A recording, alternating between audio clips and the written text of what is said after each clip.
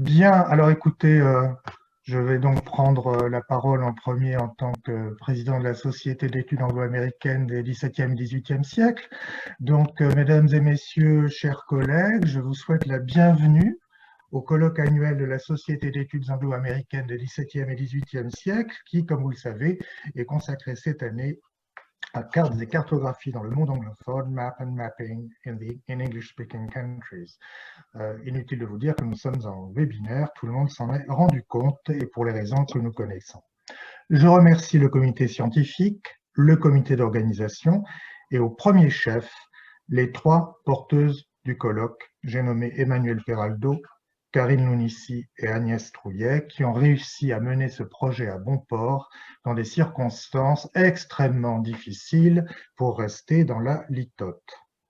Je remercie également les institutions, centres de recherche et sociétés savantes qui parrainent et soutiennent ce colloque, l'Université de Paris, qui normalement aurait dû nous accueillir dans ses murs si nous avions pu avoir un colloque en présentiel, le LARCA, Laboratoire de recherche sur les cultures anglophones, qui est rattaché à l'Université de Paris, le Centre de recherche anglophone de Nanterre, le Centre transdisciplinaire d'épistémologie de la littérature et des arts vivants, qui est rattaché à Nice-Côte d'Azur, et, to switch to English, the XVIIIth Society, whose president and vice president will be attending our conference.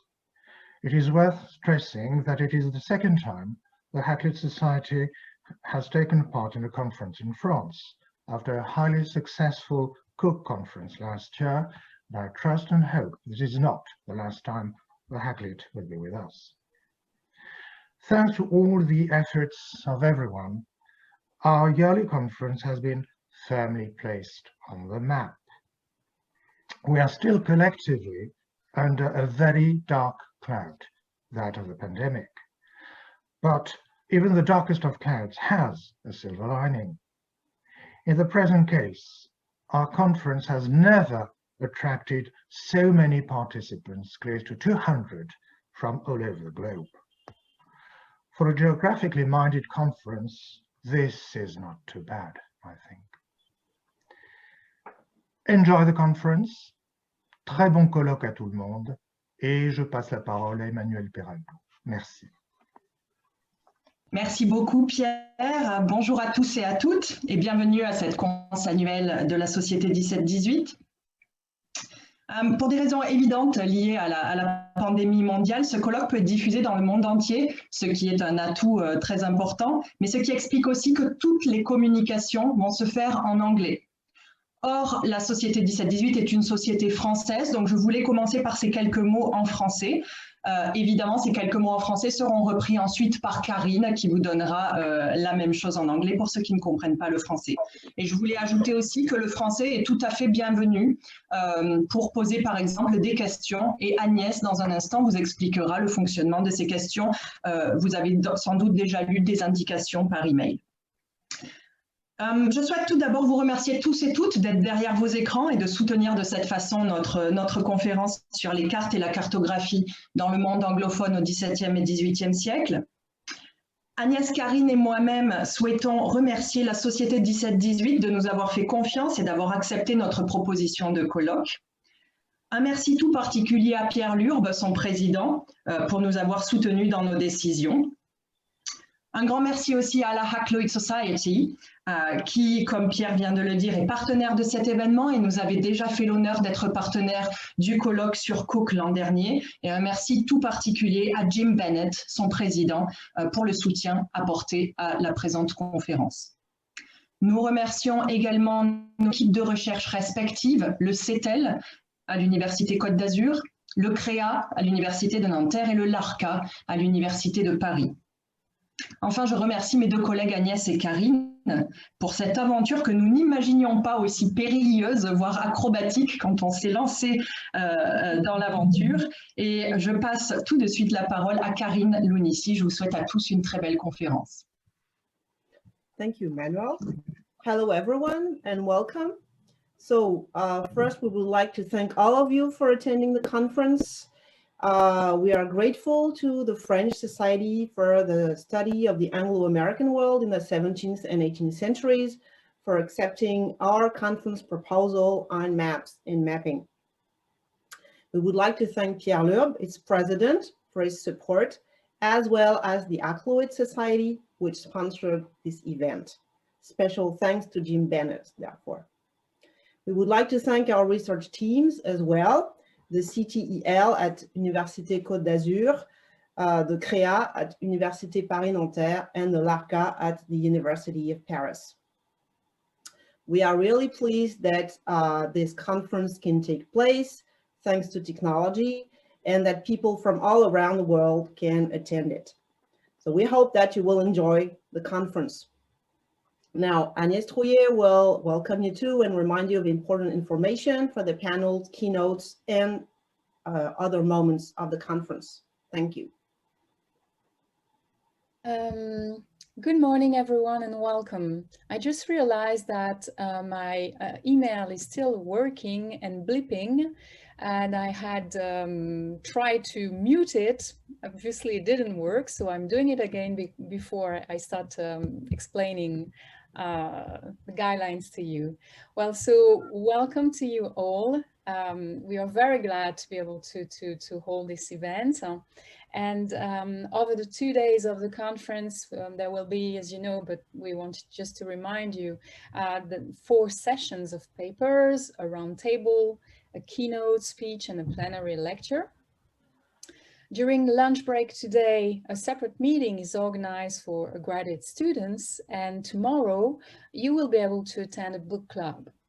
Also, we wanted to remind you that the General Assembly of the SEAA Society will be held tomorrow morning before the reconvening of the conference. Among the people who made this event possible, we also wanted, again, to thank the members of the selection committee, as well as the panelists, chairs, moderators, and speakers for their precious contributions. And the latter for accepting to work using this particular webinar format. Because of this format, let me just remind you a few features. For those of you who are familiar with Zoom meeting, for example, in the webinar, you as attendees have your video and microphone automatically turned off. Also, if you can read the chat, you cannot write in it. Instead, you should use the Q&A tab at the bottom of your screen to ask questions. For questions to the speakers, please specify the name of the panelist or panelists, your question, and your name. During the Q&A session, after the talks, the chair will read the questions to panelists. So when you hear your question and your name, we ask you to please raise your hand using the raise hand button at the bottom of your screen, so we can identify you more easily in the list of attendees, and so we can activate your video and microphone so you can have the exchange with the panelists or panelists. You can also ask technical questions using the Q&A. They will be answered on the go for all attendees to see, because as you know, when we answer a question in the Q&A, it's for all attendees to be able to see. Speaking of technical issues, if you are disconnected from the webinar, please don't panic. Just click on the same link in the invitation you received, and you will join us the webinar very easily again. And now, without further ado, let's welcome the first panel on maps in the texts and text in the maps.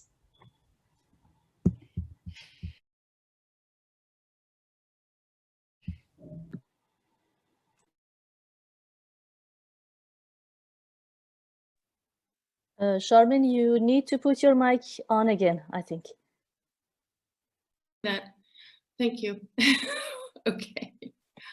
Oh, wait a second. Now I've lost my page. Right.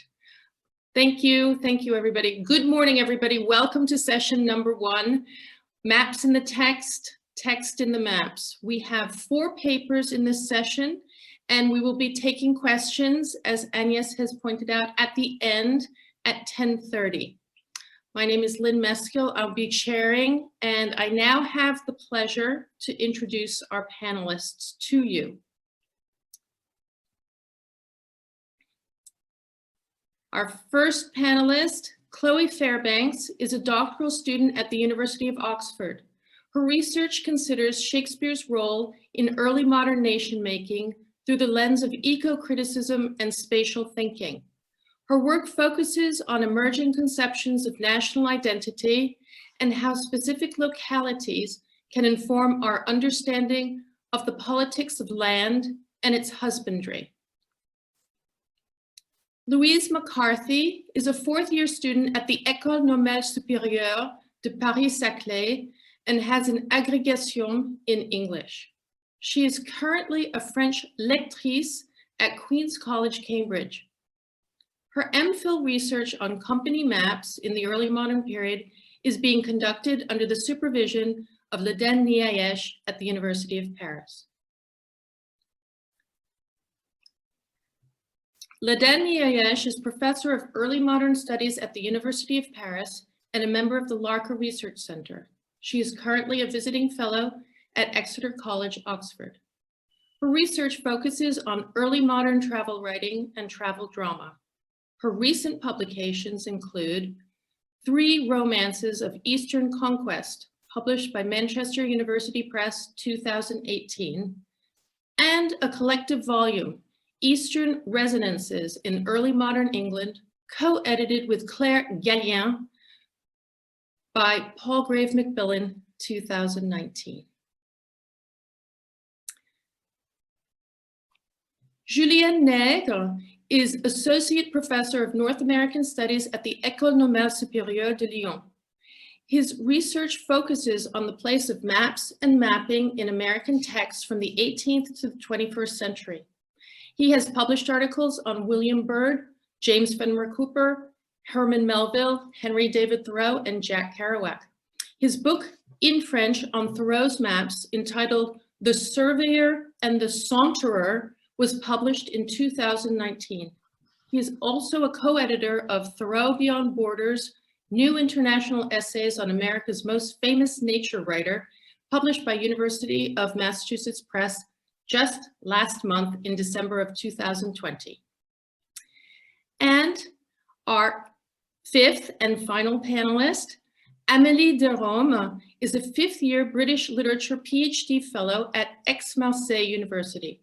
Her thesis, The French Translations of Gulliver's Travels from 1727 to 2017, is supervised by Jean Viviès. She teaches at Paris-Nanterre University and has published several articles on translation and artificial intelligence. A member of the scientific committee of hypothèse.org, she is also the editor of the poetry translation research blog tradpoesie.hypothèse.org. I would like to thank all of you, and I have the great pleasure now of asking Chloe Fairbanks to prepare herself to begin our session with her paper entitled Of Every Soil Within This Kingdom, Mapping the Nation on the Early Modern Stage. You have 20 minutes. Thank you so much, Chloe. Thank you, Lynn. A quick disclaimer / apology. I was meant to be back in Oxford currently, and then the pandemic meant and the second lockdown happened, so I'm actually in the United States at the moment.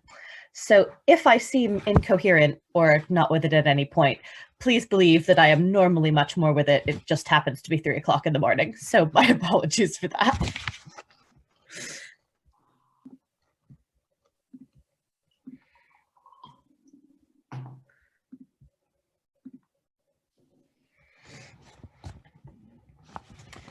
Throughout the Shakespearean canon, there are only 2 explicit calls for a map prop, in Henry IV Part 1 and in King Lear. Yet little effort has been made to determine why this might be, and how the omission might relate to the playwright's engagement with the cartographic consciousness of the period. This paper seeks to remedy that oversight, arguing that Shakespeare's map props are in fact highly significant and symbolically charged objects that appear on stage in order to reveal their inadequacy, both as representations of the land and as agents of national identity. They are shown to be actively harmful, serving as tools of division, depopulation, and commodification. In the process, Shakespeare demonstrates how people might function as more accurate maps of the nation. The increased mathematical accuracy and detail of maps in the early modern period, and the attendant explosion of cartographic texts and related objects, has led critics to identify an Anglo-European cartographic revolution. Certainly the proliferation of maps and related objects and texts following the 1579 publication of Saxton's Atlas suggests that cartography was very much embedded in the cultural consciousness of early modern England. Such was the fascination these objects exercised over the popular imagination that they were reproduced not only in texts like William Camden's Britannia, but also in paintings and even, if I can get my PowerPoint to work, in the more financially accessible form of playing cards decorated with excerpts from Saxton's maps. Alongside the increased quantity and many have argued accuracy of cartographic materials during this period, ran a parallel project of English national making, which my doctoral thesis argues was profoundly rooted at both the local and national levels in the physical landscape and geography of England. Scholars have argued that mapping the land was crucial to early modern efforts to create and maintain control over national identity. Sarah Dustigear, for example, has argued persuasively that this cartographic turn was closely allied to an emerging sense of English national identity and nationhood. Many early modern statesmen appear to have felt similarly. Eliot's book named The Governor explicitly urged aspiring statesmen to utilize maps, and William Cecil, arguably one of the foremost architects of Elizabethan England, had an extensive collection of cartographic materials, including, quote, very artistic paintings and correct landscapes of the Kingdom of England, end quote. As he worked to consolidate England's position on the world stage, Cecil made frequent recourse to cartographic materials, even annotating what is now known as the Noel Burley Atlas, with a list of distances between various locations. Accurately mapping the nation, then, seems to have been of particular concern in developing its identity. But cartography was not merely something done by mapmakers. Rather, it was a discourse in which those doings became critical parts of the worldview of others, such as explorers, statesmen, and even playwrights. Now, critics such as J.B. Harley, Peter Barber, and Bernard Klein have challenged the notion that these developments produced neutral or even accurate cartographic representations. Maps were, and remain, highly subjective, politically charged objects, which can encourage a false sense of homogeneity in the areas depicted, and it's important to note the potential political motivations behind their creation and use. Yet there still remains a pronounced critical tendency to take this increased mathematical accuracy and detail at face value, and to equate the cartographic revolution sort of seamlessly with emerging ideas of national identity, arguing that the one perhaps enforces and depends upon the other. To such critics, and one presumes early modern men like Cecil, maps such as Saxton's functioned as unprecedentedly accurate depictions of the land and vital participants in the development of national identity. This interpretation is complicated by Shakespeare's map props, which seem to misdirect and misinform their users rather than provide an accurate representation of the land depicted. From their first appearance on stage, both the Lear map and its predecessor in Henry IV are explicitly marked as tools of division. Know, says Lear, that we have divided in 3 our kingdom, while Glendower's suggestion that the rebels divide their right has been anticipated already by the Archdeacon's tripartite division of the kingdom. The division of the land here reinforces broader divisions which have characterized Henry IV from its opening moments. Although King Henry begins by promising that civil butchery is at an end, that illusion is rapidly dispelled. By invoking the specter of past division, Henry in fact relocates the threat of that division to the present, inaugurating the internal discord which shadows the play. The map in Act 3, Scene 1 focuses the existing tension between the rebels, but it also picks up on a deeper undercurrent of regional division which runs throughout the play. In this, it echoes maps like Saxton's, whose formats implicitly encourage division. Saxton's Atlas, which many critics have suggested was the model for the maps on Shakespeare's stage, may begin with a map of England, but even that is a patchwork construction of various counties. This sense of incoherence is heightened by the presence of a county index in the uppermost left-hand corner, which encourages the reader to view Anglia as a composite of parts rather than a cohesive whole. Both Lear and the rebels proceed to further dissect the land, enumerating the specifics of their division and breaking it into separate territories in a recognizably Sextonian manner. Such maps therefore fail as accurate depictions of the land, as their possessors use them to divide the kingdom with little to no regard to the immobility and significance of natural borders like the River Trent, or even to the inhabitants of those spaces. As Garrett Sullivan reminds us, no one lives or works in the countryside of Lear's map, or indeed in the world of the play. Lear's regional division is rich in geographic detail, but makes no mention of the inhabitants of the regions he notes. He speaks only of all these bounds, even from this line to this, with shadowy forest and with champaigns rich, with plenteous rivers and wide-skirted meads. A similar disregard for the land's inhabitants runs throughout the map scene in Henry IV, where Mortimer speaks of all the fertile land within that bound without once acknowledging those who dwell on it. In this, both men embody the cartographic concerns of critics such as Gordon and Klein, who suggest that a general feature of cartographic representation is that it severs the ties between people and land. Here, it not only severs those ties, but actively ignores the potential presence of the land's inhabitants, rendering its representation misleading and potentially very damaging.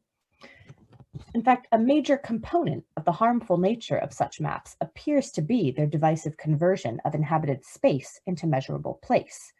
If Michel de Certeau is correct that space allows you to imagine inhabiting it, then, as D.K. Smith argues, the emerging cartographic technologies of the early modern period ought to have enabled people to imagine themselves within the space represented on maps.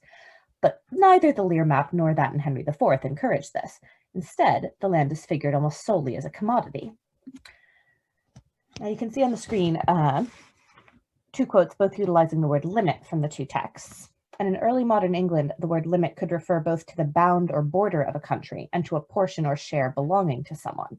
And this latter sense figures prominently in Lear, where the king explicitly refers to his interest or right to possession of the territories in question. His possessive determiner my heightens this sense of ownership, as does his persistent use of the royal we and its cognates throughout the speech. Furthermore, his peremptory demand, "Give me the map there," figures the two-dimensional representative of those territories as a bestowable possession itself. In equating the map with the kingdom he has so cavalierly divided into three, Lear mistakenly assumes that possession of the map equates to possession of that which is depicted by it. The division scenes in both Lear and the anonymous play Woodstock are dominated by a distinctly commercial lexis, in which the division of the kingdom is directly tied to an increasingly mercantile culture, which conceived of land primarily in terms of possession and value.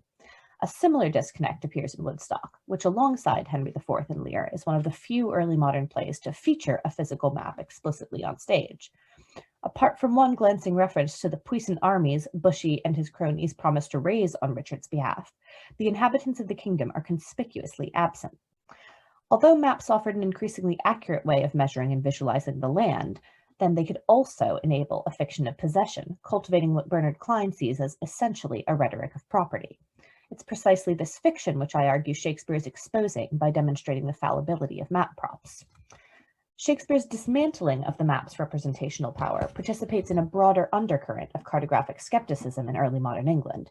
Texts such as Norden's 1618 Surveyor's Dialogue are quick to rebut concerns regarding the separatist and dehumanizing nature of cartography, and Andrew McRae has noted that it is not until the middle of the 17th century that a surveying manual is published without any extended argument in support of the practice.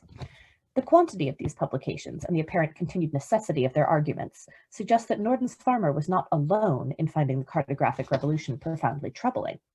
Several of Shakespeare's close contemporaries address similar concerns regarding the divisive potential of maps, including the poet Samuel Daniel, who cautioned that we must not look upon the immense course of times past as men overlook spacious and wide countries from off high mountains and are never the near to judge the true nature of the soil. Nor must we think, viewing the superficial figure of a region in a map, that we know straight the fashion and place as it is. For Daniel, the map fails to accurately represent the true nature of the soil because of the distancing effect it creates. William Harrison may have been delighted that maps allowed him to sail about his country within the compass of his study, yet this meant that men were making decisions about the use of lands they had no direct knowledge of. Daniel's quote thus neatly encapsulates the anxieties expressed by Norden's farmer, who initially questioned the extent to which any map, regardless of its mathematical accuracy or level of detail, can accurately represent a three-dimensional lived geographic space. We see this across all three plays, where maps are consistently presented not as symbols of unity or accurate representations of geographic space, but rather as signals of national decay. They are, in the words of Bruce Avery, revealed as just another form of rhetoric, suggesting a power over the physical geography of the nation which does not hold up to closer scrutiny.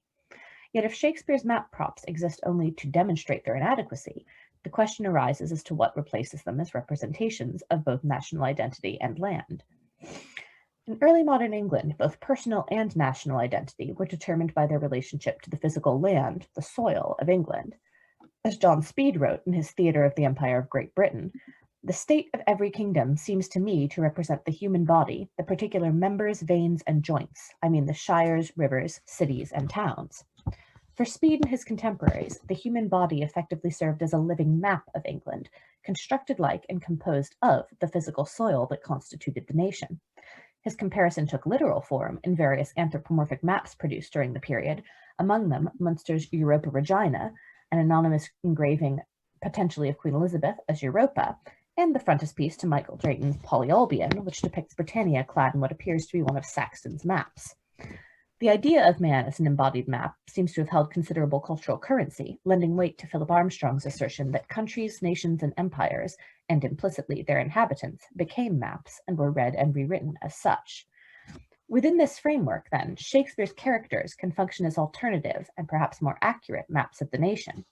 Speed's geographic members, veins, and joints take on distinctly human form in the opening scene of Henry IV, Part 1, with the arrival of Sir Walter Blunt, whom the king describes as being stained with the variation of each soil betwixt that Holmden and this seat of ours. Blunt's body carries visible markers of the various regions he has traversed. It's tempting here to align him with the soiled body of poor Tom, who traverses the kingdom and then becomes the eventual inheritor of Lear's estate. Henry's words figure Blunt as a three-dimensional mobile map, physically imprinted with the sundry varying soils writers like Drayton associate with the kingdom. In fact, if one makes the logical inference that this seat of ours refers to London, then Blunt's journey traverses the fledgling nation from end to end. David Scott Caston's Arden edition of the play makes this point explicit by including a map of the locations mentioned therein. By adding a graphic depiction of the counties through which Blunt has passed, Caston highlights the profound scope of this journey, indicated with stars on the map, and refocuses our attention upon its cartographic qualities. That Blunt is stained with the variation of each soil suggests he has somehow managed to pass through not just some, but every region betwixt the two places, and that passage has somehow adhered itself on his body. Blunt's movement harkens back to rogation ceremonies, in which men would walk the bounds of a territory in order to maintain local memory of boundaries. Blunt's journey might therefore be seen as a means of confirming, or indeed mapping, the boundaries of Henry IV's uncertain kingdom. Blunt himself is later read like a map, with King Henry drawing upon the information his soiled body bears in order to determine the timing and trajectory of his and Hal's marches in Act 3. On Wednesday next, the king says, "Harry, you shall set forward. On Thursday, we ourselves shall march. Our meeting is Bridgenorth, and Harry, you shall march through Gloucestershire." Their path takes them west of Blunt's trajectory in Act 1, extending the map into Bridgenorth by way of Gloucestershire. Throughout the play, then, Blunt's person acts as a vital conduit for geographic and martial information, two of the primary purposes of early modern English maps. Indeed, Blunt's body is arguably a more accurate map of the nation in its current state than that consulted by the rebels. Throughout the narrative, he consistently appears when needed to offer essential, accurate information regarding the status and location of rebellions. The various soils with which his body is stained offer a literal and physical depiction of the locations in question, which no two-dimensional map, however mathematically correct, can offer. The constant movement of his body across England offers a more up-to-date representation of its current state than the printed map does. This is underscored by the comparative inability of the rebels to keep track of their map. Their whole enterprise is shadowed by the concerns of the anonymous letter writer of Act 2, Scene 1, uncertain, the time unsorted, and the whole plot too light. In contrast, Henry and Hal work with specific times, Wednesday next, Thursday, and places, Bridgenorth, Gloucestershire. Maps remain as essential to the successful governance of the kingdom as Cecil and Eliot believed, yet the form those maps take in Shakespeare's plays is a distinctly embodied one.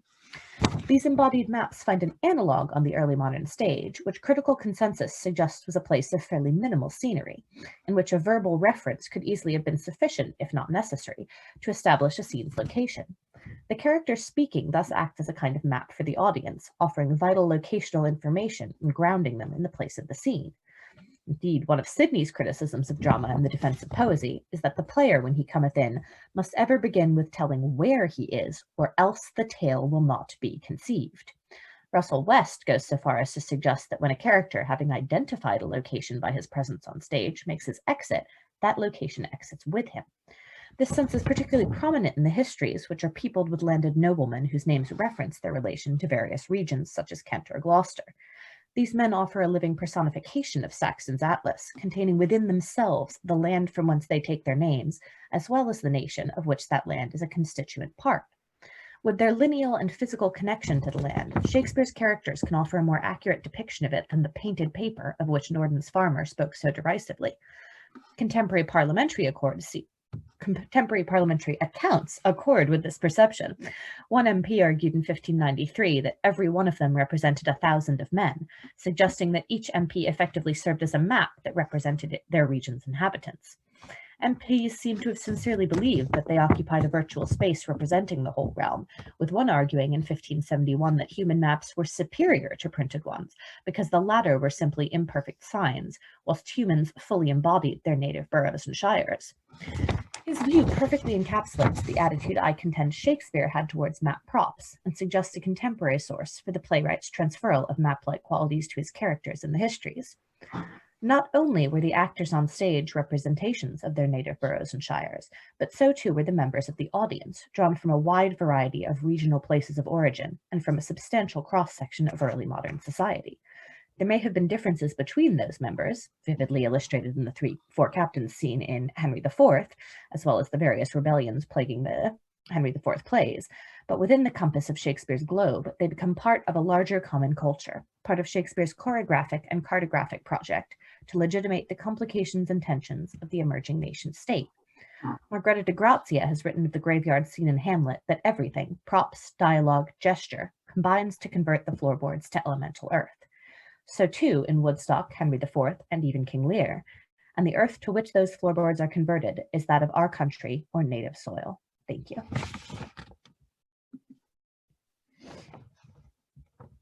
Thank you, Chloe. Thank you so much. Thank you. Bravo.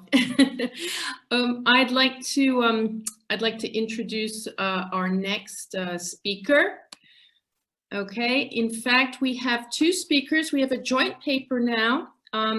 So Louise McCarthy and Ladaniash are going to be speaking to you now.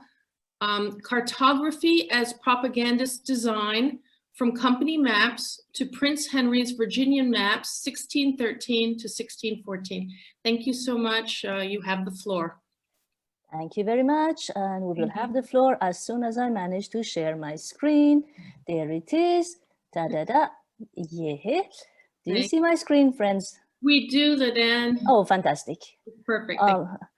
I think I'm the by far the most low-tech person around, so thank you for bearing with me as I'm in charge of our PowerPoint today.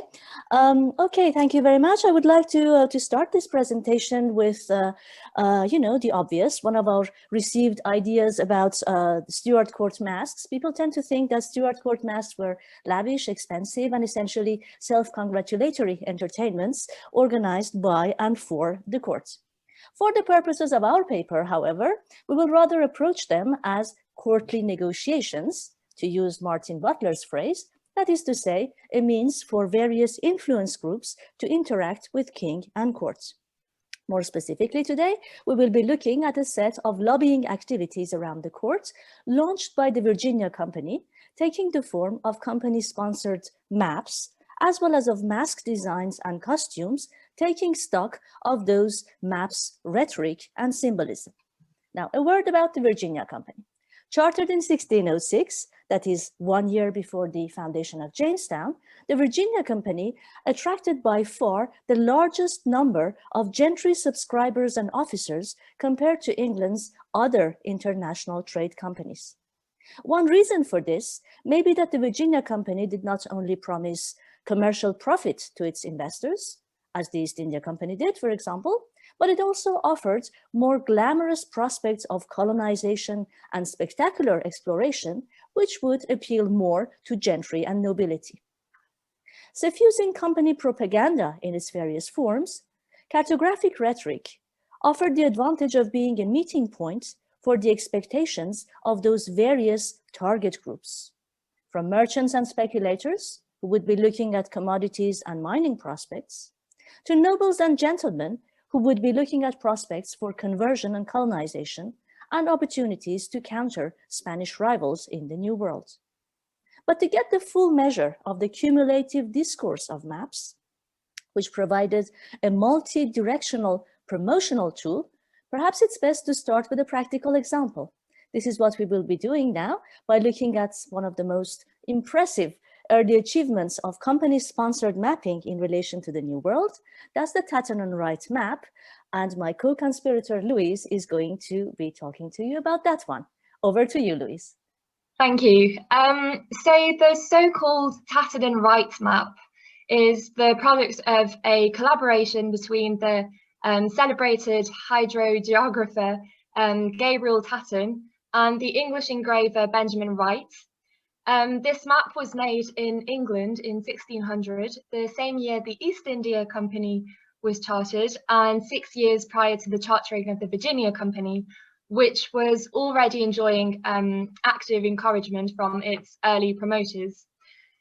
Though Tatton was not directly employed by a company, company shipmasters were supplied with his work, while aristocratic promoters in England backed and acquired his maps.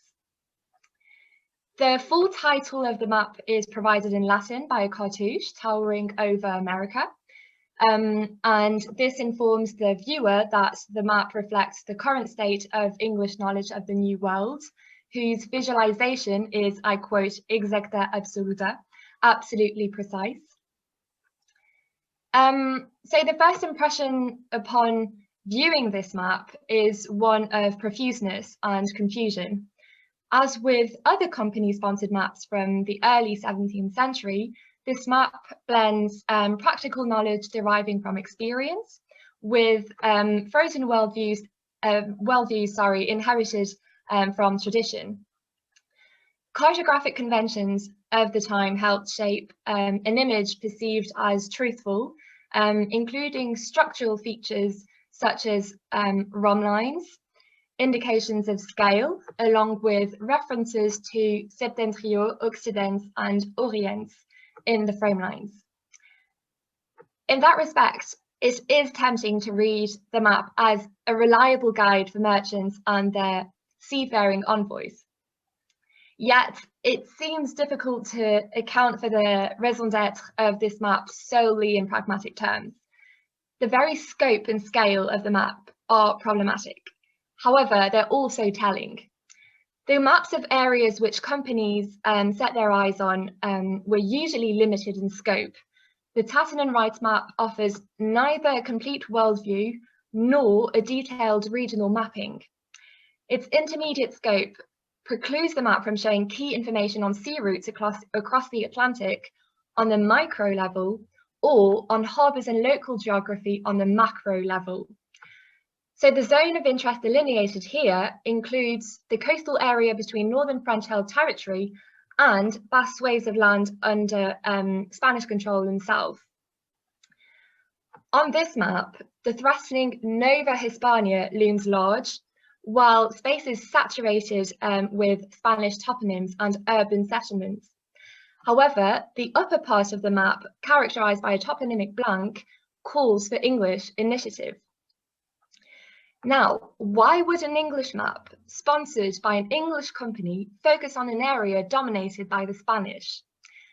The combination of the map scope with the mention of mineral wealth points to the lingering hope of extracting ore in the New World, just as the Spanish had done in the past. At the time, Walter Raleigh was still promoting an American El Dorado, awaiting the English. The chronic shortage of bullion when trading with the East Indies probably motivated the labelling of the northern mountain range as the, I quote, Appalachian Mountains where gold and silver are.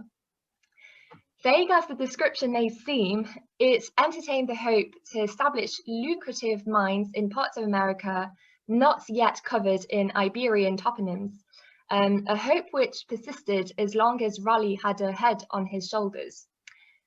To contend with a toponymy which recast the New World as an updated and predominantly Iberian version of the old one, so Nova Hispania, Nova Granada, as well as with the Spanish Imperium emanating from the coat of arms of Castile and Leon, stamped in the middle of the map makers suggest that English dominion over part of the land might still be exercised in the New World.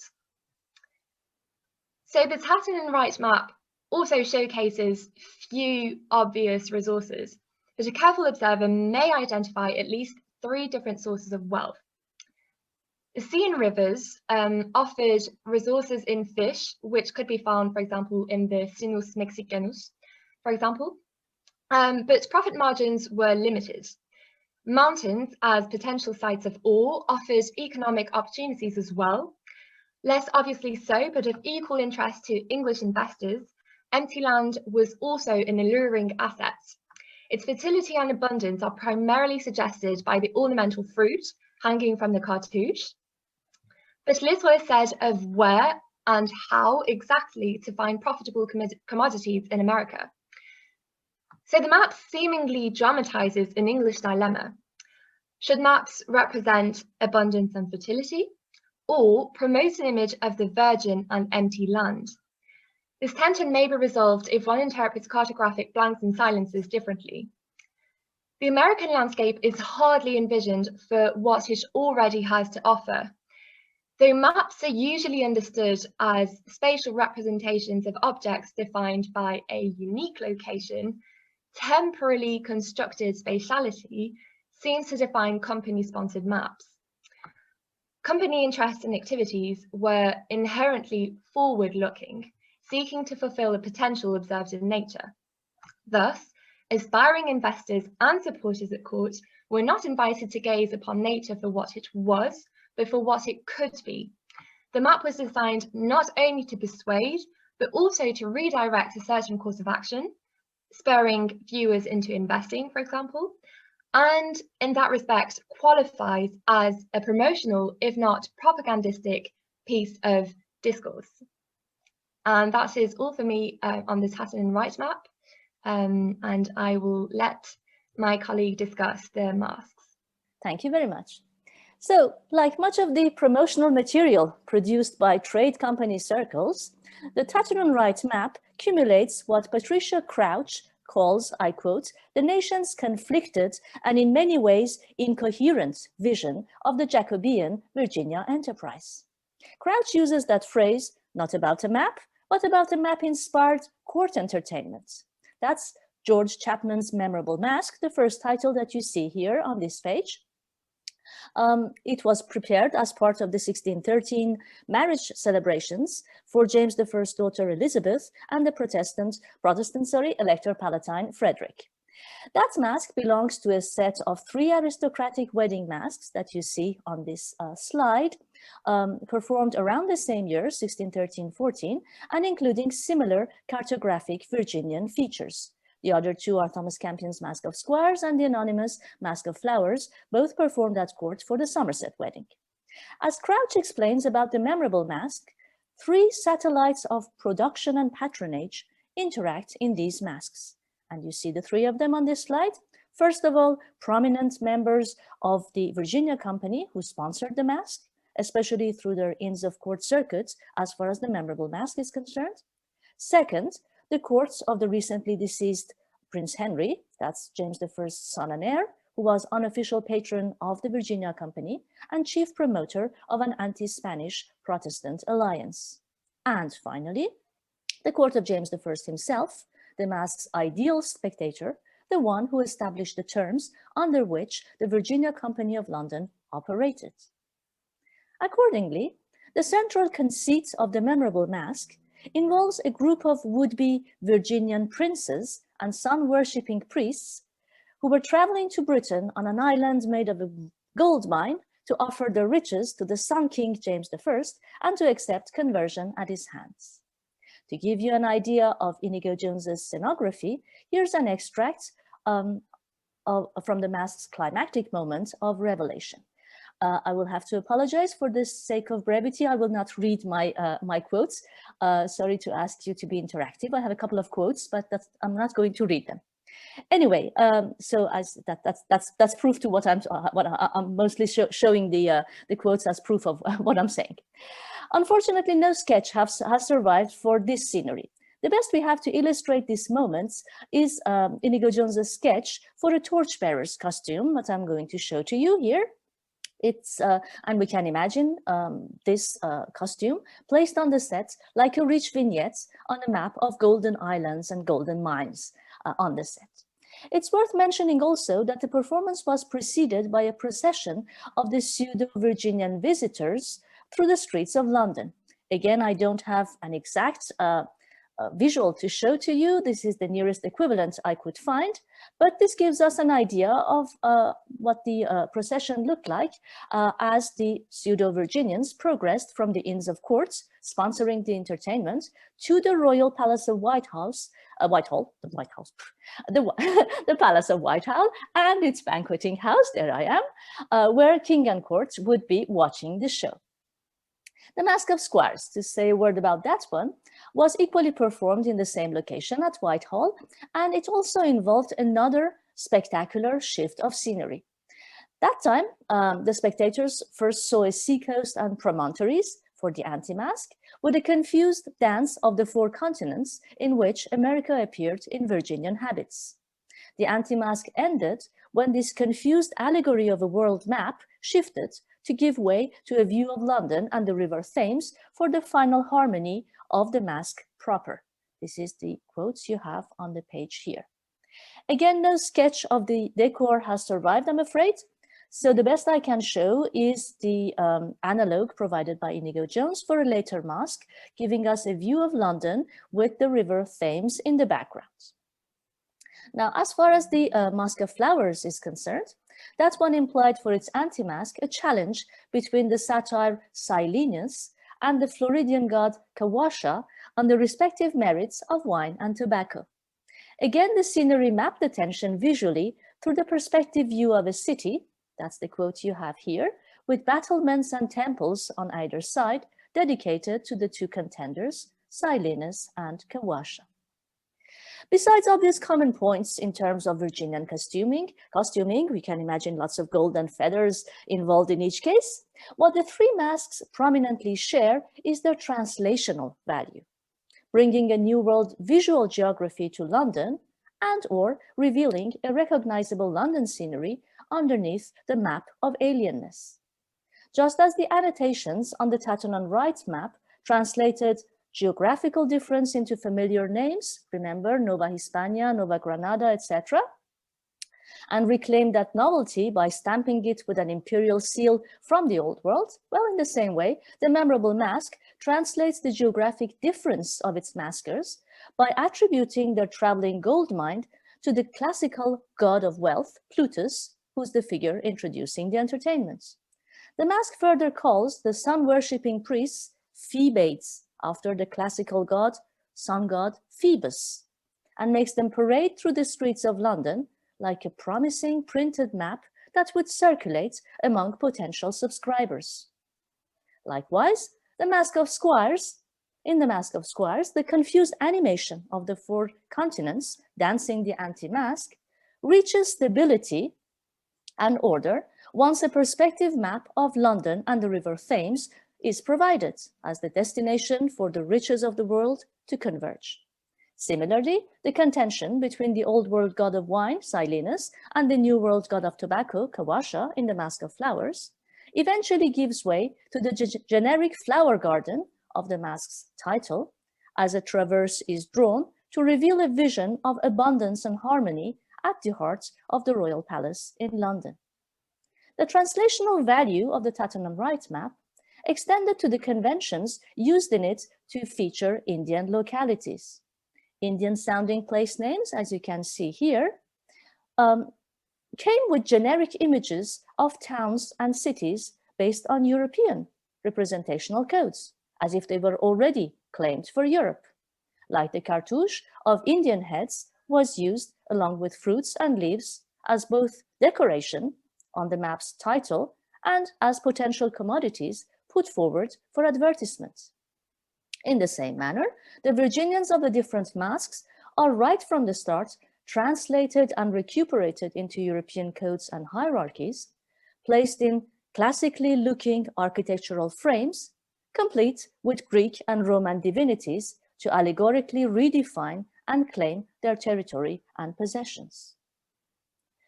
One last feature that the Virginian masks share with promotional maps like the Tatton Wright one is the anticipatory quality of their display and their forward-looking arguments.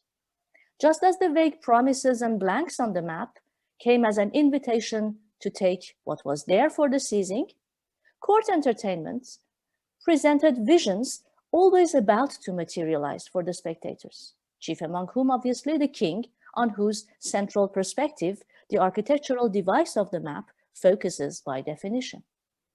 Like a map in the process of getting drawn, the announced conversion of the Virginians and the final dances, in which masked and unmasked participants mingled, completed the masks' educational programs in colonization. Spectators were expected to become what they were looking at. The London crowds watching the processions would become future investors and colonists, just as king and court were invited to become backers and policymakers, completing both the theatrical illusion and the imperial ambition at one go. And here I reach the final part of my presentation, and it's over to Louise again for the concluding remarks. So, how effective was the cartographic medium as a means of selling Virginia? It is true that both maps and masks brought a tangible version of Virginia to an audience of merchants and court members in London, theatrically relocating Algonquian Indians, the Chesapeake Bay, and fantasized mineral resources on an English stage. Their visual quality helped provide an enthralling image of America, conveying promotional messages in a distinctively emotional and enthralling way. Yet, for all their evocative power, maps and masks also left room for hermeneutical ambiguity and misinterpretation behind an overall facade of thematic unity, presenting different and at times contradictory colonial projects to their various target audiences, from the profit-seeking tobacco investors to gentlemen colonists like the Earl of Southampton, director of the company through its final years from 1619 to 1624. The cacophony of these competing projects, and not just fierce Indian opposition materializing in the 1622 Jamestown massacre, may be one reason for the ultimate failure and dissolution of the Virginia Company of London in 1624, hardly a decade after the magnificent court displays of mock Indian gold, tobacco, and conversion. Thank you for your attention. Thank you very much. Gee, we even finished on time. Can you believe it? Hey. Hardly. Phew! I could have read my quotes. Thank you so much, both of you. I really appreciate everybody being so on time. I'd like now to introduce our next speaker. Thank you. Julien Nègre will be speaking now, and his title is Writing on the Line, Map and Text in William Byrd's Histories of the Dividing Line, 1728. Julien, the floor is yours. Thank you. All right, thank you, Lynn. Can you see my PowerPoint? Not yet. No? Maybe it's just me. I can see it. All right. Okay, then it's me. Okay, great. All right, thank you. All right, the way we look at maps is heavily influenced by the critical baggage we carry. I'm referring here to Foucault's warning that tools of knowledge and instruments of discourse are always also tools of domination and instruments of control, a warning that we have largely internalized and that has shaped the discipline of critical cartography from the mid-80s to very recent years. Within the field of map theory, critical cartography has taught us to look at maps with a healthy critical distance and to bear in mind the reasons why a map was created, the authority that commissioned it, and the interests it served. It encourages us to pay attention to what the map shows and to what it does not show. The natives, for example, whose presence is obliterated, or the non-human environment, which is relegated to the rank of nearly abstract illustration. So my point here is not to question this critical legacy, but rather to explore ways of thinking about maps that would allow us to reconcile this critical imperative with the fact that, well, maps are fascinating. So I come at this question not as a specialist of map theory, nor as a historian, but rather from the perspective of literary studies. More specifically, I'm interested in situations where a map is published alongside a text. I'd like to argue that such an interaction between map and text allows us to clarify the way we look at maps and to pay attention to the ways a map produces meaning in a given situation. And I emphasize this aspect, in a given situation. So beyond deconstructing the ideological orientation of the map, I'm interested in what happens when we look at a map at that moment.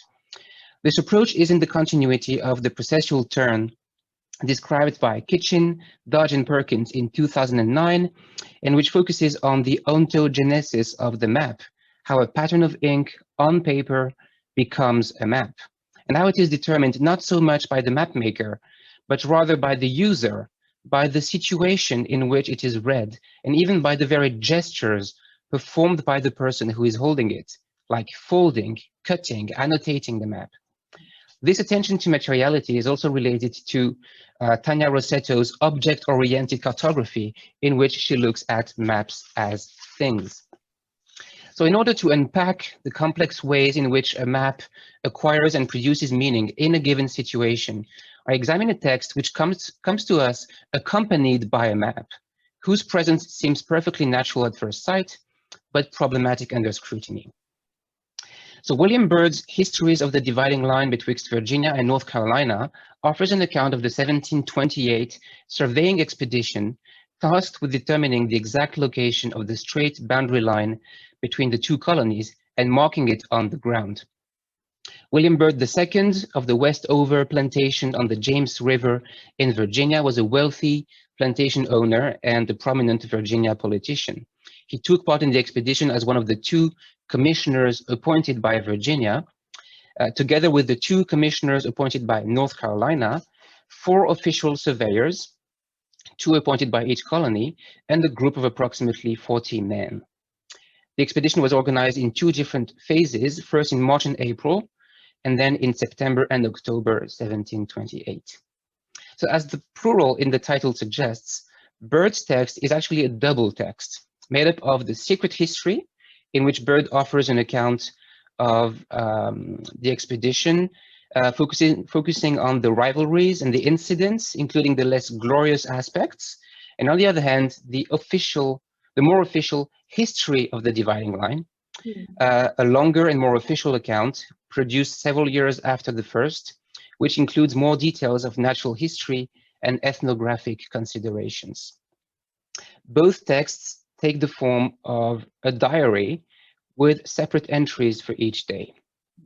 So the history was published several times in printed form during the 19th century, but the secret history remained a literally secret manuscript kept by the American Philosophical Society in Philadelphia, and only in 1929 did William K. Boyd produce this edition of Byrd's Histories in the plural, in which the 2 texts are printed on facing pages.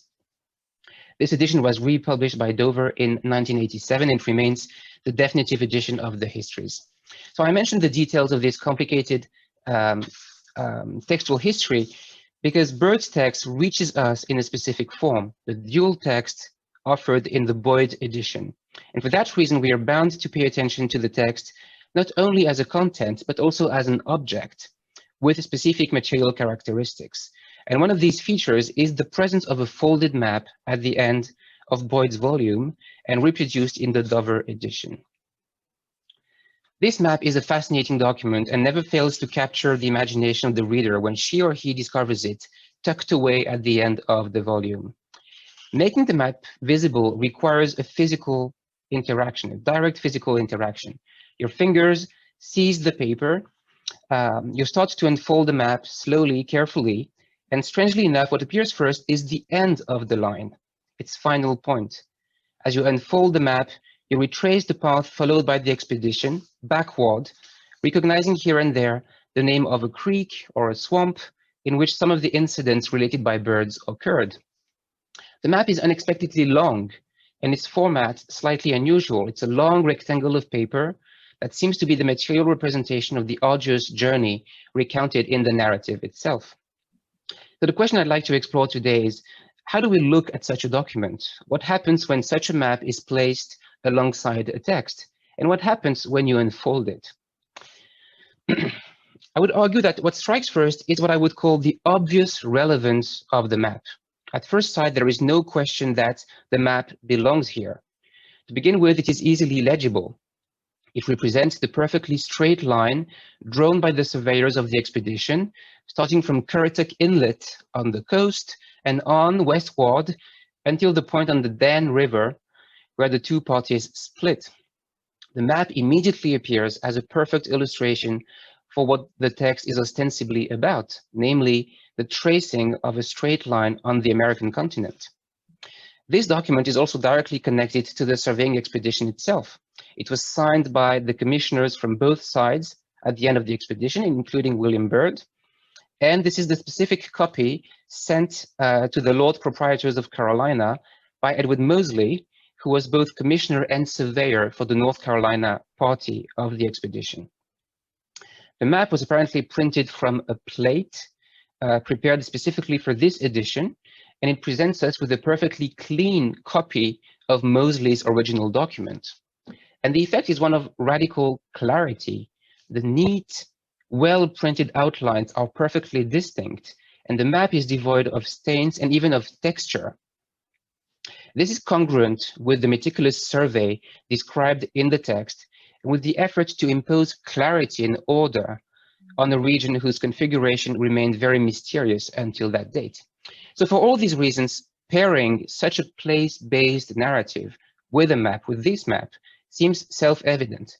It goes without saying. Or does it? On second thought, what is the map doing here after all? I'm not talking about the reasons why it was drawn in the first place, but rather about its meaning and agency in this specific situation, placed as it is at the end of Byrd's narrative. When we look at the map, what do we see? The map is mentioned in the contents page of the Boyd edition, but otherwise its presence is never acknowledged in the volume, it is never commented upon by the editor, and so the reader is left to determine what exactly he or she wants to see on this document. And under scrutiny, the map proves to be more confusing than it seemed at first sight. What strikes first is its apparent disconnection from geographical space. It is only when the line intersects certain topographical landmarks, such as rivers and small streams, that it becomes possible to anchor it to the geography of the region. The map in itself would certainly be useless to find your way in this region. Its purpose is not navigation. It is rather a sort of proof of concept document that proclaims the existence of the line and the fact that, well, the job was done. The complete absence of texture on the blank spaces of the map turns it into a strangely disembodied, nearly abstract object. In many places, the line runs through spaces that are completely blank, without intersecting any meaningful point of reference. In those specific areas, it becomes impossible. There is little difference between this map and Lewis Carroll's famous blank ocean chart, which incidentally is the cover image of the volume that I mentioned earlier. If you zoom in too much, you end up in a strange geometrical space with the dots on the line your only reference points. Familiar as you are with Byrd's text, you know that things happen there. Quarrels, jokes, meetings, accidents, the stuff that makes Byrd's text so interesting. But in this specific area, it becomes nearly impossible to relate the contents of the narrative to the map as a meaningful cartographical object. So the apparent obviousness and extreme legibility of the map turn into a form of enigmatic barrenness. While it seems immediately relevant at first sight, it proves to be more elusive under scrutiny.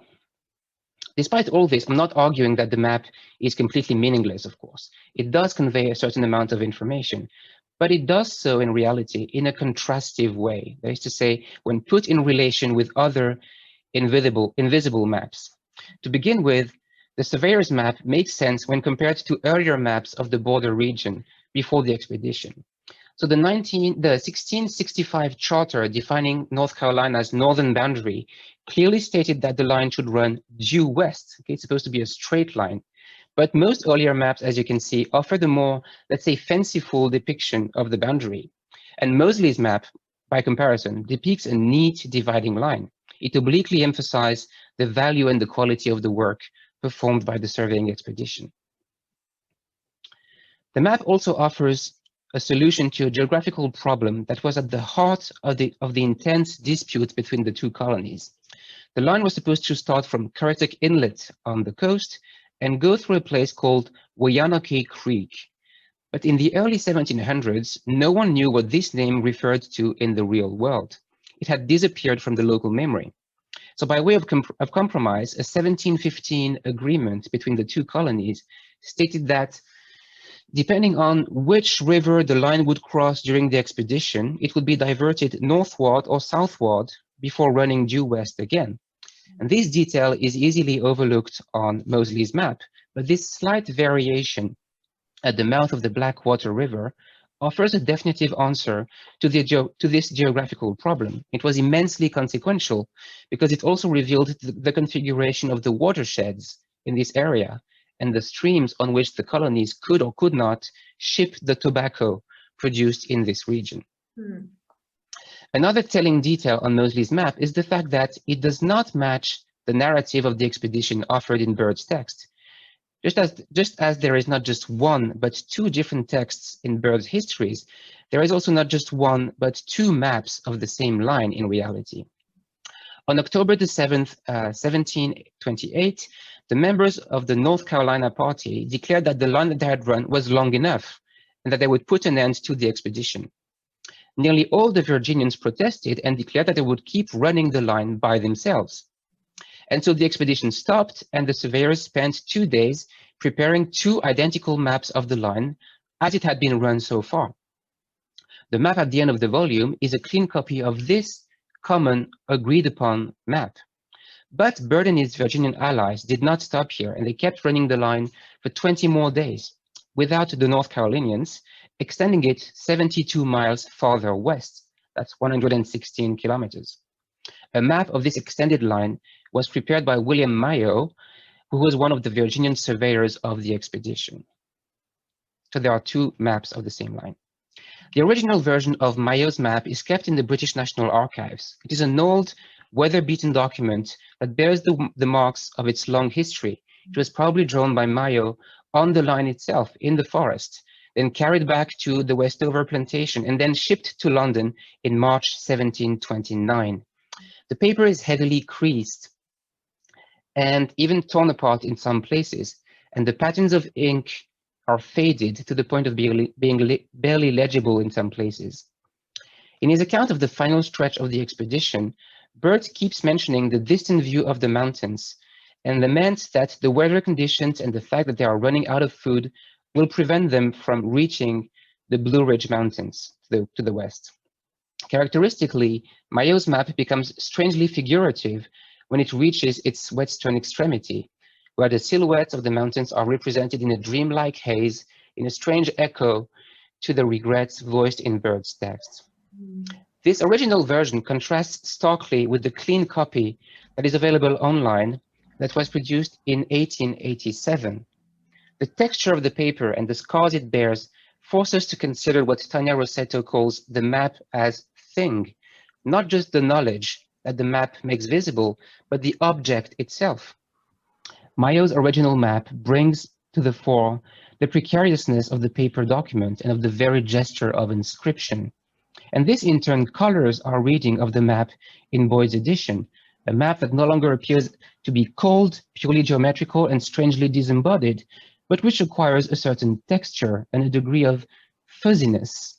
One could relate this to what Bruno Latour says about some of the objects that characterize our modernity.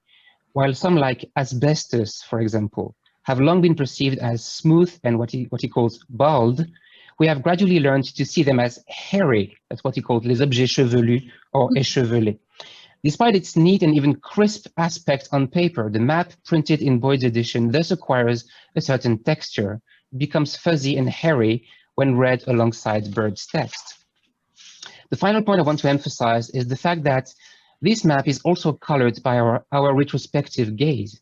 The neat, unavoidable clarity of the line on paper reminds us of another line running westward, a parallel sister line, so to speak, surveyed barely 35 years later, the Mason-Dixon line between Pennsylvania and Maryland, which later became the vivid fault line separating slave states and free states, the Union and the Confederacy. The line surveyed by Bird's expedition, running by 30 degrees and 30 minutes of latitude, would also later be extended to become the southern boundary of Missouri, traced in 1820 on the national map as a way to strike a perilous balance between slave states and free states, a line of compromise that proved later to be another fault line, separating the nation in two and leading to the Civil War. Above all, the very style of Bird's text is echoed for the modern reader by the style in which Thomas Pynchon writes his 1997 novel Mason and Dixon, a novel that muses on the power and the aura of straight lines on the American map, and that directly refers to Bird's text. The inscription of the line, both on the map and on the ground, becomes in Pynchon's novel a turning point, the erasure of what he calls subjunctive possibility, turned into unavoidable clarity and actuality. So in this presentation, I have tried to explicate, literally to unfold, the way the map in Bird's text comes into being, and to complicate its seemingly unquestionable obviousness.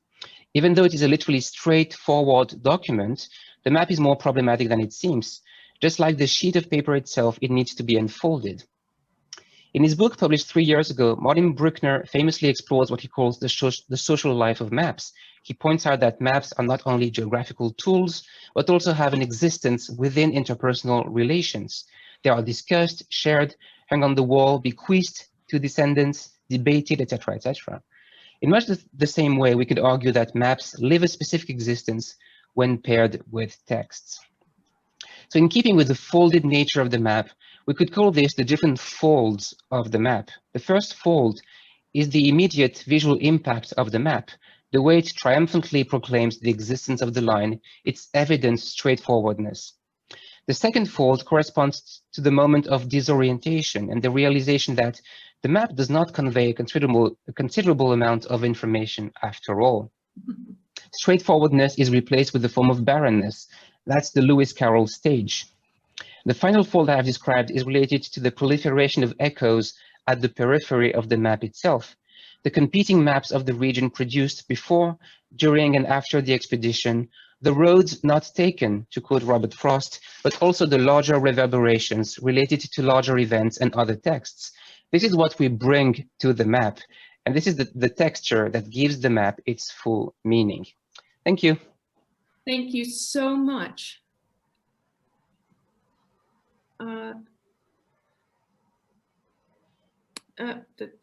Okay, I'm back.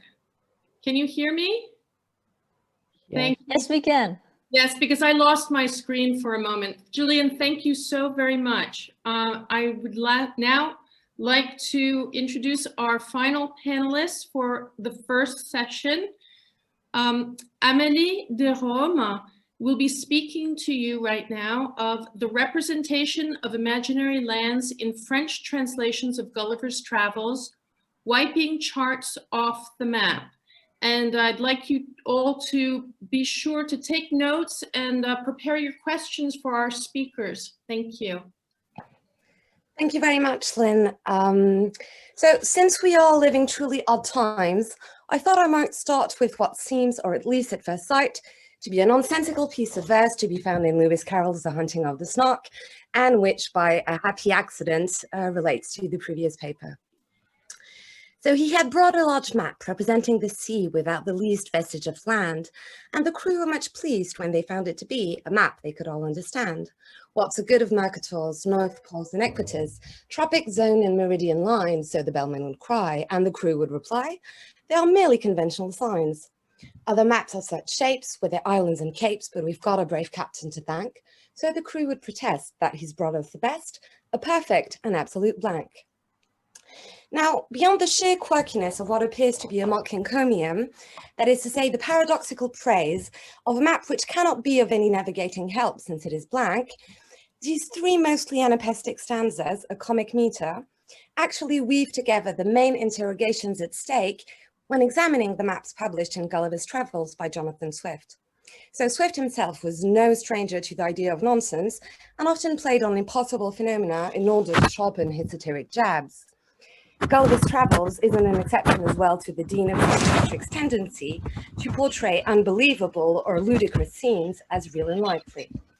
The famous novel, anonymously published in 1726, thus depicts spiteful and tiny men, the Lilliputians, wise and placid giants, the Brobdingnagians, a flying island hovering over a land where scientists believe, for instance, that they can extract rays of the sun from cucumbers, a place where some men never get to die and another where they get to come back from the dead, and finally a blessed countries where horses can speak and reason but never lie, and where men are horribly heinous and hairy creatures. So naturally, most of these peculiar people and lands seem preposterous. However, the narrator, that is to say Gulliver, assures us that they can all be found on the face of the earth. So in order to support this claim, a set of 4 maps echoing those shown in Real Travel Relations were inserted in the first edition of the text. Based on Herman Moll's new and correct map of the whole world, published in 1719 in London, they reveal the locations of Lilliput and its rival empire Blefuscu, of the Kingdom of Brobdingnag, of Laputa and its neighboring islands, as well as of Quinimland. So what I did is that I used Herman Moll's map, and then I overlaid on Photoshop a current map of the world so you can have a better idea of where things are. And after that, I scaled and layered Swift's location on Photoshop.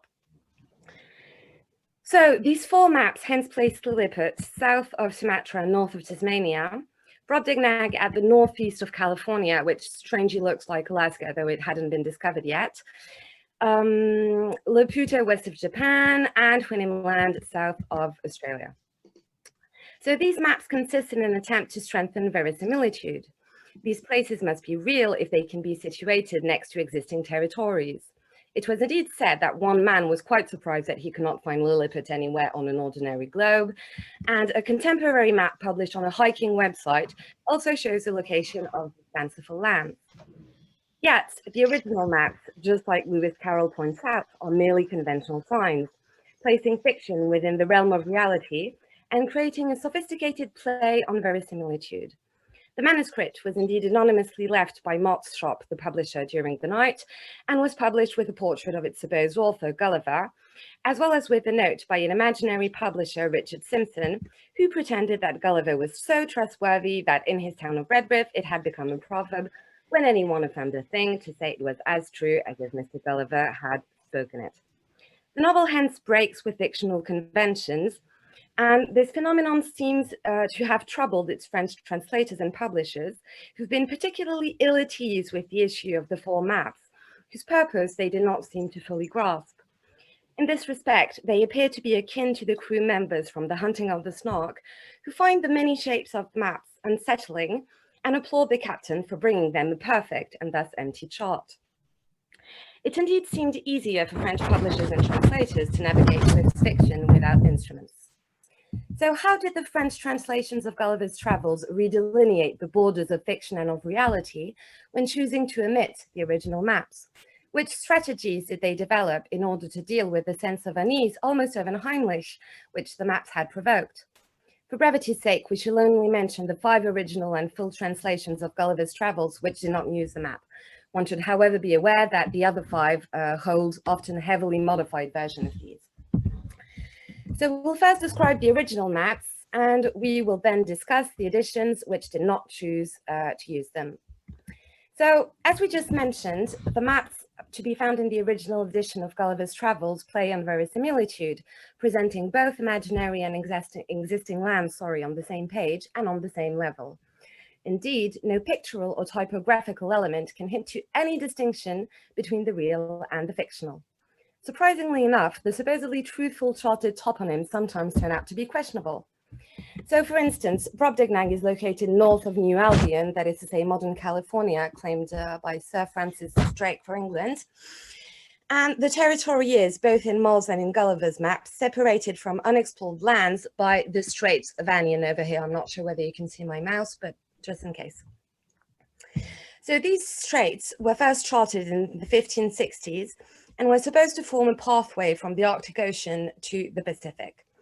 However, many cartographers doubted their existence or actual location, such as Van Keulen in 1726, that is to say the very year that Gulliver's Travels were published. 2 years later, the Bering Strait was discovered, and geographers progressively relegated the semi-mythical Straits of Anian to the realm of fiction. When examining Gulliver's map, this hence shows that the main goal was not necessarily to rigorously chart the travels of the captain, but rather to place these unknown lands in locations which had not yet been explored, so as to hint that they might actually exist. So Brobdingnag is thus severed from New Albion by these straits and cut off from the west of the continent by a range of mountains, which would, diegetically speaking, explain why such a large peninsula had never been visited before. In a similar fashion, Lugnag and Laputa are located west of Japan and of a place named Land of Yeso. So this stretch of land, which is charted somewhere around today's Hokkaido, was believed to be caught between California and Asia. It was, up until the late 18th century, sometimes shown as attached to Asia and sometimes shown as attached to America. So since Japan remained quite secluded at the time, it may have seemed rather plausible for several islands to have remained undiscovered in that area. The map thus mixes entirely fictional territories to existing locations and doubtful places, revealing to be more sophisticated than they may have seemed at first sight. Furthermore, their portrayal of verisimilitude precisely remains a mere portrayal. The placement of Houyhnhnmland and Lilliput is indeed quite questionable. So New Holland, that is to say today's Australia, is entirely omitted on the Lilliput's map. Lilliput and Blefuscu are shown to be located between Sumatra and Demonsland, modern Tasmania. The two latter islands, furthermore, are illogically situated, as you can see when overlapped on Moll's map. So when following the outlines of Sumatra, it would be somewhere off the west coast of Australia, and when following that of Demonsland, it would be on its south. This geographical error is all the more peculiar since it directly contradicts the map representing Houyhnhnmland, where the south coast of New Holland is this time depicted. The proportions between New Holland and Demonsland are in addition unfaithful, and Houyhnhnmland can thus have two different locations, over here or over there. Now, among the four possible combinations of the placements of Lilliput and Houyhnhnmland, one shows that these two nations could actually be quite close one to another, making Gulliver's successive discovery of them a little unsettling. So additionally, when layering all of Gulliver's discovered territories on Moll's map, one realizes that blatant scale issues arise. Brobdingnag, as the homeland to giants, is indeed said to extend over 6,000 miles. So as an element of comparison, the longest distance from east to west in Canada is only a little under 3,500 miles. The map hence does not slightly attempt to respect scale, and as you can see, Brobdingnag is smaller than Great Britain. Lugnag and Balnibarbi, however, which are described as rather small territories, seem to be entirely blown out of proportion. So in this sense, the maps in Gulliver's Travels do not function as a chart where the narration may unravel. These plans indeed do not serve as a fictional plan where the plot may reach its natural or logical outcome, as opposed, for instance, to the maps found in Pilgrim's Progress by John Bunyan, which precisely delineate Christian spiritual journey. Hence, they are not merely the screen on which Gulliver's fictive voyages are projected, but rather work on the same level as the narration itself. In this respect, they evoke the Latin etymology of the word map, which stems from mappa, that is to say a piece of cloth. The term mappa eventually came to evoke the idea of a chart, since they were drawn on these pieces of fabric. Gulliver's maps, then, can be seen as one of the many threads intertwined with the fanciful aspect of the narration and the other falsely plausible paratextual elements which weave the sophisticated fabric of the text. Now, this subtle and complex blurring of fictional and actual borders has embarrassed most of the French translators and illustrators of Gulliver's Travels. Indeed, half of them do not reproduce or translate the maps in the versions of the work. They are, remarkably, entirely absent within the second French translation of the text written by l'Abbé de Fontaines in 1727. So a well-known man of letters who had become known for his feud with Voltaire, l'Abbé de Fontaines praised the French bon goût and took pride in his translation, which deleted many passages while adding some more suited to his taste. It hence doesn't come as a surprise that de Fontaines should have deemed necessary to tame the text's most ludicrous fictional elements. Yet one should also note that he equally disliked realistic effects. For instance, he claims in his preface that he did not enjoy the description of the Empire of Lilliput, as well as the NPC faring details, aware that Swift was, I quote, deriding the scrupulous precision of travelers. One could thus be tempted to say that de Fontaines may have had a part in the choice to remove the maps from the edition published in 1727. This disappearance, moreover, came with consequences, since none of de Fontaine's reprintings in the 18th century featured the maps, and as Lebes's version remained the most popular one until 1965 in France. Reception-wise, this shows that the French readership of Gulliver was deprived of a major part of Swift's play on fiction and truthfulness. Furthermore, de Fontaine's edition was published with original illustrations representing Gulliver tied down in Lilliput, weaving his way through the fields of Brobdingnag, etc. So one could thus suppose that these new illustrations left no room for the original maps. In any case, these engravings once and for all thought Gulliver's Travels as a work of fiction, since they extra-diegetically illustrate the text. Out of a distaste both for realistic minutiae and for unbelievable fiction, de Fontaine's version wipes Gulliver's Travels charts off the map. 4 other translations also delete the maps entirely. The first one of these was published anonymously in 1838 and illustrated by the famous caricaturist Granville. So he did not seem to choose to redraw the maps, but however, probably deeming that it might have been quite an ungrateful task for an artist of his rank, but one should still note that he did represent a simplified chart of Lilliput and Blefuscu, which doesn't seem to be based on the original edition since the shapes are entirely different.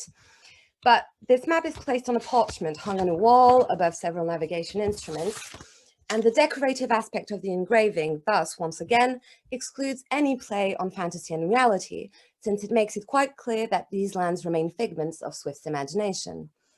Granville yet seemed quite interested in such plays, since several of his drawings tend to reinforce the plausibility of Gulliver's Travels. For instance, he created a poster for Gulliver's show in Brobdingnag, an element which is not mentioned in the text. Even if the maps had been reproduced in his translation, the blurring of fictional and actual borders would have remained lost, since most of the world's lands were believed to have been discovered by 1838. The translation published by English teacher Bernard-Henri Gosseron in 1884 was also devoid of the original maps. The edition was illustrated thanks to a new technique called chromotypographie and illustrated by Victor Armand Poisson. This time it sees that Poisson entirely strayed from the original, choosing to portray the Lilliputians as Japanese dignitaries and the Brobdingnagians adorned in Middle Eastern clothes. The translation was sold as a book for children to be given on New Year's Eve, and Gulliver's Travels were thus entirely perceived as a work of fiction. The following retranslation, published in 1930 and written by the French appraised writer Maurice Constantin Veillère, did not either reproduce the maps, but did not contain illustrations either. Presented as a book meant for an adult readership, it illustrated the growing phenomenon according to which only children's books should contain pictures. Now finally, the translation, which was published in the prestigious collection of Les Pléiades by Gallimard in 1965, now reprinted as a pocketbook in folio, does not hold any of the original maps. The translation was supervised by Émile Pons, a French academic and a specialist of Swift, who unfortunately died during the publication process, and who left the translation of Gulliver's Travels to his daughter, Bénédicte Lamont. Her name, however, remains uncredited for the translation, and one can only find a note saying that she collaborated to the edition, but it remains quite unclear. And the absence of the maps could thus be related to these editorial mishaps, but may also be due to Ponce's or Lamont's choice. Indeed, it is not rare for Pléiade books to be illustrated, even though it is a scarcer phenomenon for pocketbooks. The obliteration of Swift's play on the borders of fiction and reality is, moreover, furthered by the abundant footnotes. Indeed, Pons heavily insists on every geographical inconsistency to be found in the text, while also post-rationalizing Swift's various breaches of verisimilitude. In this sense, academic precision, while extremely relevant for studying and analyzing the work, also deprives the readership of the original's playfulness, which I'm ironically doing now.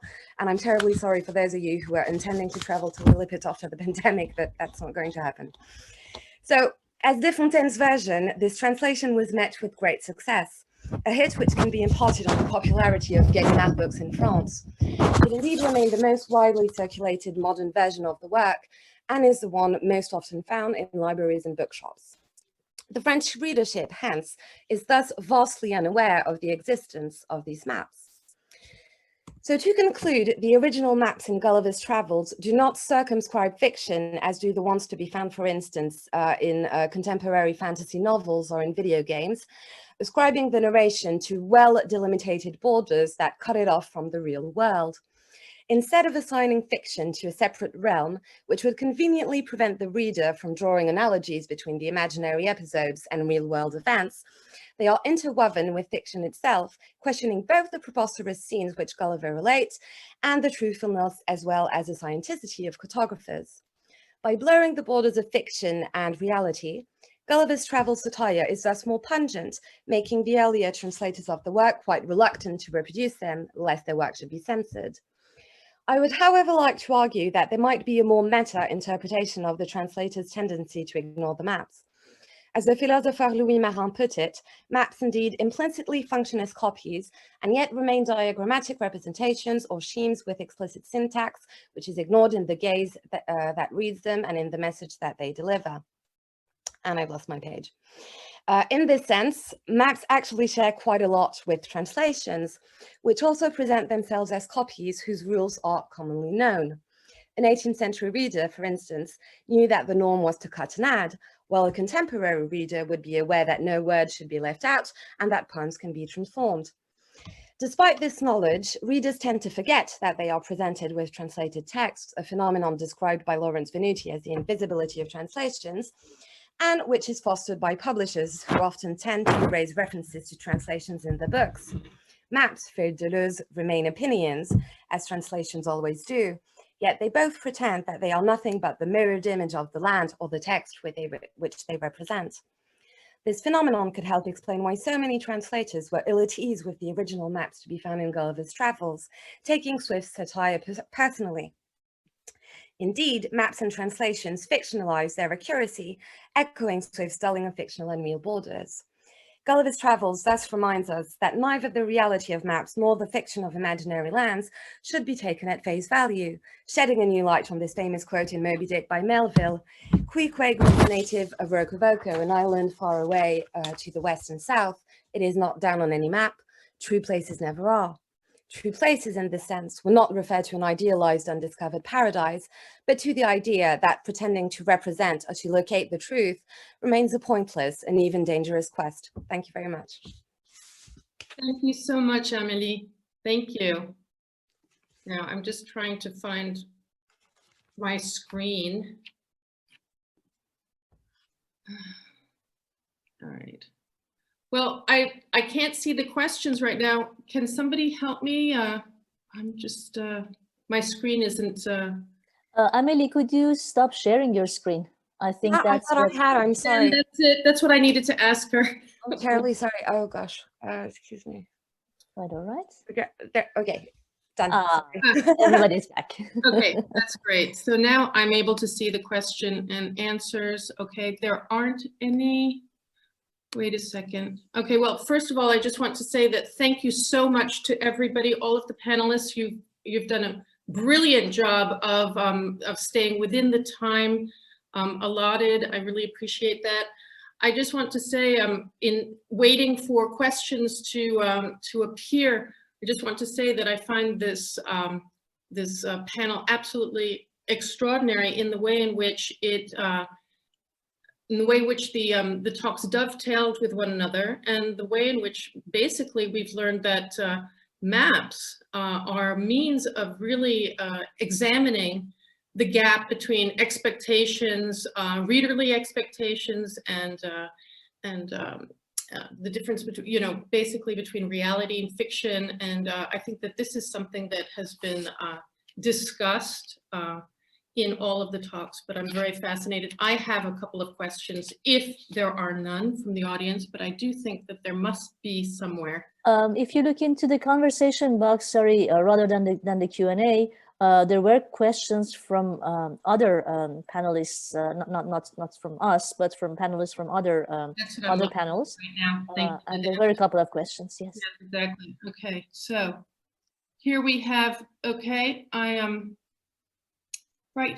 am now asking, okay, it looks as if there's a question from Catherine Parker. A question for the first two papers, Chloe, Laden, and Louise, excuse me. Do globes also figure in these masks and theatrical productions, i.e., yes, exactly, not the flat map, but the actual three-dimensional map, the globe, that is, do globes do similar representational work? I don't know if Catherine has her video on, but if you... She has. Okay. She has. But if you want, maybe you should begin answering so that we have enough time. I open that up to Chloe, Laden, and Louise. The question from Catherine Parker about globes on the stage. Well, if Chloe wants to start, she can start, or otherwise I can start. Doesn't matter. As you wish, Chloe. Chloe? You go for it.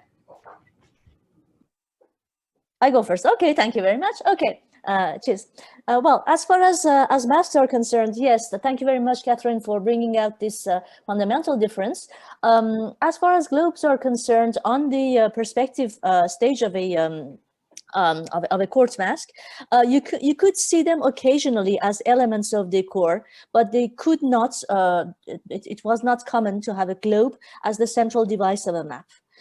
You could see it occasionally, say, as the dome for the Princess Palace in Oberon, for example, or you could see a small globe going with an allegorical character who would be standing on it, fame, fortune, etc., could be standing on a globe. You could have it occasionally as a smaller element, but by definition, the very functioning of the court mask with its frontal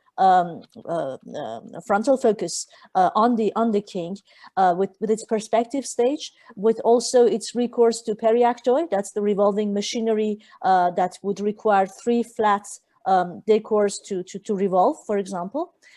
So the machinery itself, the design of the stage itself, made it very difficult to use a globe as a central device. So you could see globes occasionally, but not as the central feature. The whole discourse of the mask is not about globalization. It's not about putting people on the same footing. It's not the same kind of way of seeing the world as, say, the popular stage of the Globe Theatre, for example. Okay, so we have a fundamental difference between the worldview of masks, I believe, and of the popular public stage, which requires globes to be rather discrete on the kind of stage you want for the court mask. I hope I answer your question. Things may work differently on the public stage, and Chloe may have other ideas about that. But that's what I feel about the court mask. Well, you're saying it can't have the same kind of divisive function that Chloe was talking about. Exactly. Well, I think, Laden, there is one example, though it is interesting. There is the example in Hymenae of the microcosmos, which is a sphere. It is not a globe. It is not a cartographical globe. It's a humoral globe. So that basically you have the idea of a sphere and a globe, but it is depicting passions as opposed to, but it's interesting because then you have things like the carte de tendre, which is basically a cartographic map with emotions. So that might be an interesting thing to think about. Okay, there's another question by Chloe, actually, for Julia. Well, actually, Chloe was both answering and asking questions, I think. So Okay. she has the part of the answer that goes with Catherine's question as far as the public theater is concerned, Okay, I believe. go ahead, Chloe, and then ask your question of Julian after you've finished, okay? Sure. So I haven't, unfortunately, done too much work into whether physical, like, globes were used as props. But I have a slightly wacky theory about globes and public theaters, if you'll bear with me. So this is very much opinion as opposed to stated fact. But I have this wacky theory that plays, and particularly the history plays, sort of function as map globe entities, particularly, I mean, the Globe Theater and the sometimes suggested atlas, I think, holding the globe that may have adorned that and been its motto.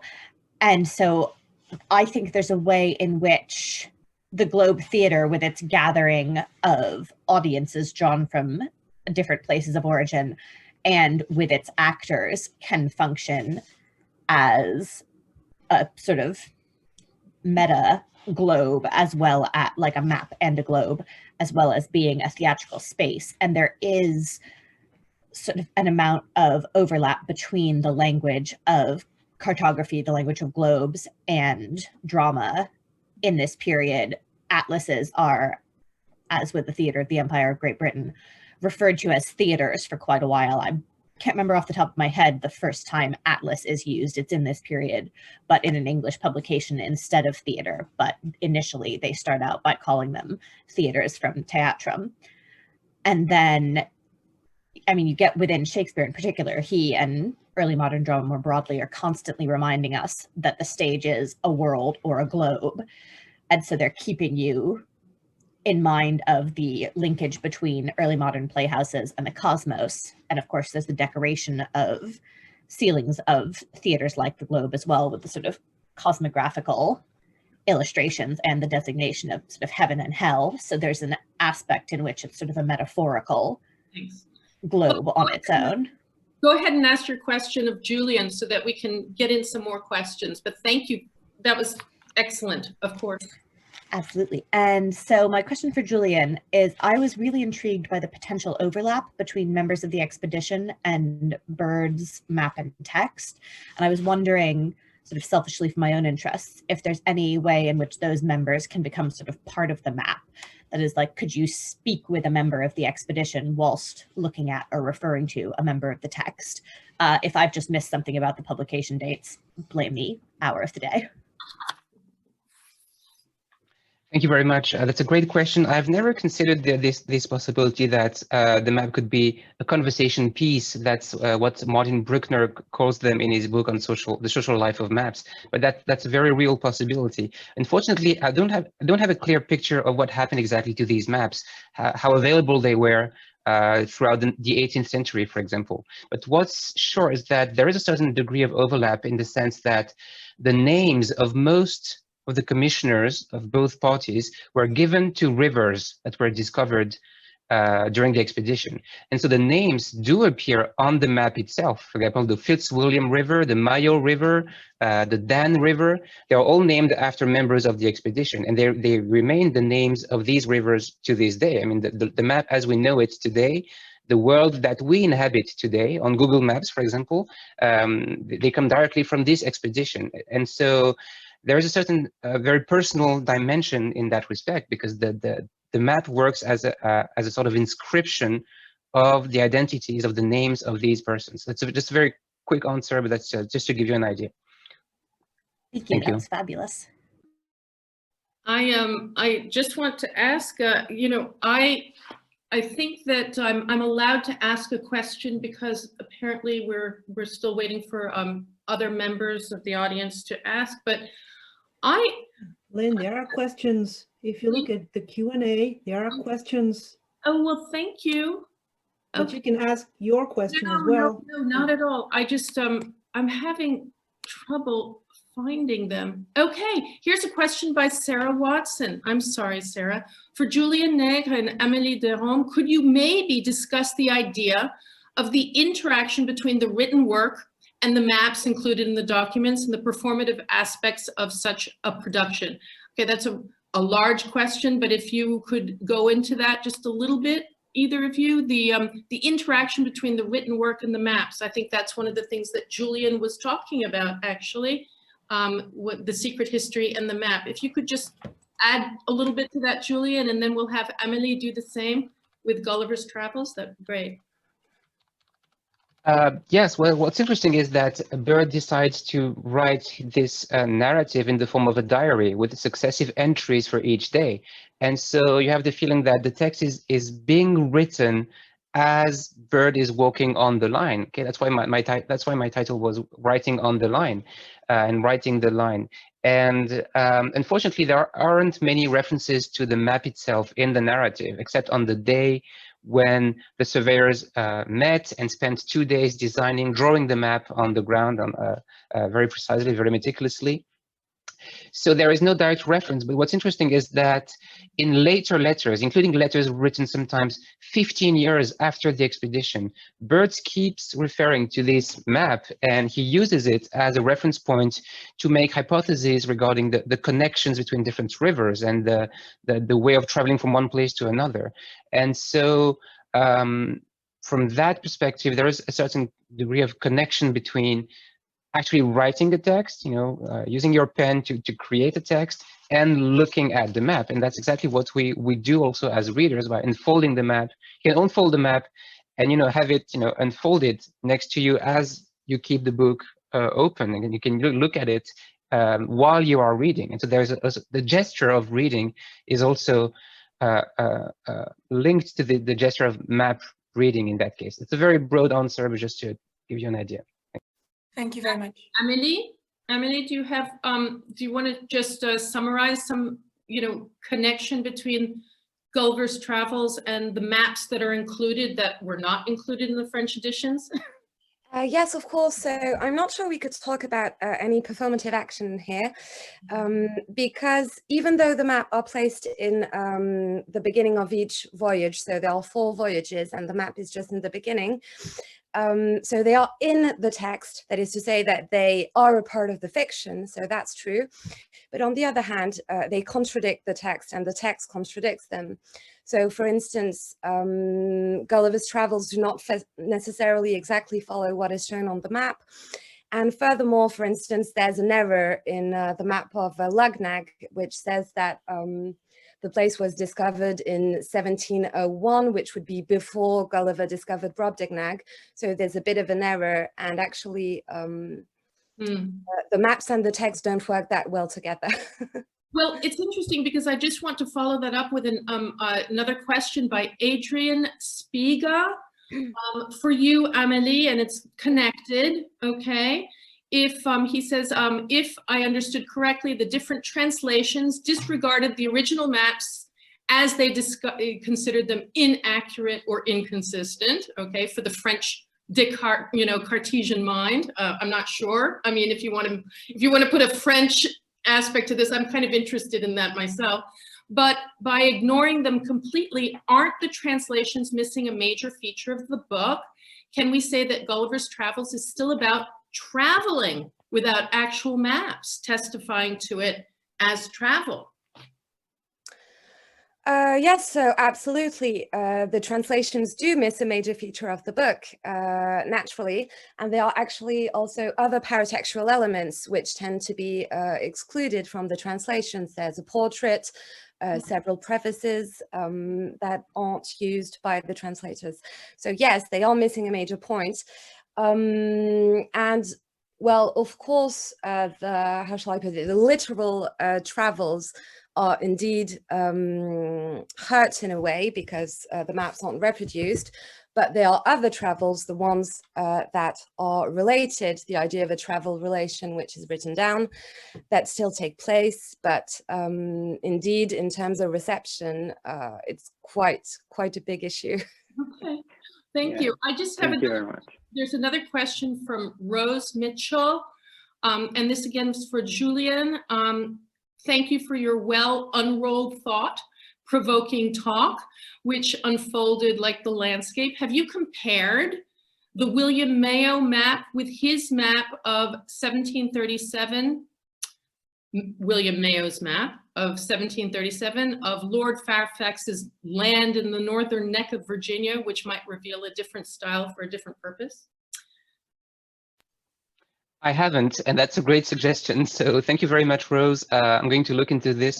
I think I've seen this map a couple of times. I'm not familiar with it. I haven't examined it really. So I just wrote this down and I'm going to look at it. Thank you very much. Rose, do you want to make a comment? What do you have in mind, Rose, when you say a different style? Yeah. Do you have a specific aspect or detail in mind on that map? Exactly. I'm not sure that Rose can hear. I'm not sure. Okay.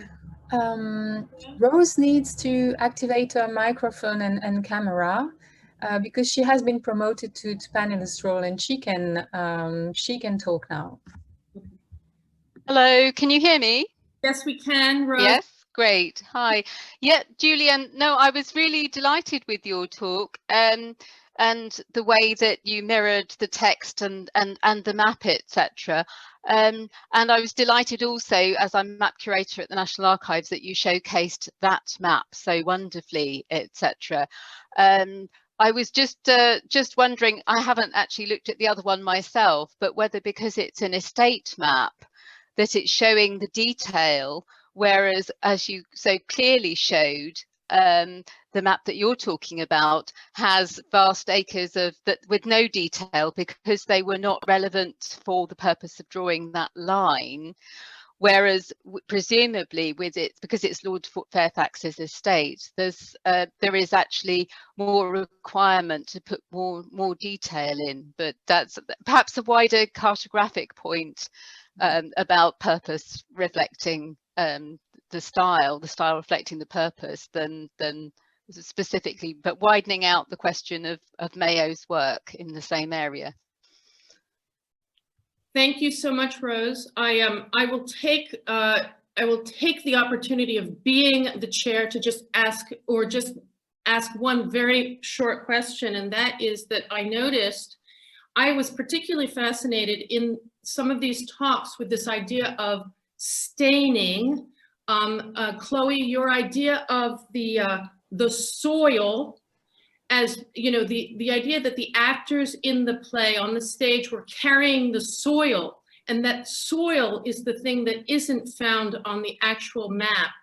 But this idea of dirt on maps as opposed to cleanliness, which is something that Julian was highlighting, the difference between the used soiled map, I just found that kind of interesting. So that basically my question is the map perhaps more soiled than Chloe is suggesting, or, you know, is because I agree with Chloe that there's this idea, but I found it fascinating, Chloe, your idea that the actors were coming on stage. But I just wanted to know if anyone would like to talk a little bit about staining. I could actually probably give a few elements with regards to company maps. Yes. Yes, because obviously the Tatton and Wright map is very much like other printed maps or manuscript maps, right, in the sense that they were produced in a certain context, but also given to certain people of wealth, people who would invest in company ventures.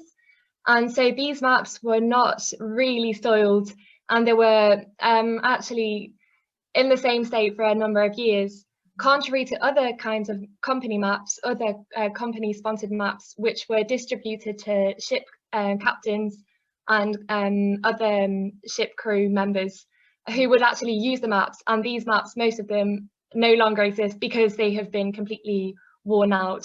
So we have these two aspects with regards to company maps. Thank you. And sort of to bounce off of that, with the idea of the soiled sort of used maps, I think it plays with the idea that Julian was talking about with the user interaction with the map. And I think, at least from my experience, that in many ways is what sort of soils or stains the map, because you get, I mean, people like Cecil who are using these maps and these atlases to sort of, he's annotating, adding in the distance, he's making notes about where different things are, and sometimes people will add little doodles in the margin. And so, but I think it is sort of the map in its, you know, pure initial published form, you know, there's a sense in which it's stained or soiled with the ink, but the additional layer of, there's an additional layer of meaning and soiling added by the user interaction with it. Well, thank you so much. I don't want to go over. We've reached our time. I really, really appreciate this panel. I found it to be fascinating. And I am now thanking again our panelists for an excellent job. Thank you so much. I think that I'm going to turn it over now to our hosts, and I appreciate all the help that people have given me to find the Q&A and, and the questions. Thank you, Agnès. Thank you, panelists. All right. Thank you, Charming, for having been our chair. Thank you. Yeah. Thank you so much. I really appreciate it. It's an honor. Yeah, thank you, Lynn. And can you hear me? Can you see me? Yes, we can. Okay. Thank you very much, Lynn, for chairing this wonderful panel, and thank you for the very interesting papers by all panelists. So we'll now take a 15-minute coffee break. We wish we could have offered you refreshments and coffee, but you will be able to get them by walking not too far from where you are now. We will reconvene in 15 minutes, so that will be a little after 11 for panel number 2 on the production and circulation of maps. So see you in 15 minutes. Thank you very much.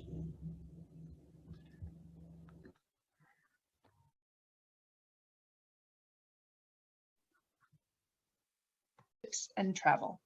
She studied history at the University of Groningen, where her dissertation looked at the role of printers and publishers in the presentation and dissemination of knowledge. In that work, she focused on Willem Jans Blauw.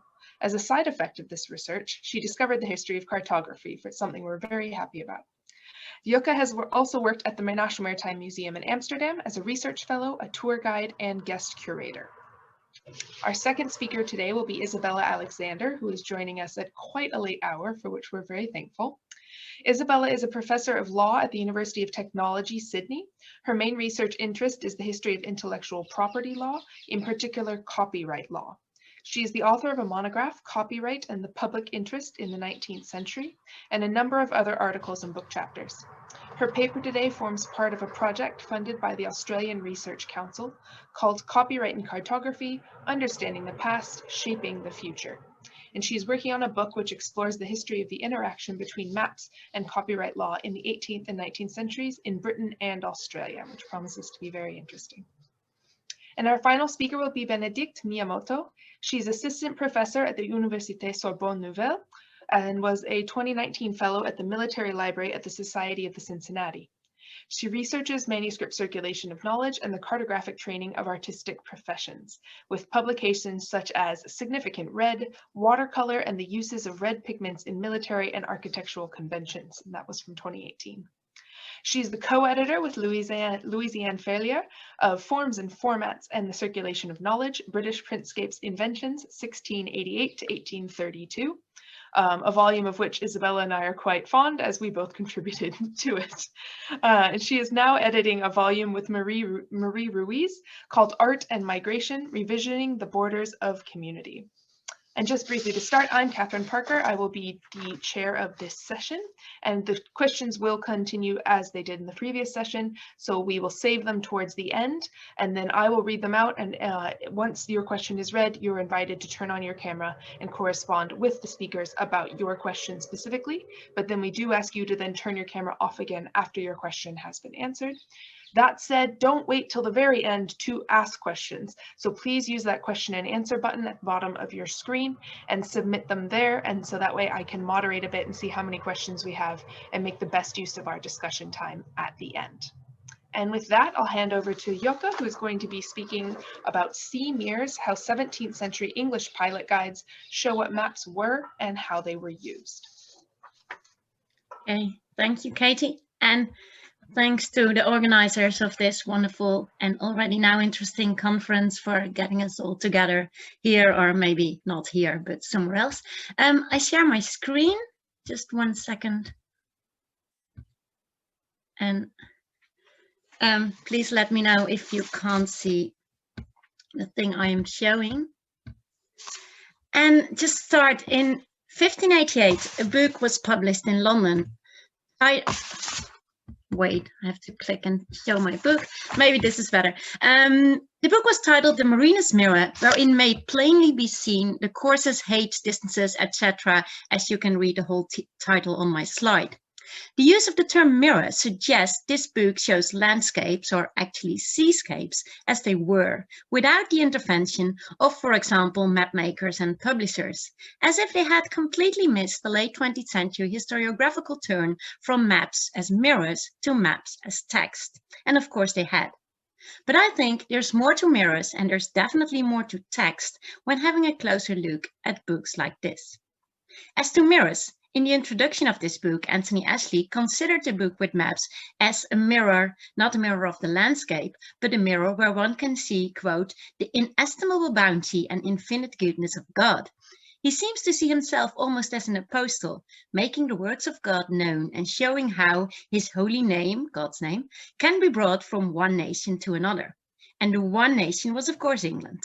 Ashley also explains why the English needed books like these more than any other nation, since, quote, they are an island, environed with most dangerous waves, sands, rocks, and shoals.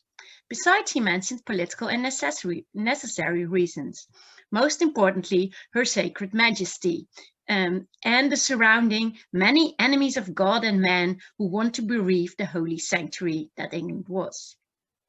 The book itself, however, was not originally English. It was published in Dutch in the city of Leiden in Holland a few years earlier. Its author was one Lucas Jans Wagenaar from Enkhuizen. Curiously, Wagenaar uses the same argument as Ashley about the land being surrounded by dangerous sands and shoals, etc., and the importance of the sea for the people to show that especially the Dutch needed a book like this. He also links his work to politics by dedicating it to Stadtholder William of Orange, sketching how he, William, could follow coastlines with his finger and plan war. It's interesting the focus on attack, where Ashley suggests mostly defense. In those years, the Dutch and the English had the same enemy, Spain. It was the year of the Armada. Almost a decade later, the same Anthony Ashley, clerk of the Privy Council, would distinguish himself at the capture of Cadiz. Wagenaar, in his preface to his second volume, originally published in 1585, also translated in the English edition, this preface, he tells that his books was well received even outside Holland, and that he had heard even the Queen of England had received a copy. And then Ashley took up the translation and dedicated his work to his boss, Sir Christopher Hatton, Lord Chancellor of England. Ashley complains that he had to work on this project by stealth, in his free time, and he complains how difficult it was to translate the navigation jargon, the peculiar phrases and proper terms of what he calls the art of hydrography, which he files under mechanical science. Here we see the growing importance of the vernacular in science and how this firstly slowed down the dissemination of new knowledge, but then made it accessible to a much wider audience. A quarter of a century later, in 1612, another English translation of a Dutch book with navigational knowledge appeared on the English market, The Light of Navigation. As we'll see later, it was explicitly molded on Wagenaar's work, but published in Amsterdam by Willem Jans Blauw. The first Dutch edition dates 1608. There's no clue as to who translated this, but it must have happened in Amsterdam and then brought to the English market. Where this last mentioned publication is more or less literally translated, Ashley, presumably without consent of Wagenaar or his publisher, adapted the Dutch book, and he said he actively fitted, in his own words, the book with necessary additions for the use of Englishmen, by using English calendar style and what he calls familiar examples, and for an even more nationalistic outlook, adding some reports of some famous successful expeditions of that worthy knight Francis Drake. We see, without having seen one map now, just from reading preliminary text, we already learned a lot about these books. Until now, they are mostly considered as books with maps and catalogued as chart books or sea atlases. The maps are most extensively described in Cornelis Koemans' Atlantis near Landesy, who dismisses the preface to the reader, the privileges and the poems and the like as the not relevant parts of the book. Following the turn from maps as mirrors to maps as text, now I'd like to focus on the text on maps and the text as maps. This will allow us to gain more insight in early modern maps and mapping in general, in particular from the under-resourced perspective of the users. When Wagenaar issued his first edition of the Mirror, he devised a completely new genre. This probably explains why in English the word Wagenaar came in vogue as a general term for what we now would call pilot guides.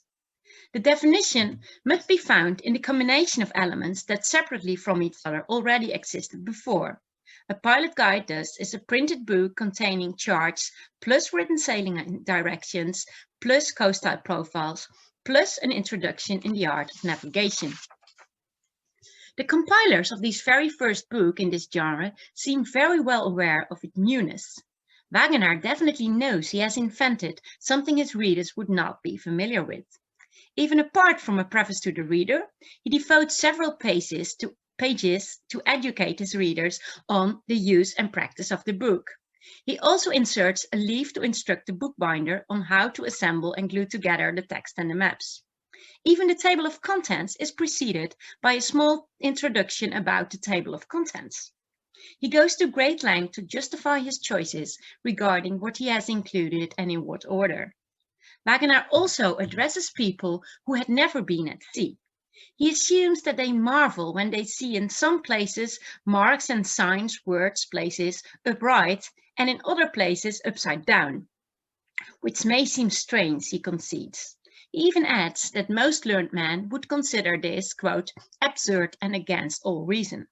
But still, he explains, this is what pilots, shipmasters and mariners who are daily at sea are used to. Sailors obviously have told him this is what they want to have, and Wagenaar sticks to their custom, so not to, he tells, endanger ships and goods. All these prefaces, preliminary text, all these introductions are also to be found in the first English edition. In later pilot guides, the prompts to the reader are much shorter, and in any case devote almost no space to justification of design. From the second quarter of the 17th century onwards, the preliminary text almost disappeared altogether. Pilot guides had become recognizable as such and business as usual. However, around 1610, apparently printed charts to sail with were still not commonly accepted. From Blau, we learn that, quote, amongst many pilots, there is an opinion that they had rather use the written cards than such are printed, esteeming the printed cards to be imperfect. End of quote. Written charts were considered better since they could be corrected daily. Blau counters this, of course, he wants to sell his ware, by stating that his printed charts are as perfect, that they can be corrected if someone indicates errors, and that the great advantage is that they can be copied with much more speed and less costly. It's interesting to see how 1.5 centuries after the so-called printing revolution, print culture only very slowly takes over. That their own maps are perfect and plain mirrors is obviously clear for Blau as well as Wagenaar. Last mentioned states the coasts and countries were set down rightly, fitly and faithfully. And they refer to many older charts that are false, erroneous and incorrect. Though this is not because they saw cartography as progressive, as did many historians from the maps as mirror period. The only accumulation of knowledge they accounted for was describing places where Europeans hadn't gone before. It's remarkably that even when they presented knowledge in new formats, they didn't consider their own discipline as changing. The only changes they mention, and the main reason ever new editions of charts and pilot guides had to be published, were that the aforementioned coasts and countries were movable and have not always their being in one self-place. Dus Wagner. Both Wagner and Blau give many examples of shifting streams and estuaries, sand dunes and whole beaches that were dispersed, disappeared, or newly arisen. If they saw cartography as continuous improvement, it was only the forces of nature that required mapmakers to keep on producing. Blau is quite clear on this when he describes the Hanse towns around the Baltic. They were once famous for the staple and trade, he narrates, and also because of their famous maps that are now altogether spoiled, but in past times very perfect. How to ensure they had the most up-to-date information? Wagner had the advantage that he had been a sailor himself. He could boast on personal experience at sea. And this boasting is repeated in the preface, in the dedications, and also in laudatory poems that accompanied the first Dutch edition, adding to the reliability of his guide. Ashley and Blau lacked this asset, so they had to demonstrate that they at least were in contact with experts by experience. Ashley tells one of the reasons that his translation took so long was that he had consulted many books and conferred with people because of their specific knowledge or experience. The same applies to Blau, who states that he had used earlier authors, naming Wagner explicitly, and was helped, quote, by the aid and furtherance of many expert and skillful sailors, pilots, and masters, of whose knowledge I was well assured. That this is not just pretension, we learn from a letter of the learned Isaac Beekman in Middelburg, who wrote that he owes certain information to Blau, who knew this from skippers with whom he often associates, Beekman states. The exchanging of knowledge happened mostly through verbal declarations, Blau writes. This is important, since we only have written and printed sources, we sometimes tend to underestimate the prominence of oral communication. I think we should bear that in mind. For Blau, most importantly, Wagner himself had declared many notable faults in his book. This is, if you can read it, it's even on the title page itself. And this is also curious, since Wagner's former publisher Cornelis Claes was by then, in 1608, still reprinting his work. That Wagner chose to help Claes' competitor is at least noticeable. Something a bit different, I realized I should insert here some findings on semantics. Historians of cartography like to distinguish terms and their development. In these books, it seems, at least in English, charts, cards, maps, sometimes also tables, are used completely interchangeably, and all can refer to drawn or written descriptions of lands and or seas, to text and image. A map or a chart simply is a description of a real part of the world. And the idea to define a map as a representation is a modern invention. The written sailing directions that fill the majority of the pages in all the late 16th and 17th century pilot guides thus should be an integral part of the history of cartography. Where Blau writes that it is advisable to read maps oftentimes over to learn sailing courses by heart, I assume he means reading the text. I seriously doubt if contemporaries read the images as well. It seems reading maps is a modern invention as well. I won't go so far to say the maps in these books are irrelevant, realizing the whole innovation lies in the bringing together the drawn coastlines and the written sailing directions. Though it is possibly not exaggerated to conclude that for users at sea, the text formed the starting point and the base of the book. Ashley translated the text himself, improved and updated it, but the charts were only copied after the originals, and Ashley complains about the negligent engravers. Blau simply used the same copper plates as for his Dutch first edition, and he didn't even bother to have the Dutch and French text on the charts translated into English. When it came to sailing from A to B, there was something even much more important than the text or the charts or all the books of the world, and this was experience. Remarkably in line with the characteristics of the developments formerly known as the scientific revolution are not only the emphasis these books lie on the underlying role of mathematics, geometry in particular, but also the presentation of knowledge based on experience as a more reliable form of knowledge than traditional knowledge passed down via others or via books. Blauw states that you can't become a good pilot by speculation, only by experience, and that what you write or draw yourself will stay longer in your memory than things just seen or heard.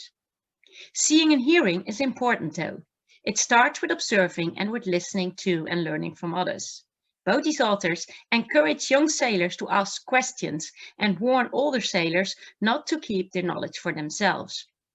And then pilots need to write down notes, and sometimes, dus Wagner, or afterwards, dus Blauw, plot this into sea charts. Again, text first, maps occasionally second. When mariners shall visit havens whereof no maps exist, and this is something also unthinkable in modern times, they are told to first note it down in a register, which seems to refer to text, then visit the whole place and note it down card-wise. And I love the term, I had never encountered it before. I think we should do something with card-wise. When on open sea, sailors are advised to plot their course with a prick in their charts every 24 hours, besides writing in their journal at least twice a day. Ashley added that he had instructed his engravers to leave the sea blank, in contrast with Wagner's custom to fill it with small waves, so travelers could easily set down their courses and correct errors, places where the coastline apparently doesn't mirror the map, or not anymore. And this is something to research further. What I really wanted to research are copies of pilot guides with traces of use. And I've seen a few, and I know a few more, but unfortunately in these days of working from home, this is difficult to pursue. And do think of me if you ever come across things like this in pilot guides. The difficulty is that most of the copies that still exist have not been at sea, and that most of what has been at sea is lost. Wagner's remark about the design of the maps following the custom of sailors already indicates that he tried to serve a twofold audience. Why would the sailor en route need poetry and elaborately engraved frontispieces, especially on a ship where it is important to pack as efficient as possible? Why bring useless stuff? For most trips, presumably only a small part of a book covering all European coastlines was needed. Besides, the format isn't really practical. I imagine loose, not bound charts to be more convenient. Throughout the preliminary text, it seems as if it is more about sailors than to sailors, more descriptive about the things they do than prescriptive, telling what they should do. Moreover, some copies I came across are abundantly colored, sometimes with all maps, coastal profiles, and even tables in several colors, sometimes even with gold leaf. And this is quite an investment, making no sense when taking such an object on a ship and use it in all weathers.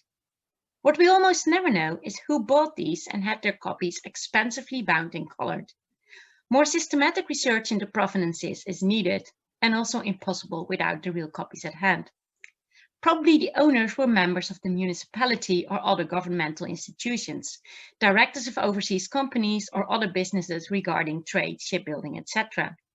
They must have been people professionally interested or just curious about navigation. In a way, the first pilot guides can be considered precursors of the famous Blauw Atlas, that also mostly figured as a showpiece in the homes of the wealthy and mighty. Anyhow, just the purchases of the happy few can't explain the many editions of pilot guides produced in Amsterdam and London. A prudent educated guess indicates at least several thousands before the 1620s, and many more later in the century, mounting up to possibly hundreds of thousands of copies of a genre that only came into being not even a century before. To a large extent, these books are completely lost. Sailors probably cut in half, only took the tables, tore out charts, sketched on them, and made notes at their backs. Since they knew the mirror only worked for a quite limited time, and then nature shifted shape, they probably saw no need to preserve objects that didn't function anymore.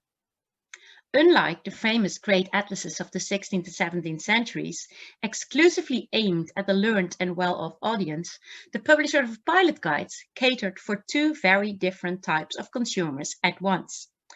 These are on the one hand how-to books, and on how to do and how to make. They embody knowledge, but also encourage a more literal form of embodied knowledge by telling sailors not just to rely on books and knowledge heard, but really do it.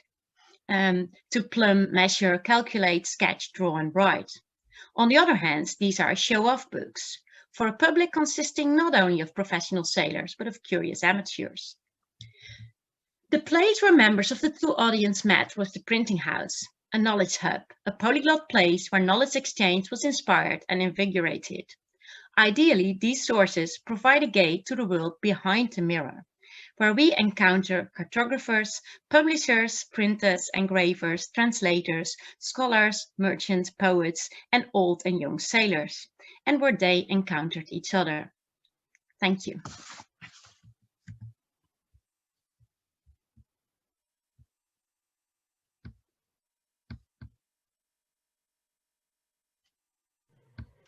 All right, thank you so much, Djoeke. That was very fascinating, and we already have several questions for you for the Q&A that we can hopefully combine with the other papers as well. All right, our second speaker is going to be Isabella, who is sharing her screen right now, and she's going to talk to us about maps before copyright. So Isabella, the floor is yours. Thank you, Katie. I'm going to, I'll start. Merci à Karine, Emmanuel et Agnès de m'avoir invité à présenter aujourd'hui ou ce soir pour moi. Where's my slide? So I'm going to start my paper with an acknowledgement of country. So I wouldn't normally do one at an international conference, but I wouldn't normally be attending an international conference from my own home. So I'm beaming into you today from the lands of the Gadigal people of the Eora Nation. The Gadigal are the traditional owners and custodians of knowledge of the lands and waters on which I live and work, and in respect of which they have never ceded sovereignty. I pay my respects to their elders past, present and emerging, and acknowledge that this land always was and always will be Aboriginal land. I think it's particularly fitting to acknowledge country at a conference about mapping, even though I'm not discussing Australian or Indigenous mapping today. And it's not just that Western maps played a key role in Indigenous dispossession or territorial dispossession around the world. It's also important to note that for Aboriginal Australians, knowledge about country isn't simply that knowledge that can be recorded on a map, but is expressed in story, song, ritual, painting, medicine, food, and the land itself. So thinking about the differences in attitudes towards recording and sharing knowledge about land can help remind us of the strangeness of the objects, systems and categories that we often take for granted, and reminds us that just because they're founded in our Western history doesn't mean they're in any way natural, normal or inevitable. So the completely unnatural object I'm talking about today is the map, and the completely unnatural system I'm talking about is the law that was used to protect maps and books containing maps against being copied in the period before the completely unnatural category of copyright law emerged. I'm setting the date for the emergence of copyright as 1710 for present purposes. That's the date that the first copyright statute was passed in Britain. And I apologise I'm sorry to say I massively overpromised in my abstract, because when I wrote up the paper following the abstract, it ended up at 12,000 words. So in the interest of keeping this manageable, I'm going to do a bit less than what I said I would. I'm going to start by explaining the ways in which maps could be protected against copying in England up until the start of the 18th century. And then I'm going to look at two case studies, that of Richard Bloom and John Ogilby. And the aim is to explain and emphasise the role played by the law in establishing and naturalising maps as material objects with a commercial value, looking at the forms of legal regulation that emerged, how they operated, and the purposes that they served. So from the earliest days of map printing, European mapmakers sought to protect the exclusivity of their market using a tool called a privilege or a patent. The Venetian Republic had been using patents since the 13th century, granting monopoly rights to foreigners, bringing new skills, techniques and inventions into the city. And the practice soon spread throughout Europe and began to be applied not only to inventions, such as the printing press, but also to printed works. Although this is sometimes referred to as copyright, or an early form of copyright or intellectual property, it differs from the statutory forms of copyright that emerged in the 18th century in important ways. So where copyright establishes a statutory property right to print that can be acquired by anyone who meets the statutory conditions. A privilege is a personal favour granted to one or more specific individuals, often in return for a service or benefit. Although they were treated often as property rights in the sense that they could be transferred, sold or licensed, at base they were personal. So they formed part of the complex web of patronage transactions, which formed the basis of social interaction in early modern Europe. So in Scotland and England, monarchs granted printing privileges from the reigns of James IV and Henry VIII respectively. But this wasn't the only method of exercising monopolistic control over books in England. There, the key to controlling the book trade was the Stationers' Company. This was a London guild which had received its charter from Mary in 1557 and over time assumed practically complete control over the printing, buying and selling of books. Concerned about the threats of heresy and treason, successive monarchs passed decrees requiring books to be licensed before they could be printed, and the Stationers' Company enforced the system by inspecting books and entering them in a register. Only members of the company could enter books in the register, so censorship and trade regulation dovetailed nicely. Although the system was designed for books and so included atlases or books of or containing maps, a number of single-page prints were also registered, including a number of registrations for individual sheet maps. As I mentioned a moment ago, you had to be a member of the company to register your works. And of the 35 London map sellers that Sarah Tyke has identified as operating between 1650 and 1710, only 9 were members of the Stationers' Company, and of them only 4 to appear to have used the register.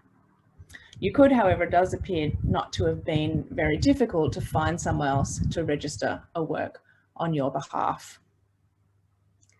So notwithstanding the influential role of the Stationers' Company, acquiring a royal privilege remained an important alternative or supplementary path to protection.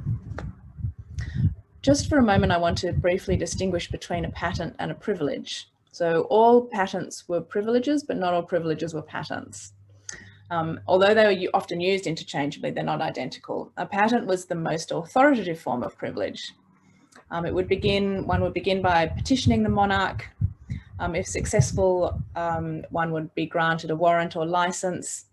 And then you would have to go through an onerous, expensive and convoluted process through various state offices before that license could be enrolled as letters patent. Unsurprisingly, perhaps, many seeking protection didn't proceed all the way to enrolment and found that a license or warrant would suffice for their purposes. But what were those purposes? Was it really just about preventing others from copying? Copying was endemic in the map trade, so there's a certain amount of irony, maybe hypocrisy, in trying to stop others from doing what you yourself had done. And there are also other barriers to market entry that might have been also operating, such as the high cost of paper, the cost of running a printing press, which was also regulated by the company, Stationers' Company, restrictions on the numbers of those who could run a press, the difficulties of distribution networks. And why would the monarch grant a license or a patent? What were his or her purposes? So to try and speculate on some of the answers to these questions, we'll now turn to look at the map-making ventures of 2 of the most prominent 17th century mapmakers, Richard Bloom and John Ogilvie. Richard Bloom was probably the most active of all 17th century mapmakers in seeking legal protection for his ventures.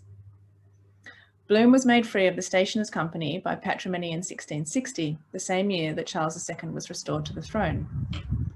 Originally a heraldic printer, Bloom soon developed an ambitious geographical printing agenda, envisaging multiple volumes containing both maps and political, historical and cultural description. In 1663, either Richard or his father Jacob had entered 3 volumes of geographical works in the Stationers' Register, and Richard registered them again in 1668, sorry. Volume 1 was to be a translation of Arrhenius's Geographica Generalis. Volume 2 would be a world atlas taken from Nicolas Sanson, entitled A Geographical, Hydrographical and Chorographical Description of the 4 Parts of the World. And Volume 3 would be a description of Britain. Bloom also registered an Atlas of Africa in 1669, which doesn't appear to have been published, and a description of Jamaica in 1671, which was published in 1672. At the same time, Bloom was seeking royal patronage for his work. On the 14th of March 1669, Charles II had granted Bloom a license giving him 21 years protection for the same 3 volumes he'd already registered with the Stationers' Company. Bloom also needed finance to bring his plans to fruition, and he sought to raise funds by attracting subscribers, advertising his imminent publication in the London Gazette, and inviting subscribers to come to his house in the Savoy. He also received additional royal assistance, with Charles issuing a further order on the 10th of July 1669, recommending that nobles and learned members of society subscribe to Bloom's works. A further advertisement was issued by the King's command, recommending purchase of the Sanson Geography. When this book, a geographical description of the 4 parts of the world, was published in 1670, Bloom included a dedication to Charles, and also inserted Charles's letter of recommendation in the prefatory matter. The letter stated that Bloom was in the process of completing a description of Charles's kingdoms of England, Scotland, and Ireland, and requested all justices of the peace, sheriffs, mayors, and high constables to provide him with assistance. In 1670, Bloom issued a prospectus for this work to be called Britannia, referring to the King's request for assistance and asking for subscriptions. There were 812 subscribers, including Charles and the Duke of York, but it was still not enough to cover Bloom's costs, and he sought additional royal favour. On the 18th of July 1672, he petitioned for a royal warrant allowing him to import 4,000 reams of paper without paying customs duty. In 1673, Bloom sought a further royal licence for Britannia, prohibiting anyone from reprinting it in whole or in part for 21 years. The work was published in that year. It included 49 maps, which were based mainly on the earlier maps of John Speed. And despite Bloom's stated intention and Charles's recommendation to help people collect him collect new information, little evidence of that appeared in the book. So Bloom continued to publish geographical works. In 1675, he petitioned the King for a license to import paper duty-free to help him finish the translation of Arrhenius. And in 1695, he received a license from William and Mary to produce a survey or description of London. This work was also registered at Stationers' Hall, but it seems to have been abandoned. Evidence of Bloom's ongoing need to raise finance can be seen in a petition of April 1696, seeking permission to sublet the office of Clerk of the Market. This was an office which conferred on its holder the right to seek fines for market-based misdemeanours. And Bloom's final licence was granted by Queen Anne in 1705 for a book to be called The Britannic Empire, but he died shortly after receiving the licence and the book was never published.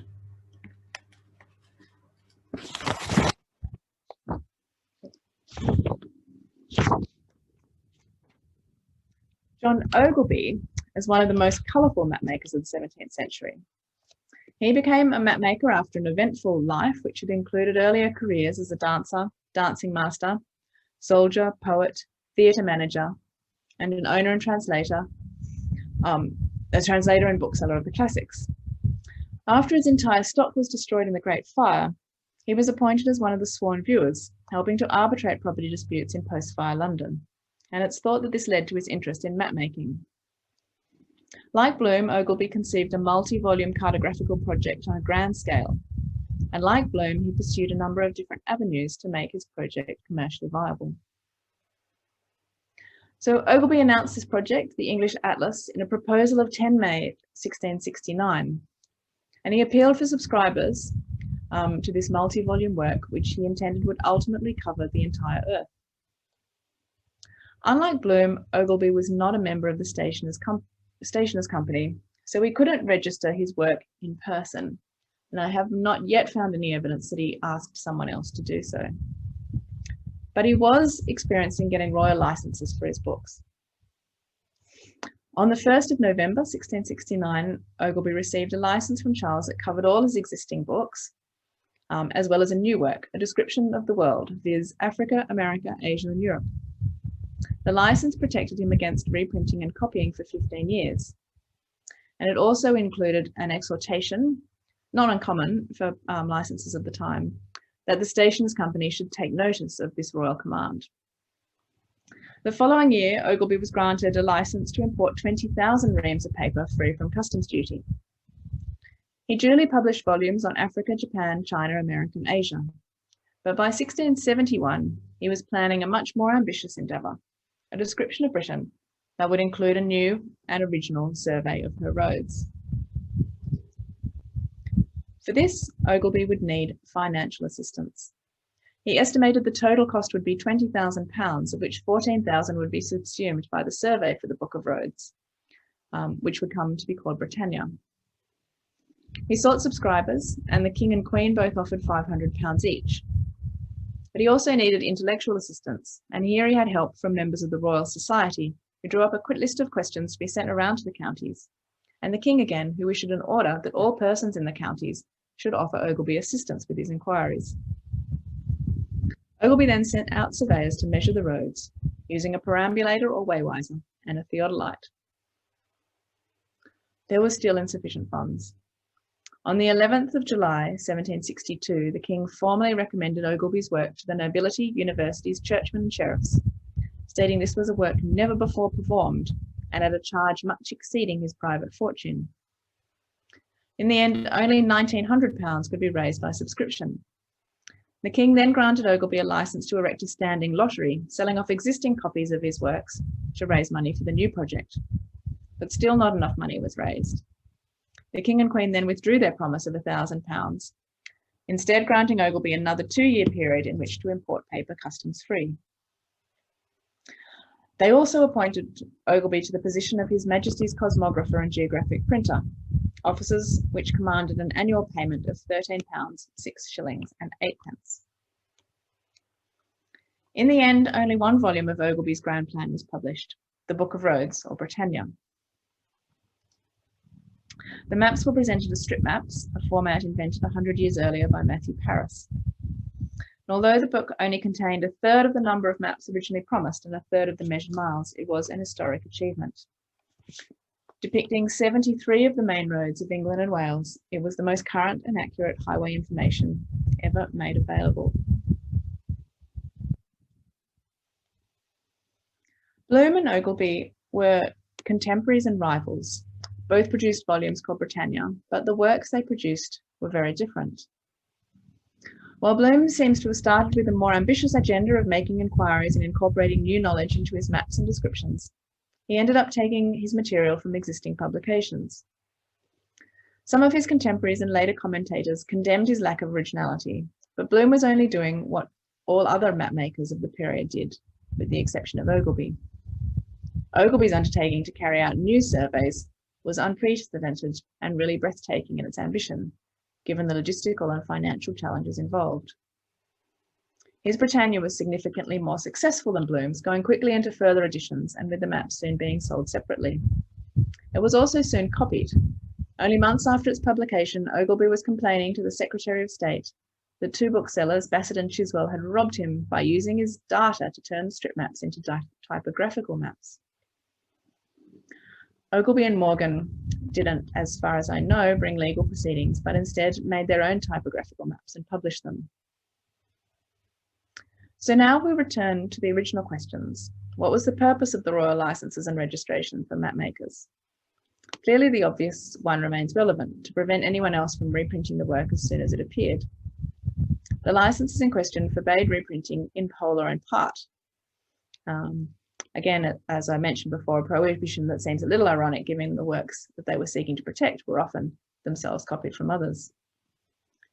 Registration with the Stationers' Company was significant, as it put the rest of the bookselling trade on notice that the works were owned by one of their members. The prohibition on reprinting could be enforced internally, but perhaps more importantly, it bound the members within their own moral contract, not always observed, of course, but certainly carrying weight. That the company was a force to be reckoned with is emphasised by the admonition in Ogilvy's licenses from the Crown that the company should take note of his rights.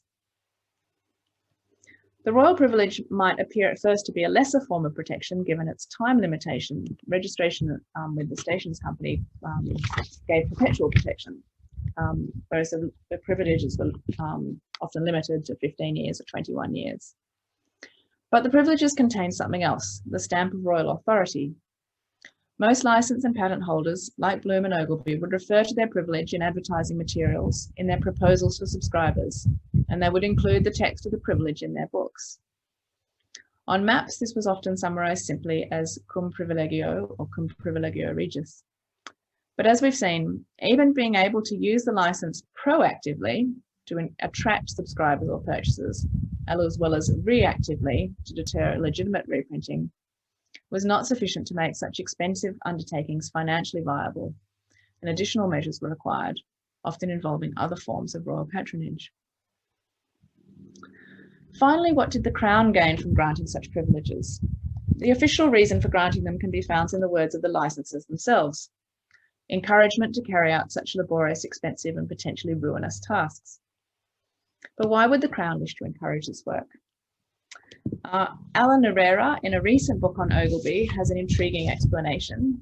He suggests Ogilvy was a royalist spy and Britannia produced to provide a roadmap for a secret French invasion. The truth is probably less exciting. Maps and atlases are understood to have played an important role in constructing the early modern state, as has been mentioned earlier today. They could construct an image of a nation useful to a monarch seeking to impress his or her authority on a population, either by depicting the nation's extent or constructing it as distinct to foreign parts. Granting privileges was a relatively inexpensive way to encourage private enterprise to carry out this work, and those who received such encouragement were drawn more tightly into the web of patronage, obliged and incentivized to display their gratitude. So the benefits work both ways. By the end of the 17th century, however, patronage, censorship, and trade regulation through guilds were all coming under strain. Within decades, they would begin to dissolve and be replaced by a new system, that of statutory copyright law. But that is a story for another time. Thank you.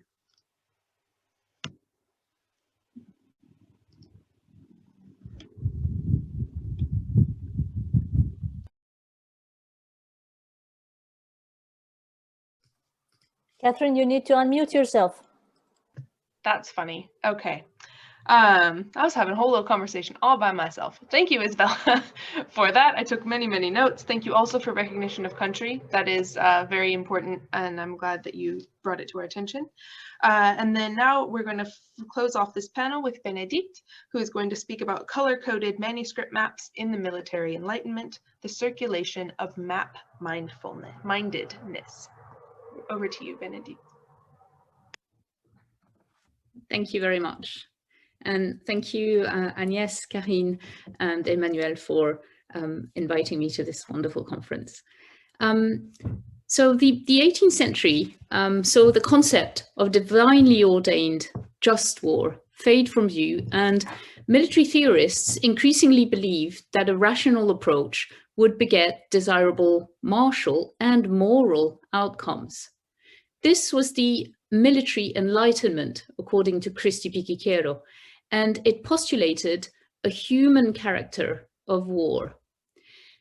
Whereas the godlike atlas gaze had edged printed cartography from profile to plan landscape by the turn of the century, the military perspective gaze remained focused on reconnoitering, troop movement.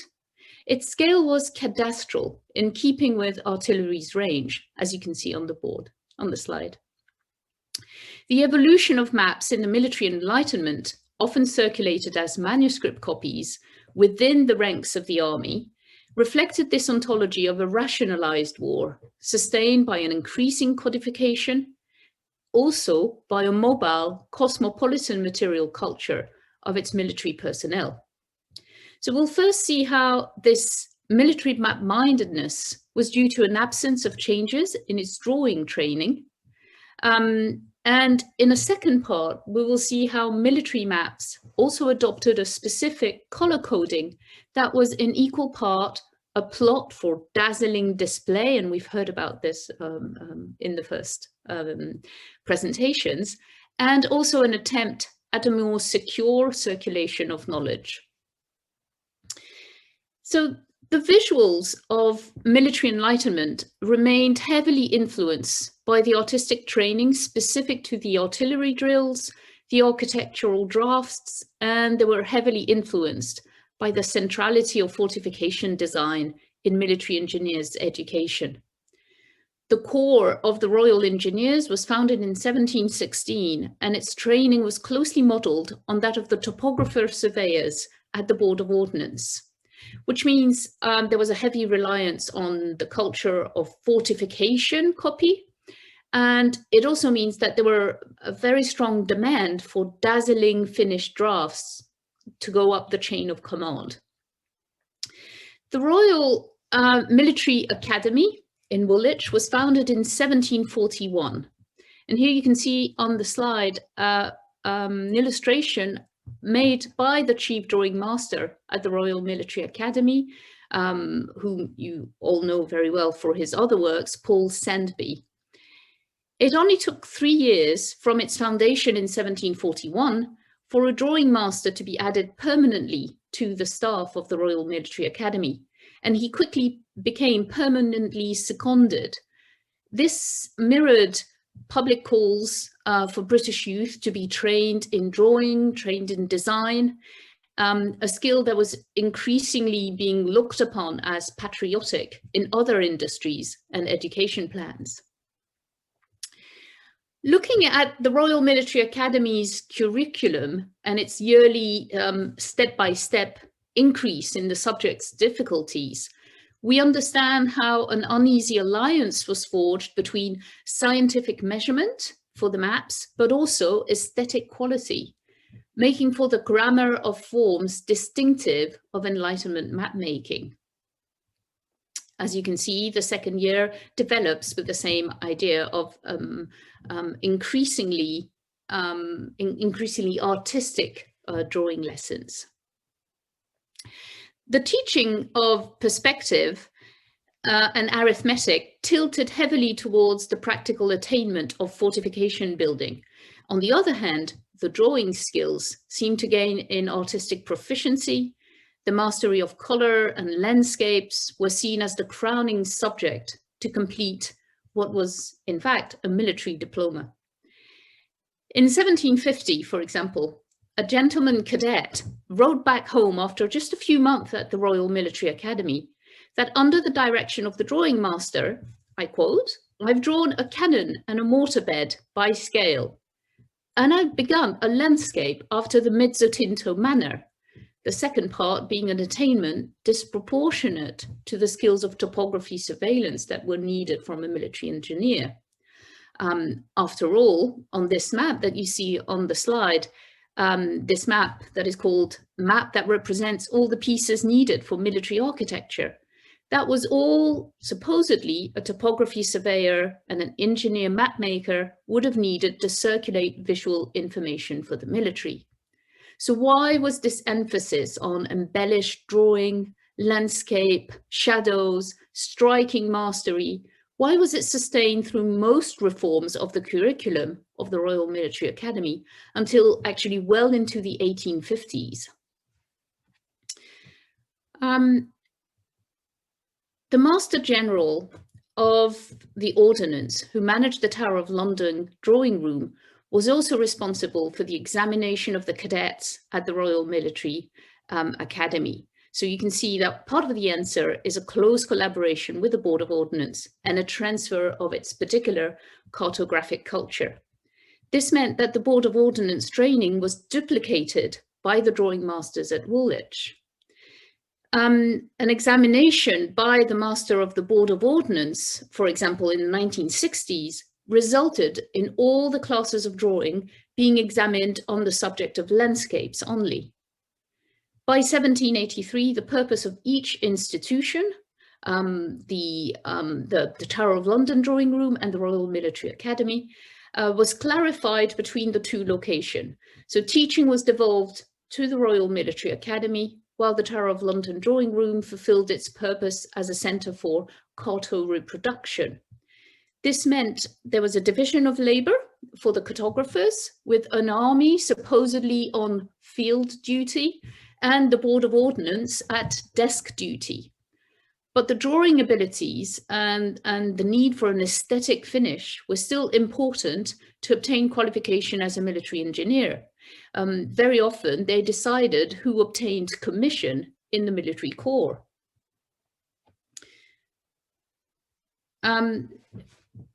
Student books, an example of which you can see on the board, were, for example, the measure of their attendance and the measure of their dedication.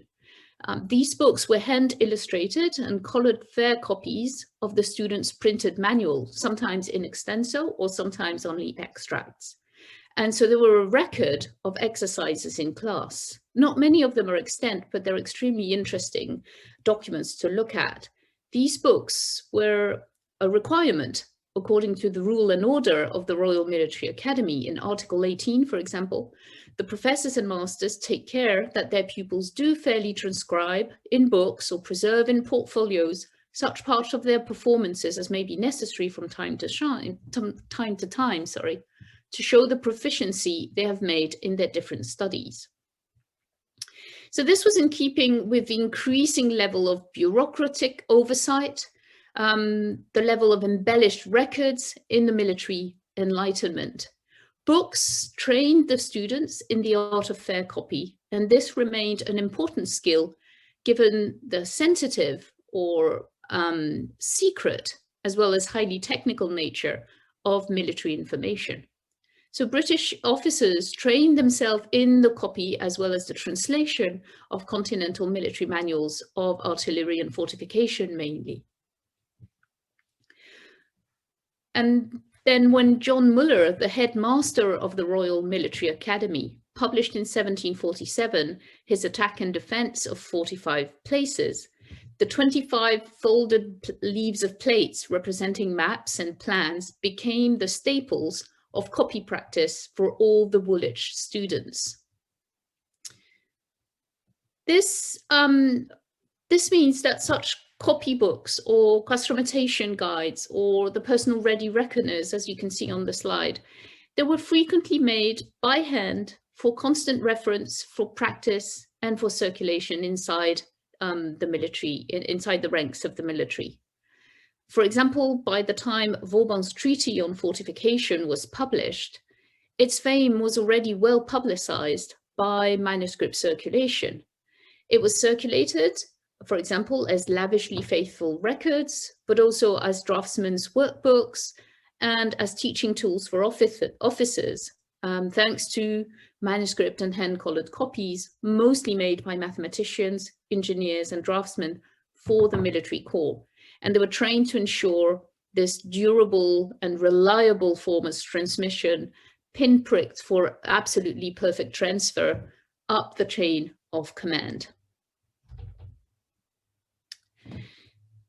So the second thing that shows a military enlightenment, a change with military map-mindedness, is the ability to color and how the constraints of watercolor had a lot to do with the color code that the 18th century came up with. The way coloring was taught and the siren song of embellished representation both help us to reevaluate the aesthetic response to cartography in the military.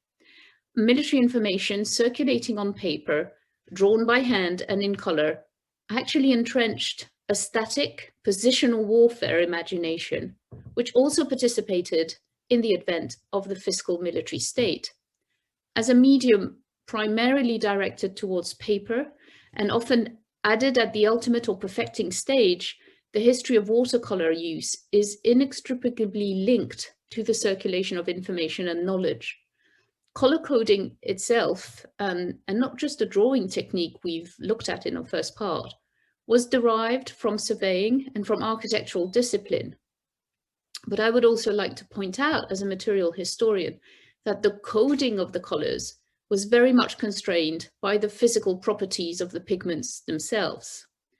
The use of color in cartography, and in military maps in particular, has been often called perceptual, meaning that the colors can be intuitively distinguished by the recipient. But a lot of the limitation was in fact a limitation to 6 pigments, and I'd rather use the term pigments than colors. Those 6 pigments, it's a number that reflects the availability, the affordability of pigments for wash, Wash is the process of spreading watercolor evenly and transparently. It's necessary for Indian ink drafts to remain visible underneath, as all the cartographers among us know. And it was a technique incompatible with most of the grainy pigments that could be produced in the period. It's important to use pigment, therefore, pigment names rather than anachronistic color names, because these do not deliver transparency over graphite or Indian ink, vibrancy, fastness to light, and the ability to mix, which are all impacted the choice of the code. So for example, if we start with Indian ink, which is not a pigment, but could be used for gray wash, Indian ink was used specifically for contour and for shading and relief. Carmine, on the other side, was used in powder to represent sections of masonry, the plans of houses, building, while the elevations were in paler color, as you can see on the board. This use of red had traditionally been coded by architecture. The use of red in architecture labeled the support structure, the section plane views, which literally cut into the building, would use a wash in a very light carmine tint to indicate the exposed construction, and a darker red or carmine to indicate the load-bearing walls. Verdigris and sap green, which are the equivalent of green color or blue color, are also used on those military maps. Verdigris is liquid and used to color water ditches, rivers, sea and watery places. Sap green in the color code for the militaries was mixed with verdigris or sea green because it was cheaper but also liable to fade. But it was also used ideally to border watery elements to represent inclination, declination in the waterbed. Gambouche, which gives a yellow color, a goldeny yellow color, was obtained in stone and needed shells to be contained, so only small proportions of it could be made at a time. And it was used to color all projects of works or works unfinished, trenches or attacks, so yellow was the color for outlines of future construction. Therefore, we need to remember that on military maps, anything in yellow is a projection, a project. Lastly, indigo and umber. Indigo of a dark bluish color was obtained in small cakes. It could be ground upon smooth stone and mixed with gum water. It could be used in the code to represent the iron structures, the roofs of the buildings. Whereas umber, obtained as a powder, very cheap, could be mixed with gum water to color all the dry ditches, the sand, and all the things of earth. You could add a little red carmine to make wood color, or it could be replaced with tobacco leaf infusion. So it was one of the colors that was used for the main grounds. The watercolor coding in military mapping generally did not allow for gradients of color, since coloring tended to be homogeneous, while the intensity of the hue was actually a coded convention in itself. So this restrained the use of the watercolors. Shadowing was therefore often, it had to be complemented either by hatching or by dotting, because the often grey shadowing obtained from the Indian ink, the grey wash you can see in the center here representing the mountain, it could not transmit details very well, like the direction of a slope. You can see it here in this example, where the ink, the elevation rendered by the Indian ink is not visibly very striking, and it couldn't represent considerable variations in relief. So the transfer of technological innovation to another nation's pools of technicians and to the pages of manuals in another language was fraught with difficulties, and it was rarely homogeneous in the early modern period.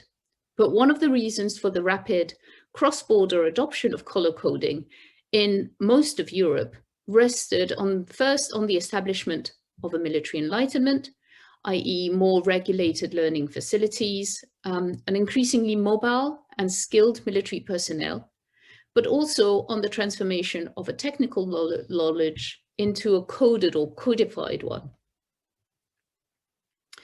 Color coding in military maps had already been established in the schematization of artillery exercise, infantry drill, customization manuals since the Renaissance at least.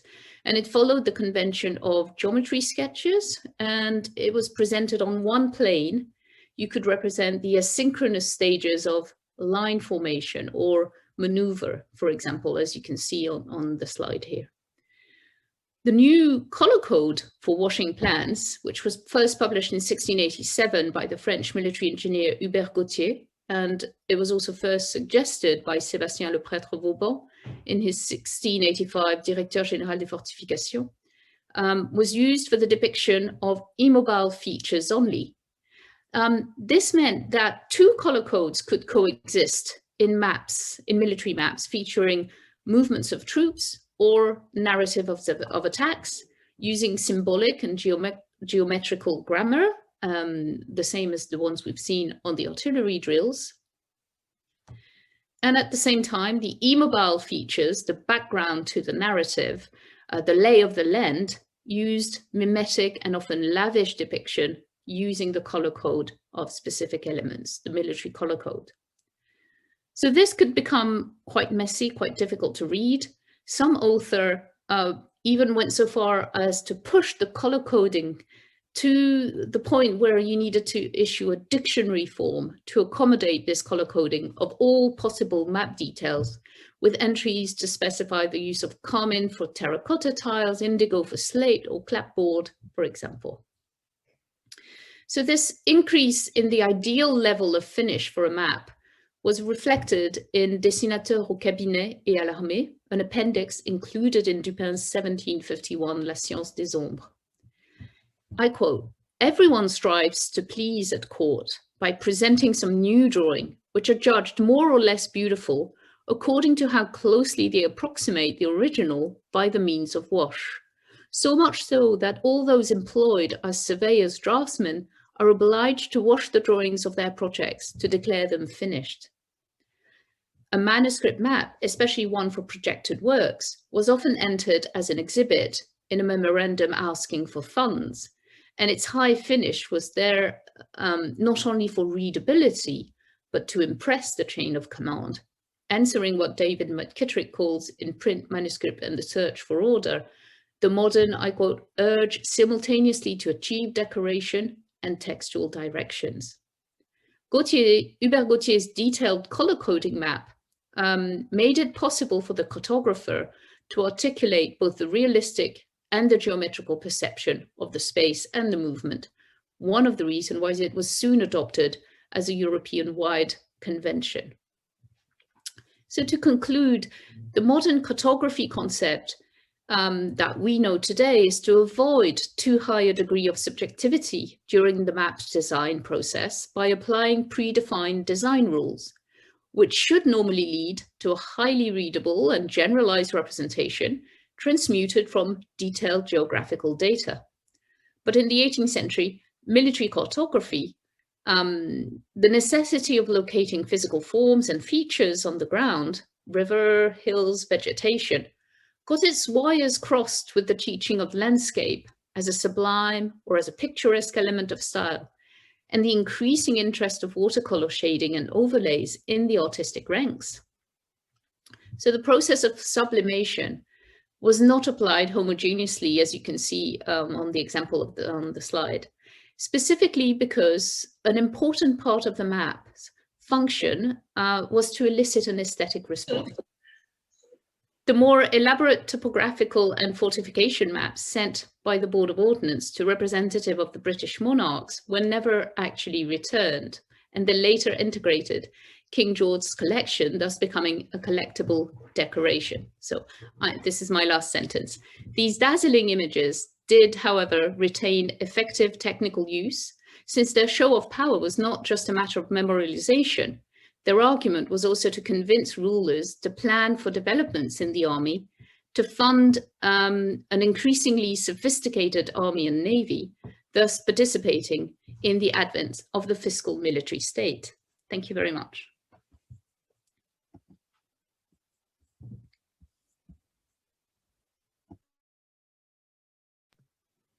All right, thank you very much to all three of our speakers, and we've had quite a few questions come in, so I think we'll pop right into those.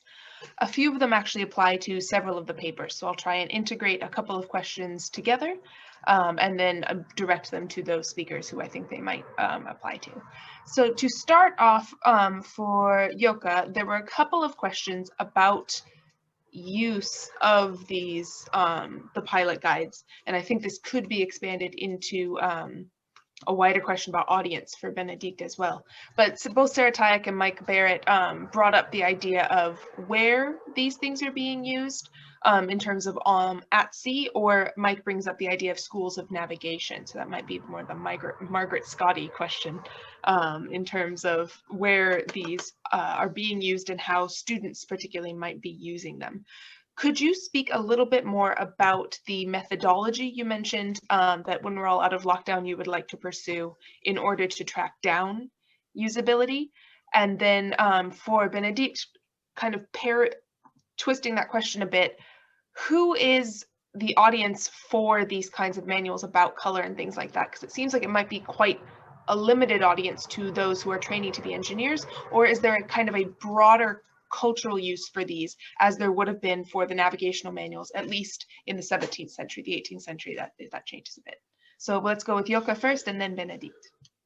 Yeah, thanks Katie, and thanks for all people asking questions, and the good thing of being the first speaker and having the questions already that I could think a little about it before answering, if it helps, I don't know.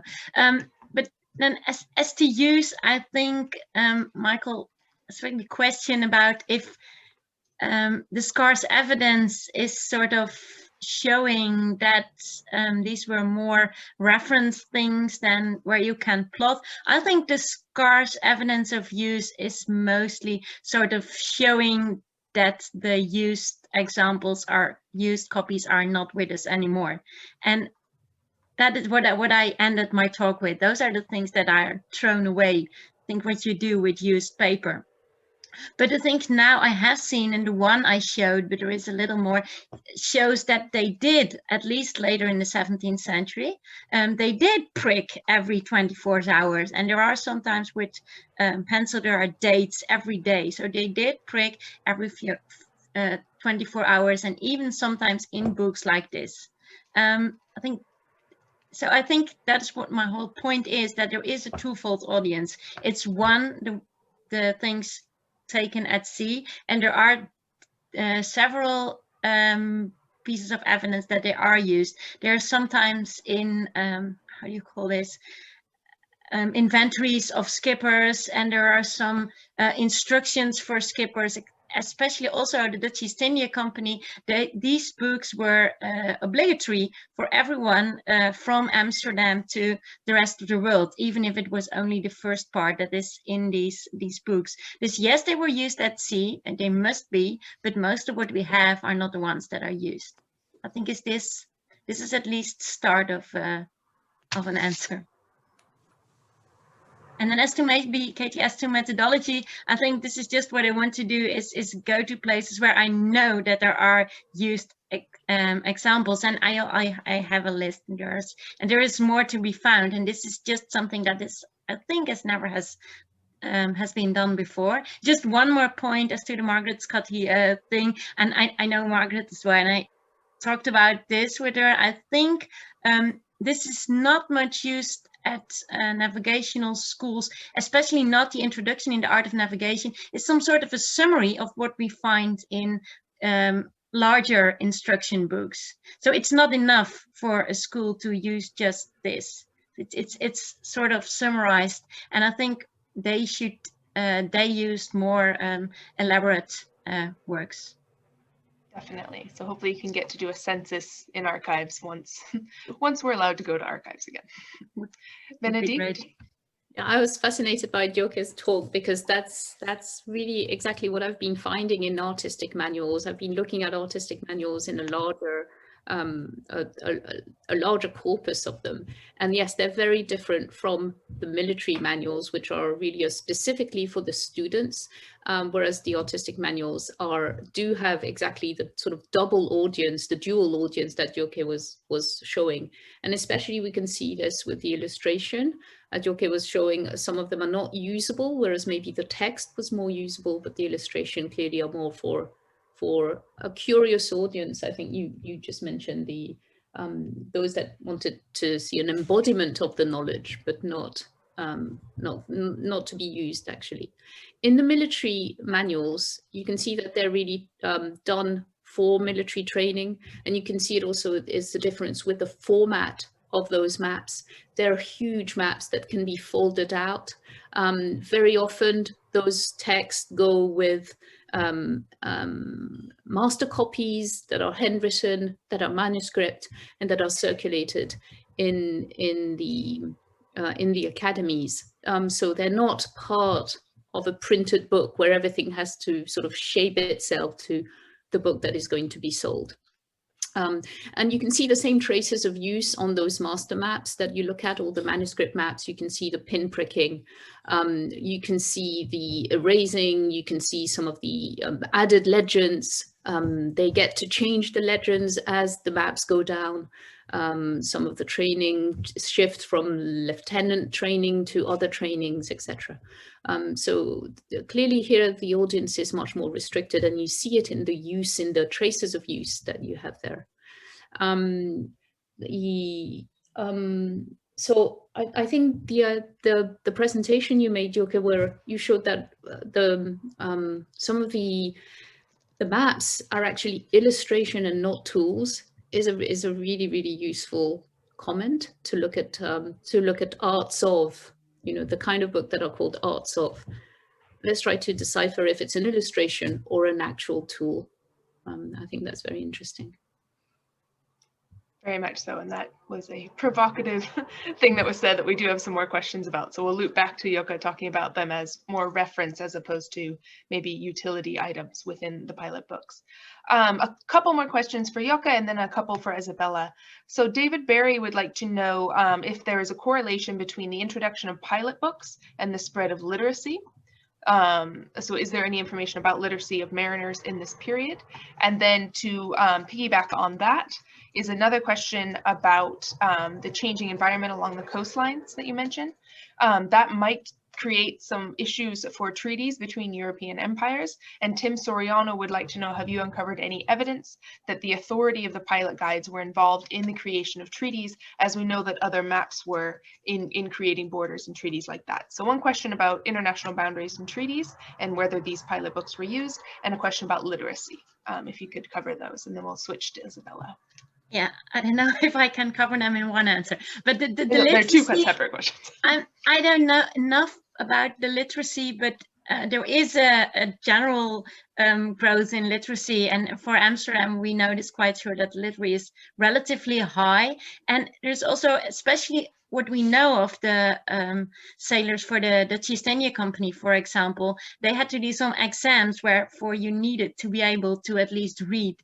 And then, but then the other thing is map literacy, and they never talked about it in terms like reading maps. That's what I sort of discovered, that they don't use the term, not in any language I have seen till now. So I think this is not the same, reading maps and reading text, but there is a growing literacy, and I think making of these books and printing these books and spreading them has definitely also to do with this.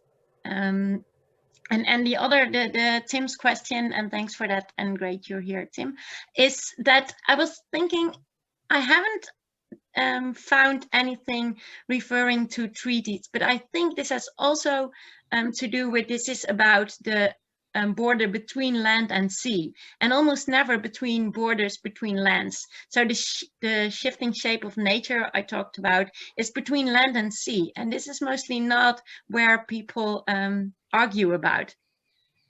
So those borders where treaties about are borders between land and land, I think. And the other thing is that pilot guides that printed pilot guides that cover the non-European world, especially the East, are only printed in the very late 17th century. So the things I focused on now are not into what we expect treaties between European empires. So this is something to go into later, maybe to go into late 17th, early 18th century. This is also a great step in pilot guides where they also cover the whole world, but I haven't gone so far yet. Excellent, thank you, Djoeke. So for Isabella, there's a couple of questions. First, from Will Slaughter, do maps and geographic works have a special relationship to royal privileges when compared to other kinds of works? Was part of the motivation for obtaining a privilege for the maker, or granting one for the crown, the idea of an officially approved version, an approval that would somehow create confidence in this version and potentially also discourage other less careful or less well-financed versions? So that's the first question. And the second question is actually from me. And it's, how often do you see map makers or geographers, like geographical text would be relevant here as well, how often do they actually seek legal redress? Because I think all of us have probably seen one of those complainy advertisements or notes on maps being like, oh, so-and-so copied mine, but mine's better. And so that seems to be a common way to deal with maybe being pirated a little bit. But how often do they actually seek legal kind of avenues to get their problem solved? Thanks. So I'll start with Will's question. Hi, Will, nice to see you. Very nice to see you. And I think in case people don't know, this must be at least your 4th or 5th participation in a Paris-based conference. And this one, you don't even get to travel to Paris. So we'll know afterwards if you want to come back for real. I always want to go back to Paris for real. It's very disappointing to me to be doing it in the middle of the night in Australia with my fan on because it's really hot. So to answer your question, so I suppose for the maker, I think that is part of the motivation of getting kind of a official kind of stamp of your map that it's and I think they're using it in advertising in a way to say that this is a good a particularly good map, whatever the terms that you decide a good map is, and so because they use it in advertising, whether it's why the Crown grants them, my sense is, I mean, they're not particularly picking and choosing. They grant them if they're asked to grant them. So a bunch of map makers that I didn't mention are also getting privileges for various versions of Britannia. So I don't know that the monarch in question has a particularly, they're not picking and choosing between the things. They do in the terms of the privileges themselves are pretty standardized as what you would see for a book, but they often do put in a thing about they've worked really hard to survey this, or it's great that they're showing the extent of my kingdom or something like that. Whether that's just reflecting the justification that the map maker has made in their petition is often the case. And again, the map maker will tell them in their dedication why the king should be particularly grateful for this map because it shows how wonderful their kingdom is and what a great prince they are and so on. So there's kind of two ways of doing that. And so they're not some applications that are being rejected. We can't see it as a kind of attempt to use patronage to elevate the quality of maps. You don't see much to substantiate that kind of idea. I don't know how we would know if they were rejected in a sense. I mean, you can track the petition and then see if it was successful. I suppose I haven't done that for as much as I would like to do. I'm a little bit stuck at the moment. Don't even ask how I'm accessing Gale. It's going to be a secret. But yeah, so I don't get the sense that they're saying this is going to be a better map, so I'm going to do this one. But whether they're rejecting others because they're completely, they look like a flake, I don't know. Well, thanks. And Katie's question. So the first actual litigation that I'm aware of comes in 1701. But again, that's because it's in Chancery, and it's much easier to find them if they're in Chancery because they've been indexed really well in the National Archives. If it was, you know, somewhere in another court, it's, you know, you almost have to stumble across it by accident. If anyone finds them, please let me know. But there's not that much evidence of kind of, yeah, suing for breach of privileges for maps earlier than that. Okay, so it does sound like there's some pretty intense source limitations there for you as well. Yeah, it's just, I mean, I could never say it's not happening. It might be happening. Right. But... Indeed. Thank you so much. We have a quick question for Bénédicte, and then we do have a few more about the idea of charts as reference guides, and then also about how the coastal profiles fit in for Djoeke, but maybe she could respond to those via email after. But for Bénédicte, we have another question about yellow was also used for planned buildings, yellow for planned buildings was used also in 3D models, such as the wooden Royal Dockyards now at Greenwich, 1774. Do you know of any other examples of these colors being transferred into the 3D models that were also part of these education streams? Well, the two main who really managed to remain codified are actually those colors which were not perceptual. I mean, who really had a definition coded with it that wasn't perceptual. So it's red and yellow. Red for the cutting in plan and for the, you know, the load bearing places, and then yellow for anything projected, not yet there, to be designed on the map, something that doesn't yet exist. And yes, the color red came from architectural draft, which is one of the inspiration for the color code on military maps. And the yellow was actually invented by the French engineers. This is really something that I haven't found before the Dupin and the Gautier color coding, but it then went back into architectural drawings. So you will find in some architectural drawings that yellow is used as projection, as the color for projection. And the Navy Yard 3D models have exactly the same story as all the maps that I've been talking about in the Board of Ordnance. They really become both tools, but also displays of power. The Navy Yard models actually were sent exactly like a lot of those maps who remained in George III's collection. They were sent and they never came back. Actually, they became part of the King's collection because they were dazzling displays of, of the war map-mindedness. They've become, just like Djoeke was talking about how you could follow with your hand the plan. I think you said, yeah, there were maps to plan war, and the dockyards were also maps to plan this huge fiscal state. So they remained in the collection. Excellent. Thank you so much to all the panelists. Djoeke will respond to Liliana and Alex Zoukas's questions via email. And with that, I just want to say thank you to our speakers, and we are now going to have lunch. We will come back at 2 p.m. Paris time. Thank you, everybody.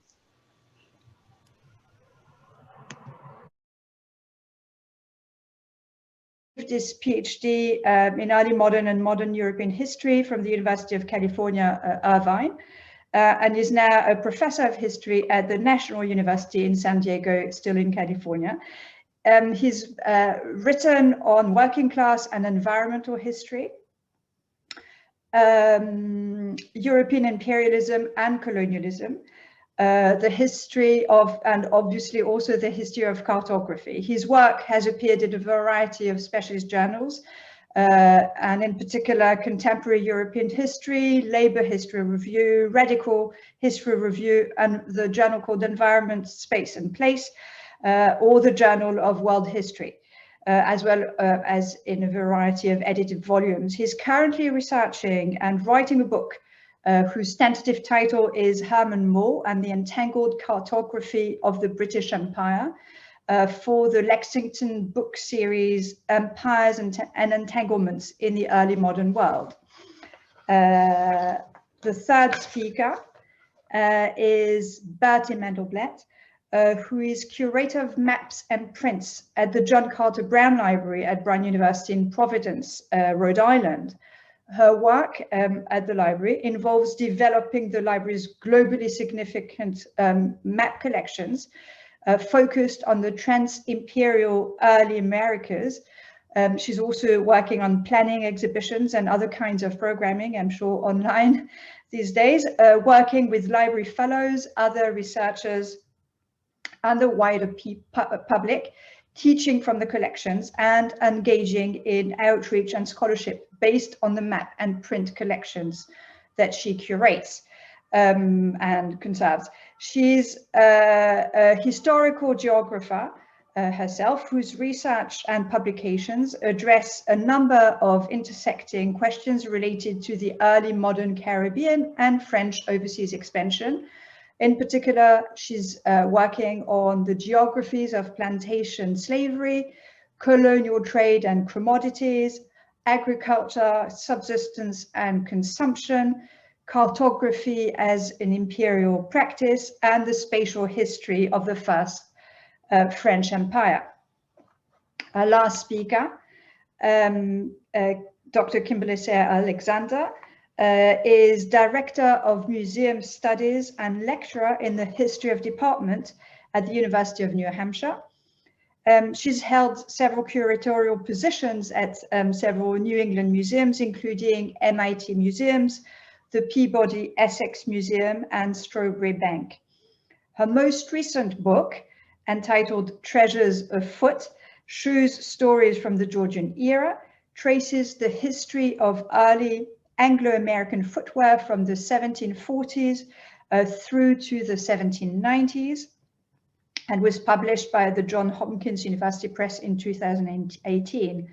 Her forthcoming book, Fashioning the New England Family, will be available very soon in spring 2021. And I should just add that she was the guest curator of Fashioning the New England Family at the Massachusetts Historical Society, an exhibition that was held between October 2018 and April 2019. So I will ask the first speaker, Manon, to turn her mic on so we can listen to her, and so I was instructed to keep people to their time. 20 minutes is what you have. Okay, thank you very much. Can you hear me? Yes, we can. And see the PowerPoint? Hopefully you can. Yes. Okay, perfect. Thank you very much. So today I'll be talking about cartographic monsters and empiricism. So in the early modern period, physical monstrosity can be divided into two subcategories. The first one comprises isolated cases of monstrosity, what we would now describe as congenital malformations, while the second one gathers together species whose members all share the same monstrous features. This young girl, suffering from an excessive amount of hair growth over her body, would appear in the first category, while these cynocephaly, people with human-like bodies and dogs' heads, would appear in the second. Both types of monsters are studied by 16th century scholars. While medical treatises tend to focus on isolated cases of monstrosity, natural history books, for instance, mention monster species. In Historia Animalium, Konrad Gessner, a Swiss naturalist, mentions, for instance, satyrs, mermaids, and other monsters that mostly emerged in classical antiquity. In the 17th century, however, these monster species disappear from studies.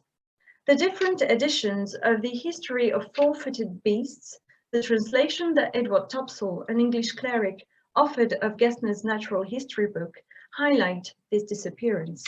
While in the 1607 edition of the translation, a gorgon can be seen on the title page, it gives way to a weasel, an animal that can actually be observed in the real world, in the 1658 version of the text. The scholarly dismissal of inherited monsters flags the adoption of empiricism, a way of investigating the natural world which relies on first-hand experiences of natural phenomena rather than on the bookish studies of past sources. Because no ocular proof can attest to their existence, inherited monsters are indeed left aside. In this presentation, I want to look at the impact of empiricism on cartographic monsters. I will show how this method is recorded in the treatment of monstrous creatures on 17th century maps by first studying how, on a map drawn in 1599, the presence of inherited monsters is made possible only because eyewitnesses can certify that they exist. Then I will study how the adoption of empiricism resulted either in the disappearance of cartographic monsters or in their being increasingly used as ornaments. So, in 1599, a Flemish engraver and cartographer, Djoeke van Netten, drew a map of the land that Walter Raleigh described in his travel narrative, The Discovery of the Large, Rich and Beautiful Empire of Guyana, which had been published 3 years before in London. Interspersed with the names of rivers and cities, bristling with mountains, representation also offers a glimpse of the creature that supposedly inhabit the area. The shores of the river Amazon thus become the homelands of a headless man whose eyes, nose and mouth are in the middle of his chest, and of a naked woman whose body is flanked by an enormous bow. Walter Raleigh and Djoeke van Netten are far from being the first to write about and represent these two creatures. They appear as early as classical antiquity, especially in the list of monstrous races drawn by Pliny the Elder in his Historia Naturalis, an unprecedented piece of writing that was extremely popular up until the beginning of the 17th century. The references to these monstrous races, commonly referred to as Blemis and Amazons, in Raleigh's narrative and the depiction on Hondius's map could be interpreted as evidence that past sources are still regarded as reliable on the eve of the 17th century. And yet, this monstrous presence is not unproblematic. For want of being actually seen, the two monsters are indeed, at the time, increasingly deemed to be mere figments of past authors' imagination. Raleigh's narrative itself echoes this doubt, as he writes, "While a nation of people whose heads appear not above their shoulders may be thought a mere fable, he was very desirous to understand the truth of those warlike women, because of some it is believed, of others not." In the face of such doubts, Raleigh feels compelled to justify the inclusion of these monsters in his narrative. To attest to their presence in Guyana, the English explorer paradoxically uses an empirical method. Thus, he invokes eyewitnesses that can provide ocular proof of the monster's existence. The fact that a race of headless humans live in the area is confirmed by a Spaniard whose words Raleigh reports, I quote, "After he knew that I had been in Guyana, the first question he asked me was whether I had seen any of the Ewe Panoma, which are those without heads, who being esteemed the most honest man of his word, told me that he had seen many of them." Here, the emphasis on the sense of sight, which is mentioned twice, and on the eyewitnesses' reliability, the Spaniard is said to be honest, shows the importance given to human senses on the eve of the 17th century. When earlier in his narrative, Walter Raleigh described the Amazons, he also argued that his sources, this time natives of the region, had first-hand experience of the warlike women, for they, I quote, had been in the river and beyond it also, that is to say, the place where the monstrous race is supposed to live. He also laid emphasis on the reliability of the witnesses, their old age and their experience. He talks about the most ancient and best travel of the people he talks to, and their social statuses, lord of people, appear to vouch indeed for their being trustworthy. The juxtaposition of these monsters and actual animals, especially animals that are endemic to the Americas also testifies to the fact that both Walter Raleigh's narrative and Jodocus Hondius's map endeavor to adopt an empirical method. A case in point is the armadillo, only visible in the New World and therefore absent from classical sources. Its presence on the map records the newfound legitimacy of the sense of sight in the context of territorial discoveries. On the map drawn in the following decades, however, the juxtaposition of the fanciful and the real no longer seems possible.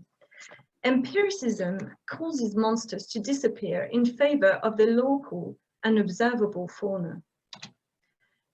Published in 1625 in Purchas's Pilgrims, Thomas Edge's map offers a striking example of this disappearance. Though it is named Greenland, the land he actually represents is in fact Spitsbergen, an isle off the coast of Norway.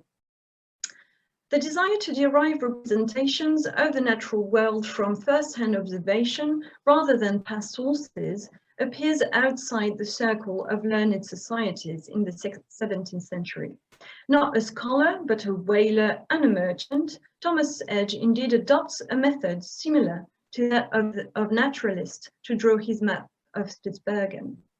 Like them, the representation he offers of the region stems from the actual observation of the specificities of the area, which he was able to explore in his many journeys there. The empirical approach Thomas Edge uses here does not aim to participate in knowledge building, but to secure funds by showing the many riches and economic potential of the North. Rooted in financial concerns, it causes the disappearance of monstrosity from an area and species that were often described as monstrous. The representation of the North as a land rife with monsters strikingly appears in the Marina, a map that Os Magnus drew in 1909.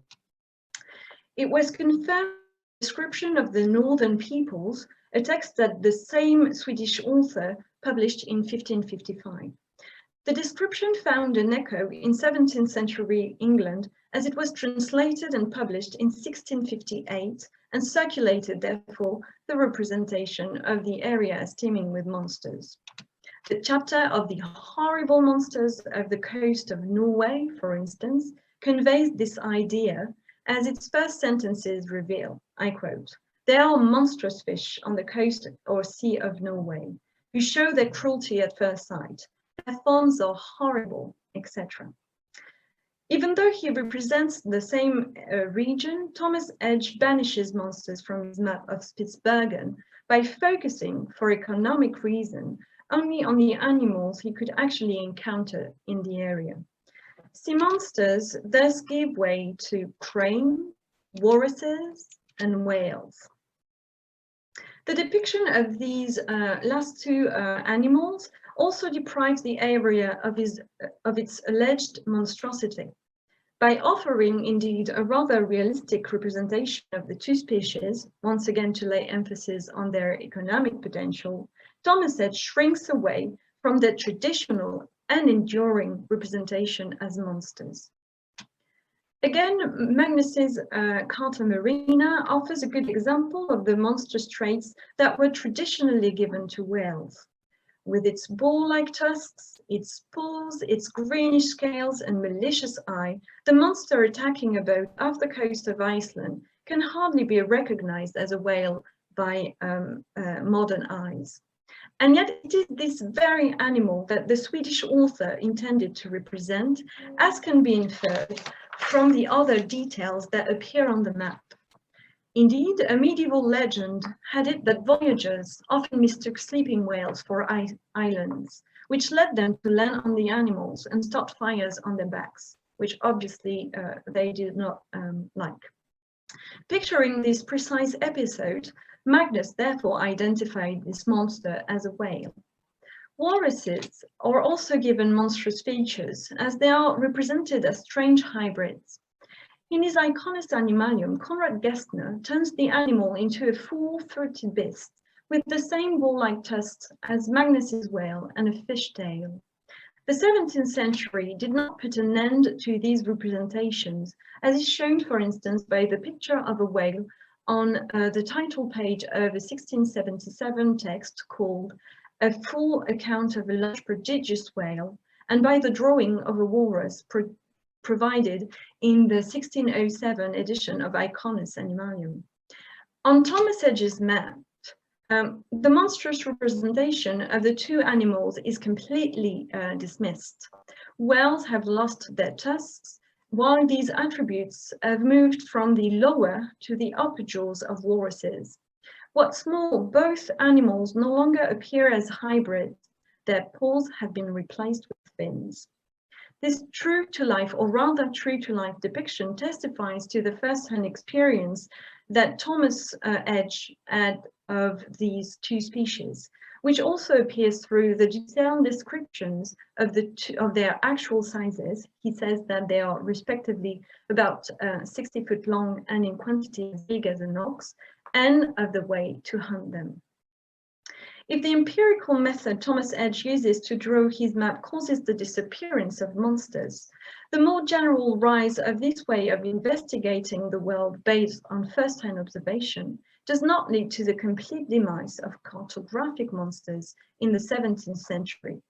Indeed, some eerie shapes still linger on maps drawn at the time.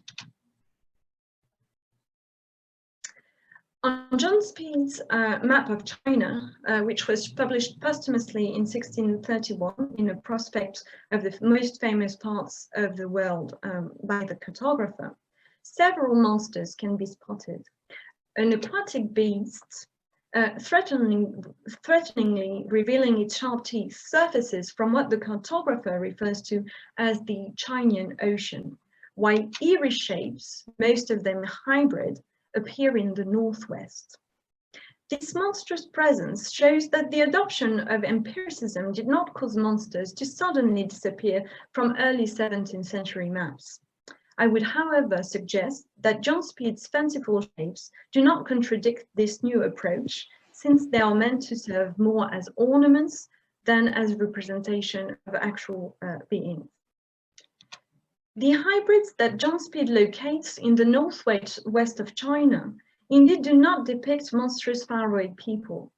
They are instead conjured up to depict the illusions that humans are said to suffer from in this region, as the description that comes with these hybrids explains. I quote, "In the desert north of Belgium, men are thought to be seduced by wonderful illusions, devilish petting." John Speed seems to have given these monsters particular care. He drew a total of 15 monstrous shapes, each displaying unique features. He also lays visual emphasis on these monsters by letting them frolic on quite a wide area. It can come as a surprise that the cartographer should give such importance to these wonderful illusions and devilish spitting, as they appear quite anecdotal when compared to the other elements that are drawn on the map, namely the cities, the Great Wall of China, and a tragic incident caused by floods. All of them are indeed both drawn and described on the map, but also mentioned in the description of the Kingdom of China, a text that comes with this cartographic representation. The floods, for instance, that are said to plague the country are mentioned twice, so once in the general description and on the map, and are drawn on the map, as we're now going to see. So the description of the Kingdom of China reads, "The largest city of the world is subject to floods," while the map explains, "In the province of Shanxi was made a round lake, here by a deluge in the year 1557. Only one boy was saved in the body of a tree, a tragic episode which is then represented on the map, as you can see on this slide." So since they are not mentioned in the description that comes with the map, why should the hybrids therefore be given the same iconographic importance as the cities, the Great Wall of China, and the floods? Why should they be so meticulously drawn as well? The visual emphasis and the particular care given to these hybrids need, I believe, to be understood as ways for the cartographer to please his audience.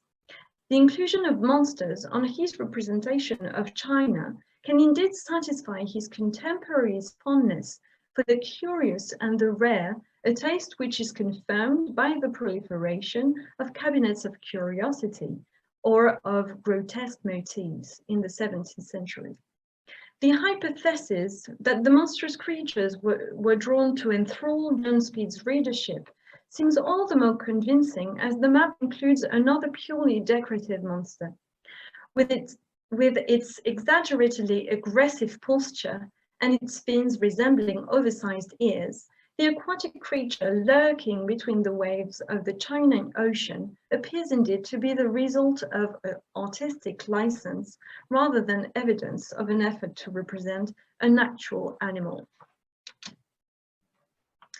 Drawn in the last decade of the 16th century, this map entitled Nova Francia foreshadows the fate of cartographic monsters in a period when empiricism prevailed over other methods of investigation of the natural world. On this map, indeed, the monstrous traits usually given to whales disappear in favor of a rather realistic drawing of the animal, and monsters appear to be conjured up only to serve as ornaments. The 17th century certainly is not the first period to witness the dismissal of monsters and their use as decorations, but these, I believe, become the only two possible fates for monstrous creature in the 17th century. Whereas past maps, still conjured up monsters to represent what were regarded as actual beings, this becomes indeed impossible in an age of empiricism. Thank you.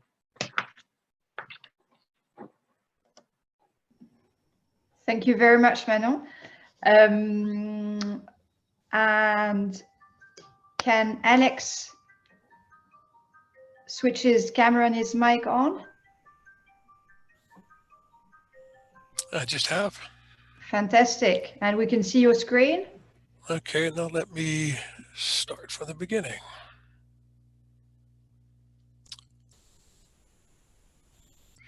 Well, good morning or good afternoon, whatever the case may be, where you are. Herman Moll was the most renowned cartographer in early 18th century Britain, and his large double-sheet atlas, The World Described, first published in 1709 and expanded during his lifetime and even after his death, was the most important folio atlas of its day.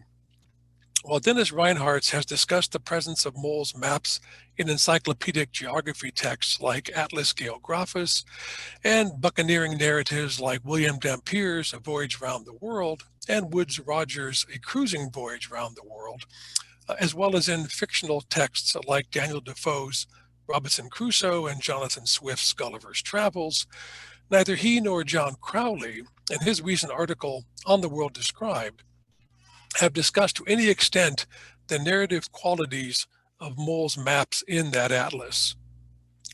Moll's extra-geographic notations and comments, along with the images, insets, and views that he put on his maps, imparted a framework for reading his maps, which are clearly entangled with the scientific, artistic, political, military, and economic concerns of the British upper classes.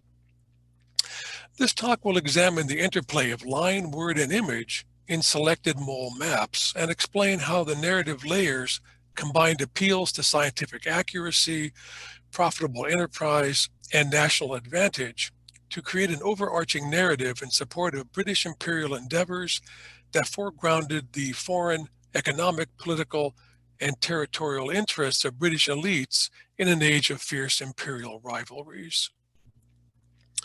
The 1709 and 1720 editions of Moll's atlas opened with this map, a double hemisphere world map. Its overall appearance would be familiar to readers since the base map Moll used was one he engraved for Dampier's 1697 book, A Voyage Round the World, which went through several editions in the late 17th and early 18th centuries. Dampier's first circumnavigating voyage remained on this map, linking it and his subsequent voyages to a public narrative of English daring-do, economic ambition, and the plunder of enemy empires before, during, and after the War of the Spanish Succession. The map was packed with visual and textual information. The presence of so many circular images conveyed an impression of geometric precision to the map viewer. Within the circular frame around the two central hemispheres, Mole noted latitudes and the various climactic zones associated with them.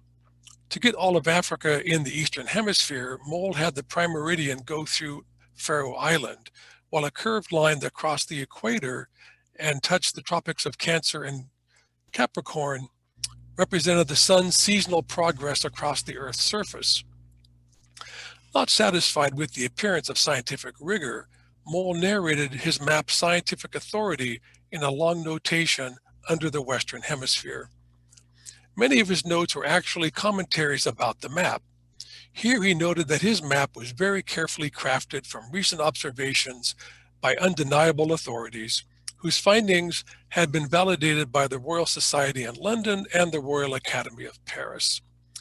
This scientific approbation he contrasted with the less accurate world map of Nicolas Sanson, the deceased royal cartographer of France, whose much admired maps the French Royal Academy concluded were sometimes off by 2 to 7 degrees in terms of latitude and longitude.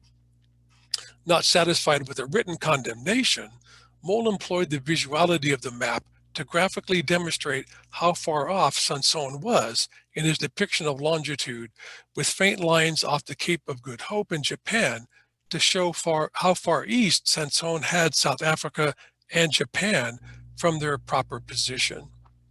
Text and line reinforced the point that Mole's maps were technically superior and worth purchasing. Public and personal narratives converged, but Mole was not done.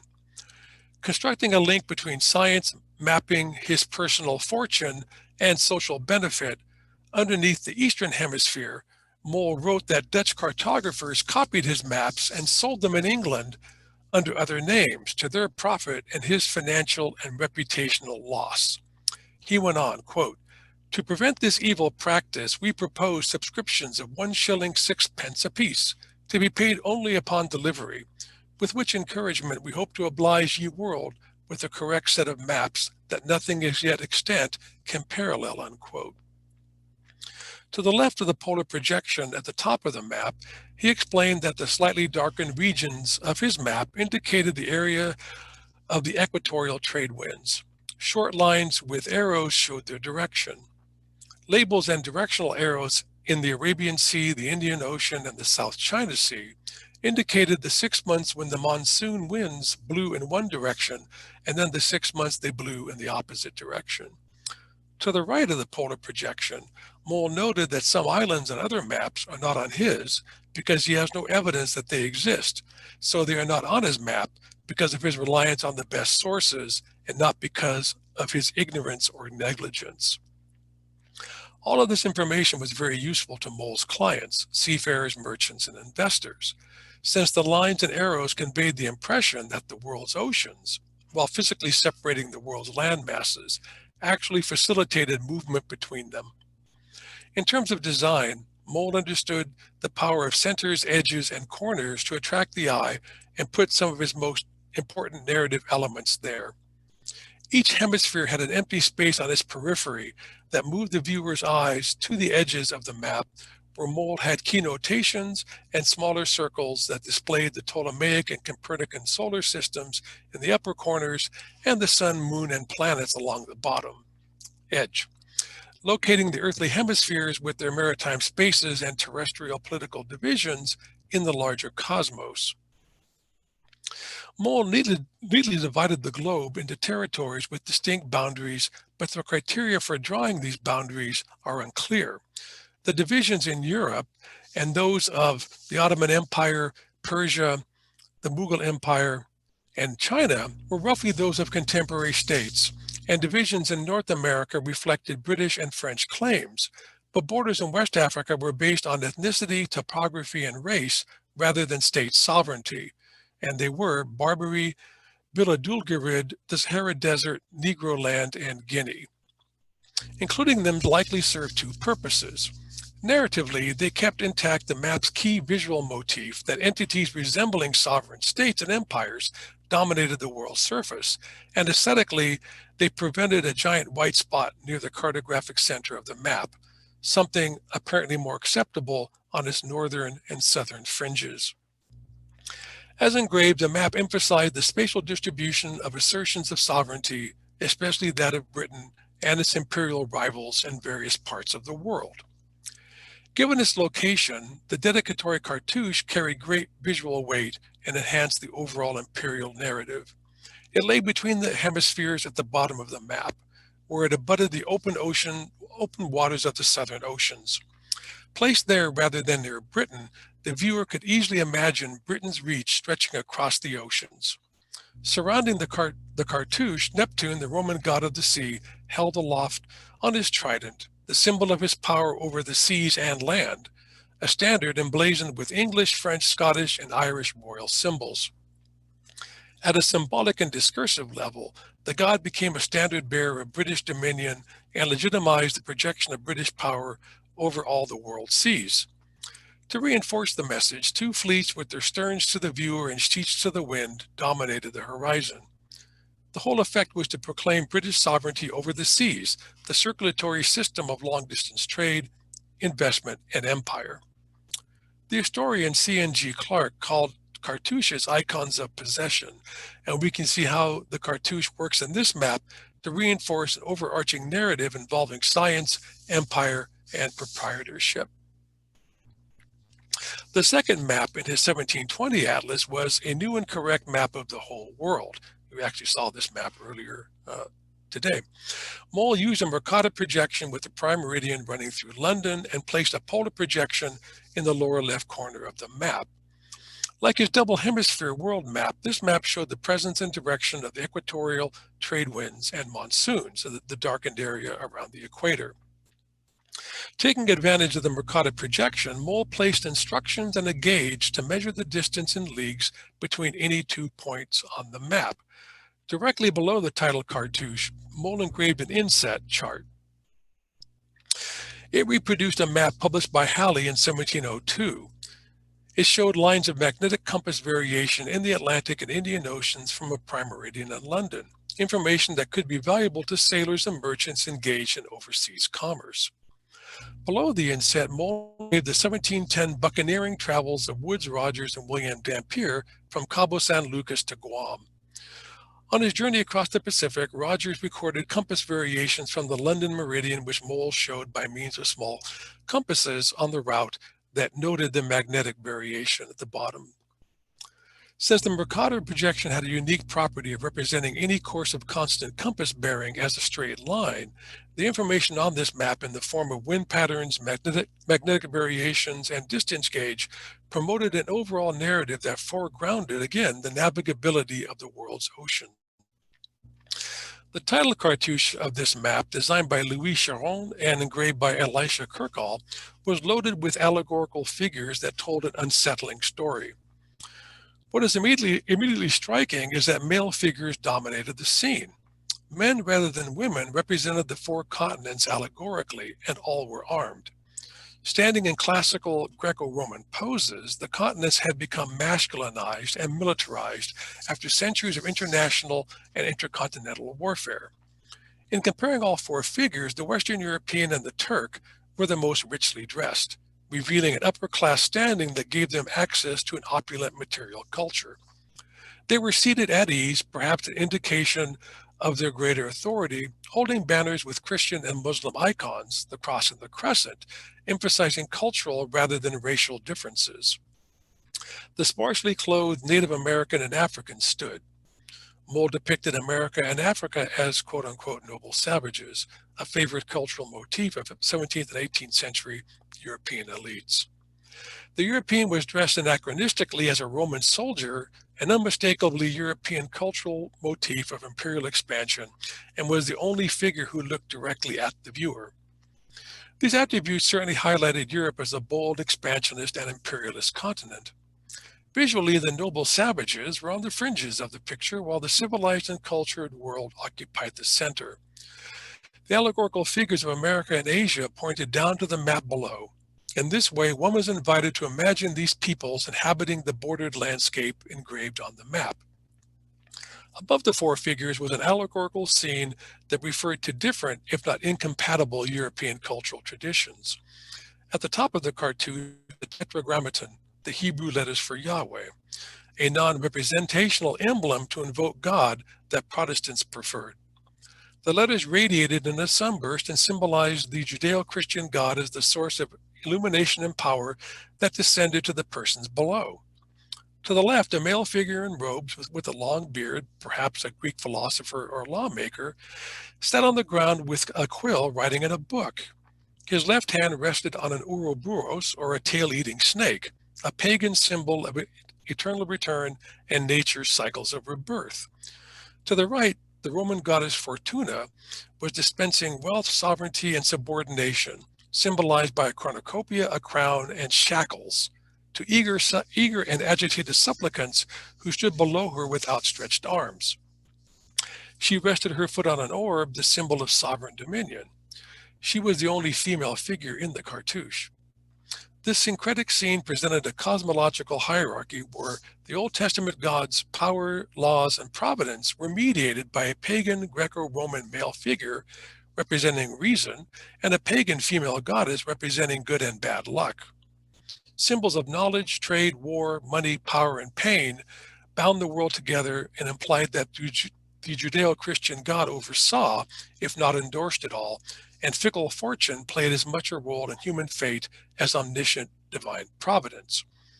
Or perhaps Sharon was providing a visual allegory of Leibniz's belief in his 1710 book, Theodicee, that a benevolent Judeo-Christian God oversaw the contingent nature of history by exercising providential care, choosing the best outcomes among contingencies created by people or nature, what would be called the best of all possible worlds, and one in which an expansive Britain would find its rightful place. The fifth map in Moll's 1720 atlas was a map of the East Indies, whose dedicatory cartouche bluntly announced that the map laid out which settlements, factories, and territories belonged to which European powers. Talk about an icon of possession. Moll dedicated the map to the directors of the British East India Company, a company state that was slowly accumulating a commercial and territorial empire in South Asia. On the right edge of the map, the cartouche called the reader's attention to notations not extant in any other map. Beyond the beautifully engraved landforms, one's eye is captured by the vast oceanic spaces and the notations in them, as well as by the strikingly large inset views along the left edge of the map. The insets depicted 5 major entrepôts in India and the Malay archipelago. From top to bottom, they were Bantam, Goa, Surat, Madras, and Batavia. Their dominant features were fortifications to assert political control and to safeguard commerce and property, and 2, ready access to the sea as the ships offshore made clear. Occupying nearly 1/4 of the map's surface, they emphasized political and economic order and protection in the far reaches of empire. Crowley claims that this map is strictly commercial, but like his not very persuasive conceit of dividing Moll's atlas into geoeconomic and geopolitical halves, this map is clearly geoeconomic and geopolitical. It highlighted the territorial claims and rivalries of European states and chartered companies, as well as economic opportunities in the East Indies. Moll identified around 50 European enclaves peppering India's shoreline from the Indus to the Ganges, 9 more in the Ganges Delta, and 3 further inland. The majority were Dutch, around 30, and British, around 20. To avoid cluttering the map, I'm only showing the British ones here. The Dutch had dozens of factories in the Malay archipelago, while the British had 3. So beyond showing the extent of British factories, it was also a map that pinpointed areas for future colonial growth that could involve displacing imperial rivals or cutting deals with indigenous rulers. Well, how would one know where to go? Well, Moll pinpointed the specific locations of valuable resources and commodities like pepper, diamonds, pearls, cinnamon, calico, and nutmeg, mace, ginger, cloves, cinnamon, and gold. His longer notations listed resources and commodities like gold, diamonds, aloe, wax, gum, and frankincense for the whole island of Borneo and other islands as well. To take another example, to the west of Sumatra, Moll wrote, quote, "Sumatra, one of the greatest islands in the world, is very populous and has the necessaries for life. Their mountains are high, covered with trees, and have mines of gold, silver, copper, tin, iron, and sulfur. They have sugar, ginger, pepper, with which they load many vessels every year," unquote. This map contained many more such notes, but you get the point. Opportunities for commercial and territorial expansion abounded. In conclusion, Moll organized the interplay of line, text, and image, that is, the interplay between the graphic elements, graticule, projection, geography, pictorial elements, views, and title cartouches, and textual elements, names, notations, and legends, to create a cartographic narrative that, with its appeal to scientific accuracy, profitable enterprise, and national advantage, foregrounded and supported the foreign economic, political, and territorial interests of an aggrandizing British state and its mercantile capitalist elites in an age of fierce imperial rivalries. In terms of design, Moll constructed maps that maximize the visual and discursive power of edges, centers, and corners, and put most of his important narrative elements there. Thank you. Thank you very much, Agnès. Can I ask Bertie to switch her camera and mic on? I saw you arrive, so I know you're here. There you go. Great. Are you sharing? No, I'm going to give the introduction and then I'll share the screen. Okay. That's fine. That's fine. Don't worry. Okay. Just go. Okay, great. Well, thank you very much. So in 2017, using and named after a theoretical model developed by cultural anthropologist Arjun Appadurai, Martin Bruckner published an influential work in historical cartography, arguing for the centrality of the social lives of maps. Put simply, with this expression, the social lives of maps, Bruckner is referring to the social worlds in which maps were produced, exchanged, and read from the 16th century forward. In the 18th century and in the early Republic of the United States of America, specifically, Bruckner argues, the increasingly commercial aspects of maps embedded them in layers of social relationships that must be studied and understood if we wish to understand the true value of maps. According to this analysis, considering how these social relationships establish maps' meaning is a more effective route to understanding not only how maps made claims about space, but also the nature of the spatial claims themselves. Increasingly large, but far from universal audiences actively constructed, acquired, exchanged, and read maps as new professions of land surveyors, engineers, urban planners, city and state officials, architects, map engravers, map printers, and map sellers emerged and grew. An essential corollary to these modes of active engagement with the production of maps is the way in which maps also disenfranchised certain social groups, erasing as well as inscribing ethnic communities, to cite Bruckner. This binary should be familiar to most scholars interested in maps. In important ways, Bruckner's work extends and amplifies the vital historical cartographical scholarship of J.B. Harley and David Woodward that created the field of critical historical cartography as it exists today, and that so many of us rely on. The subject of Bruckner's analysis is the production and exchange of maps in the century that spanned the shift between 1750 and 1860 from colony to republic for some of the British territories on mainland North America. In this conference presentation, I will focus on a map quite recently purchased by the John Carter Brown Library, where I am the curator of maps and not digitized for that reason, that falls within these geographic and chronological boundaries, but is not included in Bruckner's study. So,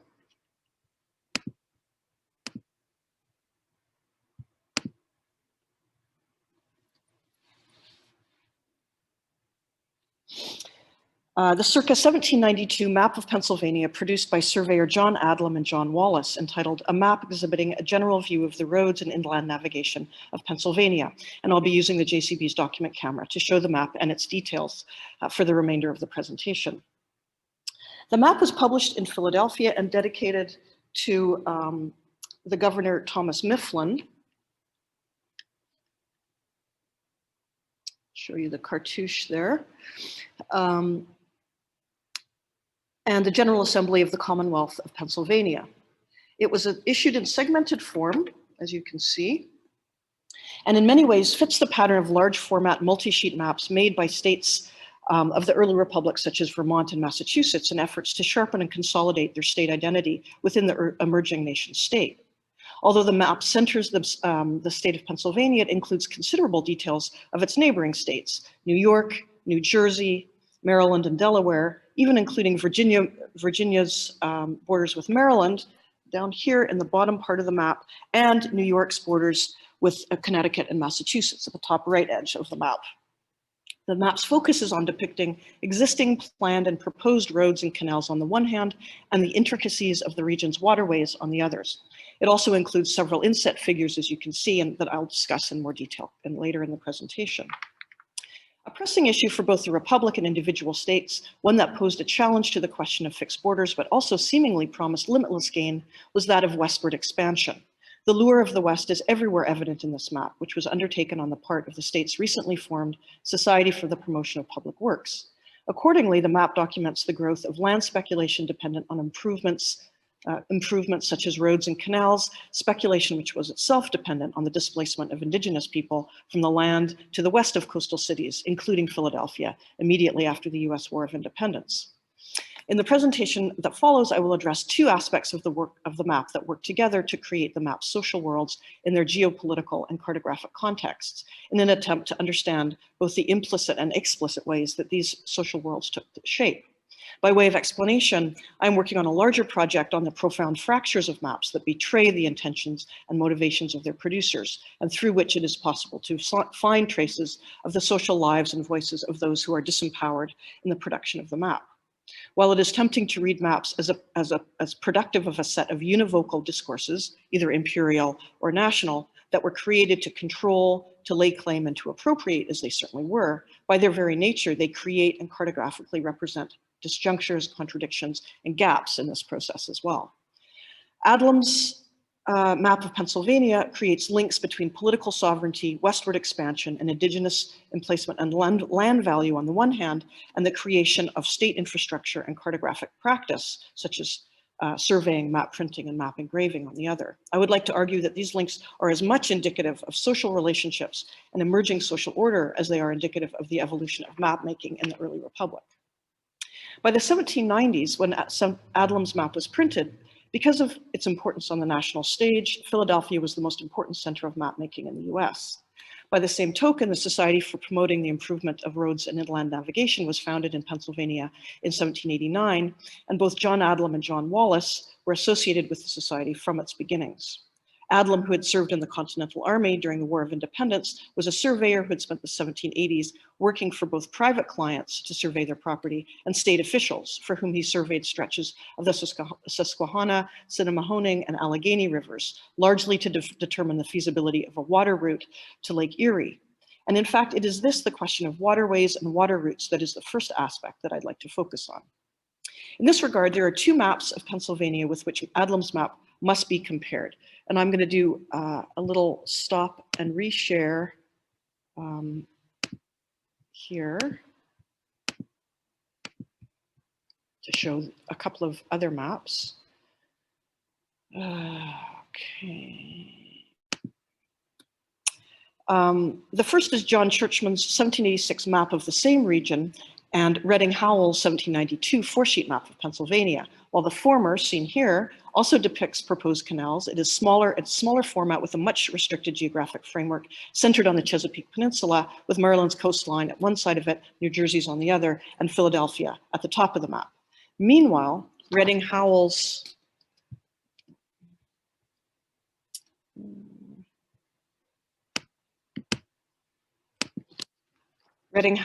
1792 four-sheet map of Pennsylvania, which was being produced concurrently to Adlam's, is a classic large format four-sheet map that is far more conventional in style and intention. It is smaller scale, much busier than Adlam's, and includes substantially more detail related to topography and administrative boundaries of differing sorts. Adlam's map, by contrast, is distinct. Let me just go back to Adlam's map, by contrast, is distinguished by the singular unity of its focus. It is almost entirely concerned with the network of existing roads, canals, and waterways extending far inland or westward from the Chesapeake and Atlantic coastlines, and providing a tremendous level of detail concerning the tributaries that feed the major river systems.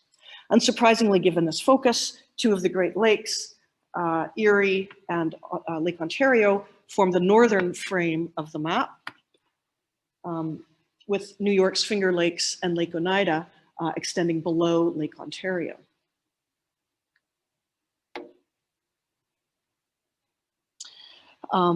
Also, the river system, and the focus of the map is the river system that connects these lakes to the Atlantic Ocean, provides really the main focus of the map, more than any state boundary. Essentially, the overarching intent of the map is to depict in detail the potential of these river systems to provide transport possibilities to merchants and farmers located not only in Western Pennsylvania, but also in Western Maryland, Northwestern Virginia, in this part of the map,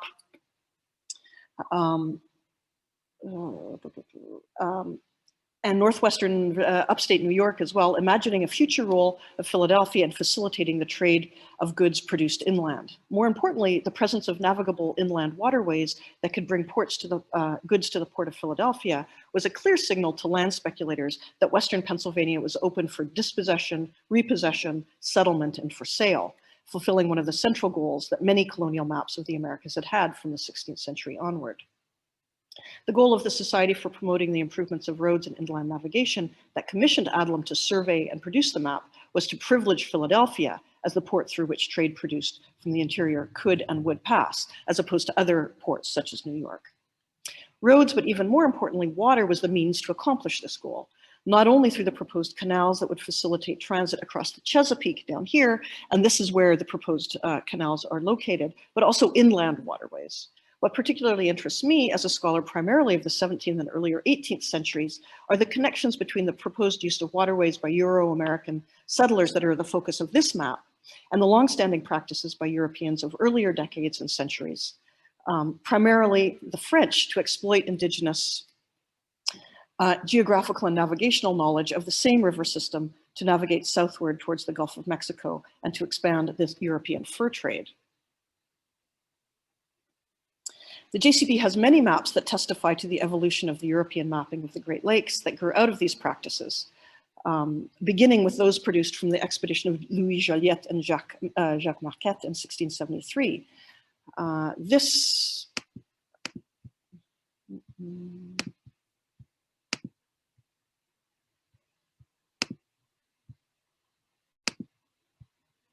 This extraordinary and idiosyncratic manuscript map of the Great Lakes, for example, was one of several produced when Louis Joliet's canoe overturned within eyesight of Montreal in 1674 as he returned from this expedition.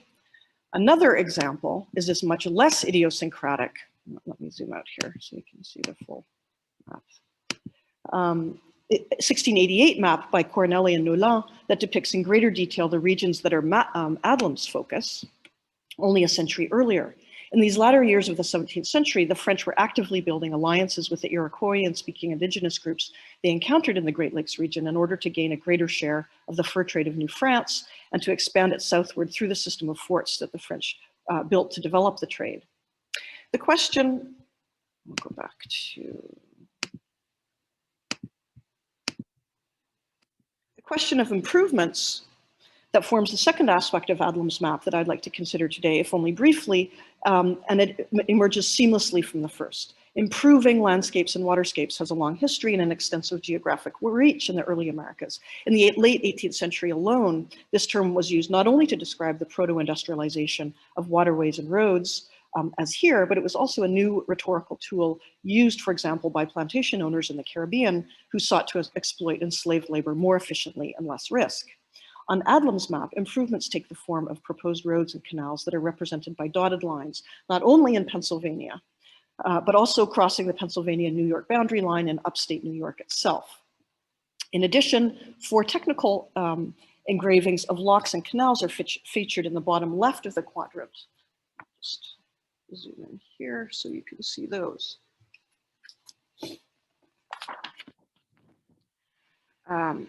In one series of 3 illustrations, 2 of the engravings show, there we go, Two of the engravings show canal boats placed in a lock, empty and full of water respectively, and the third is a bird's eye view of the boat in the lock. The fourth engraving illustrates a canal with two locks, and the ensemble of illustrations is accompanied by textual descriptions that describe the functioning of locks in canals. The map is an early indication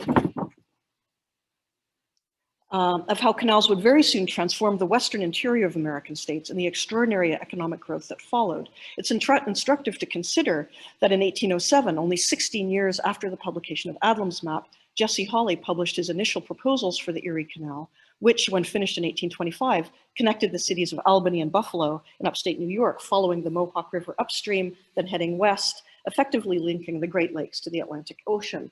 And in fact, Adlam's map includes a proposed, try and show you, a proposed road from Albany that in fact follows the route that the Erie Canal would take a couple of decades in the future.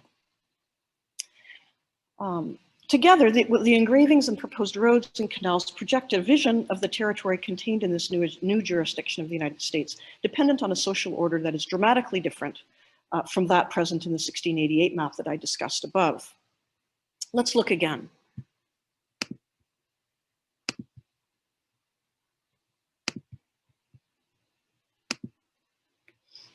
I'm going to zoom in here just to show you the same lake region.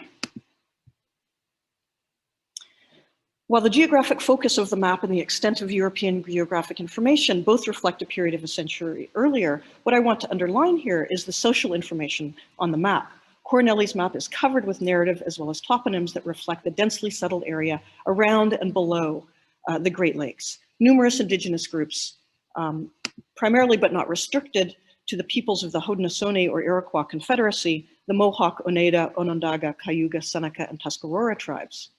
The mapmaker is interested in cartographically depicting the extent to which Iroquoian language are spoken in the region and differentiating the groups that speak it. He did this not because he was a linguist or particularly interested in language, but because at the end of the 17th century, for maps of this region, geography, geographic knowledge, cartography, and social order were not treated as mutually exclusive. In Adlam's map, by contrast,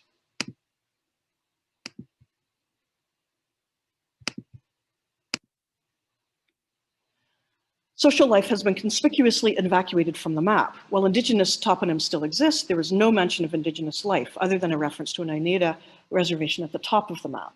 There are inevitably, however, minor traces of the history of intense European indigenous interactions that preceded him and the ways in which European and Euro-American geographic knowledge of the region was rooted in indigenous spatial knowledge and in navigational practices. There are two mentions of portages. I'm not going to focus in, it's just a little complicated, but there are two mentions of portages, and they're one such example. Portage was and is the practice of carrying canoes between two bodies of navigable water. Where and how to portage is one of the principal lessons the French learned from indigenous fur traders in the Great Lakes region, where mobility was structured through waterways, not all of which was contiguous. Adlam includes a 9.5 mile portage between Lake Erie and Chautauqua Lake in the upper left, and another portage north of the Mohawk River, just east of the Canada River. So how does Adlam cartographically depict the social worlds of these regions, and which social worlds are they? He certainly includes reference to Euro-American settlement in the area of the Chesapeake, along the Atlantic coastline and all into the interior. Settlements are indicated using well-established cartographic conventions, but I would argue that the true social world of Adlam's map resides in the groups of presumed map readers to whom this map was addressed. And here Bruckner's ideas about social life are of particular use. The social life of the map is not only that which is captured through cartographic representation. The social life is also made up of the intended body of map readers. In this vein, the social life of Adlam's map is made up primarily of the members of the Society for Promoting the Improvement of Roads and Inland Navigation, who commissioned the map, the governor of Pennsylvania, to whom the map is addressed, as well as a host of land speculators and surveyors who sought a tool that would enable them to visualize Western Pennsylvania as open, empty, and available for development and sale, as well as the architects, engineers, and officials who sought to improve it. In conclusion, Adlam's map is extraordinary for the bridge it creates between two older imperial mapping conventions and what was to come later in the nation state of the United States.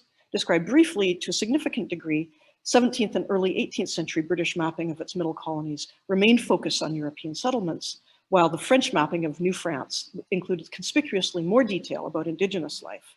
Crucially, in both traditions, the geography of the region itself, as it appeared in its cartographic representation, was tightly bound to social life.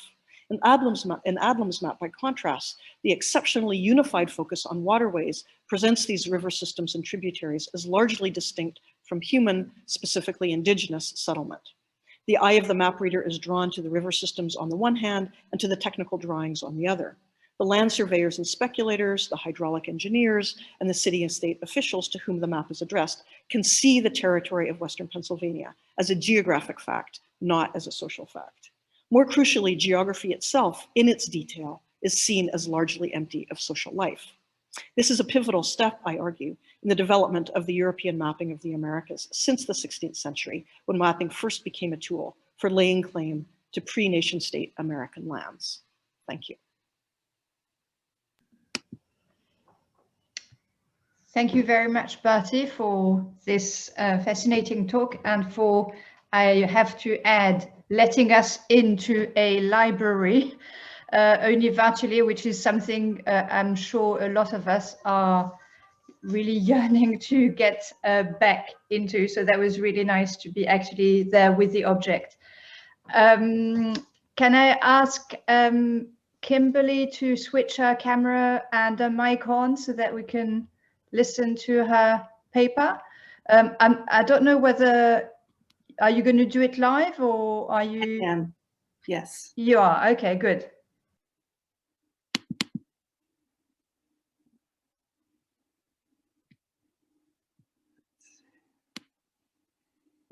Can you see my slides? Yes. Yes. Thank you very much. Silk Roads, mapping post-revolutionary Boston at Mrs. Rowson's Young Ladies Academy. The success of the American War of Independence brought new challenges for Americans who were tasked with forming a new nation while also contemplating their new identity. Both required reimagining who they were and locating their place in the world. Books, schools, and curricula that situated questions of geographical imagination at the center of this project were instrumental in transforming the idea of America from a colonial to a national and ultimately to a global concern.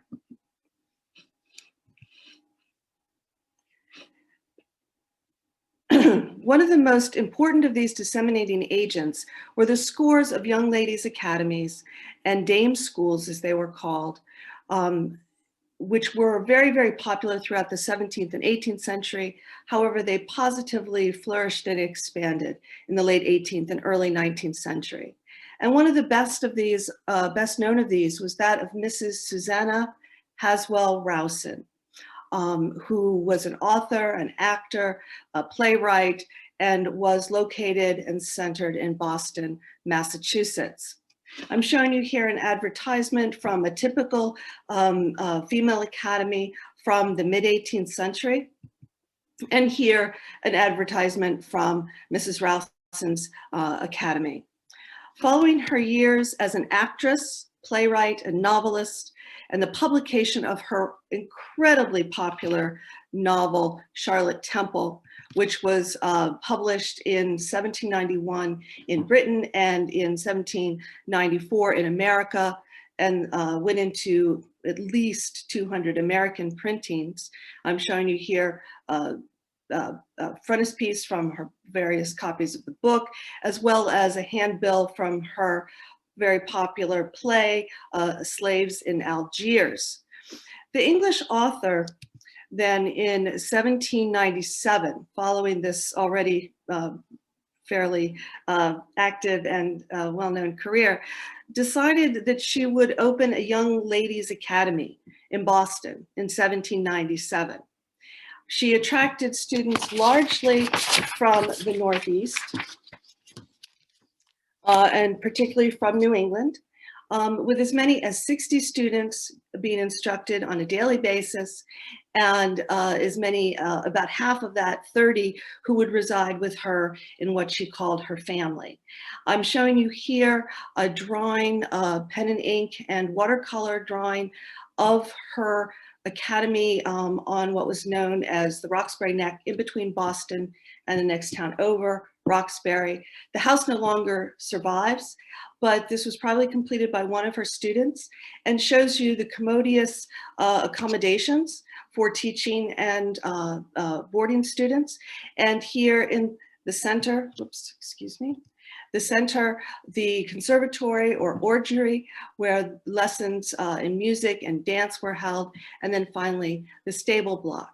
So we have some sense of where her work was carried out, at least for part of her time as an instructor. Her school, in fact, went from 1797 until 1822, when it was handed on to relatives.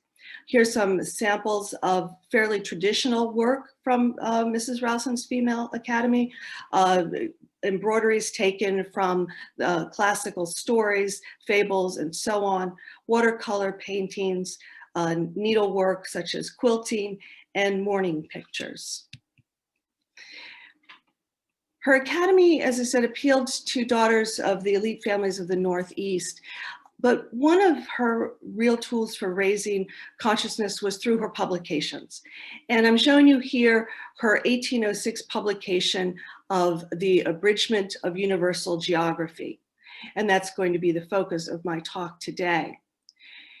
Well, young women in dame schools trained in what Americans considered essential skills for polished young women: music, art, needlework, and mathematics. There also was a huge focus on geography in Mrs. Rowson's school. Central to her curriculum and supported through her publications was a reimagined geography that situated Americans as citizens of the world. So to support her curriculum, she first published this book. Later, she would go on to publish A Youth's First Step in Geography in 1811. Both books included written lesson plans at the end of her book for students to use. And she notes in her preface that among the lessons that she developed, tasked her pupils to master geographic concepts through a variety of different means. And I quote, "Leading my young travelers around the globe, I collected works from offices whose work I was most particularly acquainted: Guthrie, Walker, and Morse. Everything which I thought would engage attention or awaken curiosity, writing at times short exercises that the pupils would commit to memory. But this took up more time than could be well spared from other pursuits, and what was worse, from the heedlessness natural to youth, were frequently incorrect. In the course of 7 years in which I've been engaged in this employment, I've been asked, why then do you not print your exercises? And her publications, of course, were the answer. Rowson's curriculum in geography were part of a larger national project to reorient Americans' geographic information. As Americans left behind their colonial status and emerged as they were often called the new people on the world stage, they set about reinventing themselves. If you think of the efforts of a Noah Webster to construct a national language, or Amelia Simmons to construct an American cookery, or Asher Benjamin in 1797 writing the first pattern book for American architects and builders, so too geographic learning became part of this ability and interest in reinvention. And I'm showing you here a painting of Jedediah Morse. Morse's success was considerable, and he is one of the sources that Mrs. Rowson, in fact, references as one of her guides. He was instrumental in introducing a national geography And reports from the East aided in this project of national self-fashioning by offering significant points of comparison. Morse's most popular and influential book, Geography Made Easy, aimed at shaping the minds of young readers and, I quote, calculated particularly for the use and improvement of schools in the United States of America. And he used sweeping generalizations that shored up a sharply nationalist self-image. What did all of this have to do with the female academies? Well, the idea of young women creating maps, globes, and other topographical and cartographic exercises in their schoolwork started to really flourish in the United States. There'd already been an interest in that for some years in Great Britain, but after the American Revolution, you see it burgeoning at a pretty astonishing rate when you look at the output of the schools. I'm going to turn to, and here I'm showing you just a few examples of student work. These are actually embroidered maps, one by Polly Platt, here one by Laren Dreimeyer, another embroidered map, all coming from this same time period from the late 18th and early 19th century. Here, a different sort of map that we find frequently that is watercolor and hand-drawn, and then subsequently used as a schoolroom instruction tool. And some of my personal favorites, the embroidered globes. The one that that is on the right is in the Norman Leventhal collection, map collection in Boston. These embroidered globes have so far only been found in a Quaker boarding school, the Westtown School. But they're fascinating because they, in one exercise, show the use of mathematical geography, astronomy, use of globes, and needlework all in one package. And even here, if you look down to the second paragraph, this is an ad for, again, for Mrs. Rowson's Academy, which she had published in the newspapers up and down the Eastern Seaboard. If you notice the second paragraph, she writes, tuition in reading, writing, arithmetic, English, grammar, geography, and use of globes. So this was considered part of the curriculum for her, and this is 1802. Now, I'm going to turn to sort of the reason that I started looking at mapping samplers.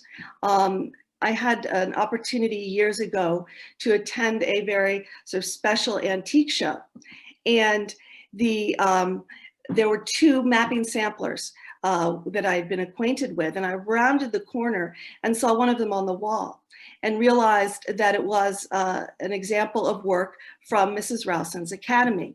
And I'm showing you here a detail. The lighter inset version is what the map looks like with my highlighting it. The image behind is actually how it appears. The two mapping samplers, the one I'm showing you by Lydia Withington from 1799, and one that we'll look at shortly by Sally Dodge from 1800, are virtually identical. And I walked into this antique show, saw the second map, and was fascinated by both what they represented and the depth of geographic detail that was included in these maps. Both of the maps are in very, very fragile condition. They're quite delicate. You can see patches in both of the maps here of shredded split silk, of losses to the background support. Both have been glued with some sort of adhesive, inappropriate adhesive to a backing, which is further damaging the actual artifact. And exposure to light has not been kind, as you can see here, so that these original silk threads have faded considerably. But what is interesting is this interest in geographical accuracy. Now, I looked at dozens of maps because generally in the work of schoolgirl art is based on some sort of print source. And it seems fairly certain to me that it was based on a map created by Joseph Frederick Wallet de Bar for his Atlantic Neptune, which was published in 1777. Although some of the maps apparently were available in charts beforehand, including this one, which shows Boston Harbor, and you can see Boston here, and the Harbor Islands. This would have been used perfectly timed for attacks on Boston during the American Revolution, which may make it seem a bit odd to have it in Mrs. Rowson's classroom. And yet her father, I should let you know, was a British military, a British naval officer stationed in Boston, became a custom house official, not popular in Boston during the Revolution. But he may well have had access to this map. And my evidence also suggests that students frequently redrew existing materials, whether they were paintings, engravings, maps, charts, and so on. And so here you can see on the left, we have Lydia Withington's map. This is Boston and Charlestown. And here you see DeBar's map, Boston, Charlestown. You have Noddle's Island, Hog Island, Bird Island, Spectacle Island, Long Island, Castle Island are all named on the student's map, but those were not of the same importance for the actual survey chart by de Bar, but again indicate that there was a common source which was then redrafted for the students' exercises. In both of these works, and I'm showing you now a detail from Sally Dodge, the second mapping sampler on the left from 1800, they both share this conventional eagle motif, the majestic eagle. I would normally, I guess I would call it a cartouche. I don't know if that's, some of you will know better if you would consider it a cartouche if it's embroidered. But at any rate, they both share the majestic federal eagle. The vantage point in both maps is identical, as are the spellings that are used to identify land masses and the harbor. But what may not be so immediately apparent is that the subject matter of these maps in young ladies' education has shifted dramatically from the colonial period. Rowson has a clear pedagogy for imparting her knowledge to her pupils. And it appears the parents, who were footing steep bills for tuition, I might add, found that shift from an inward-oriented religious and family samplers to those that looked out in the larger world. They were quite comfortable with that, because this was now considered to be a proper area of education for young women. This is a significant moment in post-revolutionary America and women's lives, part of what is termed Republican motherhood, which is the bigger part of this talk, but will not fit into the scope of today's presentation. The attempt at geographical accuracy was strong and quite different from these earlier types of classical, biblical, and familial pieces.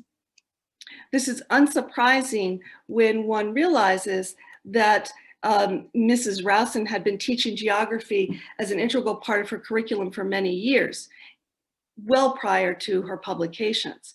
Indeed, 2 years after these mapping samplers are produced in 1799 and 1800, there's an article in the Boston Weekly magazine from 1802, which gave an account of an exhibition held at Mrs. Rowson's school, which notes that the pupils assembled in Franklin Hall, which was decorated with a number of very beautiful specimens of embroidery, paintings, and drawings in watercolors and maps, etc. Now, although we do not know whether that reference in the quote was to drawings or embroideries or perhaps both, it certainly underscores that geography was an ongoing part of Rowson's curriculum. This is also a pivotal development in the national identity, as I've mentioned. As Professor Dane Morrison, author of True Yankees, notes, this launched a buoyant celebration of American character, reimagining themselves as citizens of the world and exporting what they believed to be the values of their revolution, as they inserted themselves into these long-standing global trading networks. An understanding of one's immediate world as well as a wider worldview were part of this burgeoning process. Not only were these geographic and cartographic markers key, so too they further reinforce the importance of education in the early republic. To take just one small example, Myra Montgomery, who was a student at Mrs. Rowson's Academy in Boston and was from New Hampshire, wrote the following in a letter to her sister, following a rash of likely arsons that had been occurring in local schools. I quote, "If this incendiary spree continues to manifest itself towards our literary institutions, the rising generation must grow up in Gothic ignorance." While the education, end quote, while the education of the rising generation is a common theme in the early republic, the candor with which Myra voices her opinion is one that's rarely heard at this time, particularly for an unmarried woman just barely 20 years old.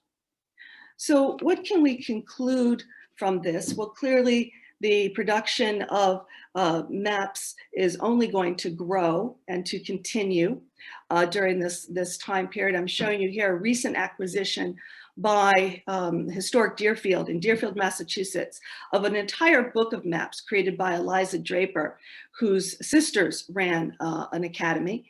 And you can see here the detail and the calligraphy that she's included in her state-by-state map book. So the legacy of Mrs. Rowson to her pupils of the rising generation, the teachers who trained with her and went on to teach, her pedagogy was reinforced and continued. Not only among the so-called future mothers, the Republican motherhood who attended her academy, but also women such as Mary Williams, who went on to become a teacher in Roxbury, in Massachusetts, for most of the 19th century, and was involved in public education, the education of women and men, males and females, both, for the better part of the century. Her publications, including her work in geography, was of use not only in the Young Ladies Academies, but for public education as well.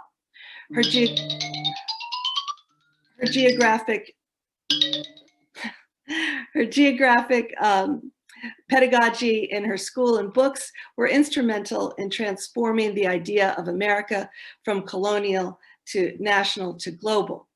And I also would just suggest that Rowson's name should stand along with Morse, Guthrie, and Parrish as a generator for change, which challenged Americans to reimagine themselves as citizens in the world. Thank you.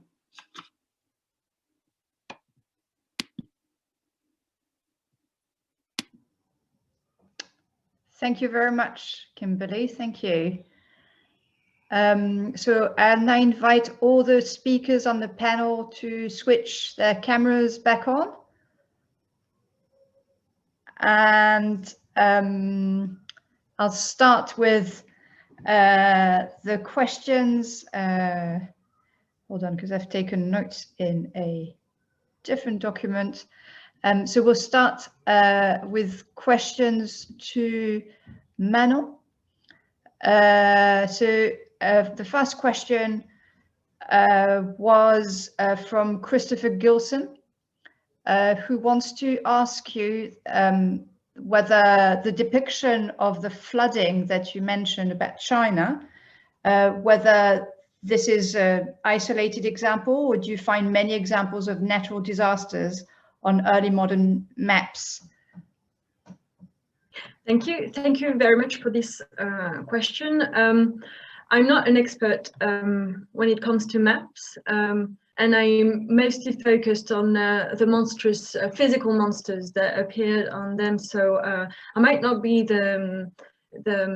well, maybe some other panelists can have more insights about this particular question.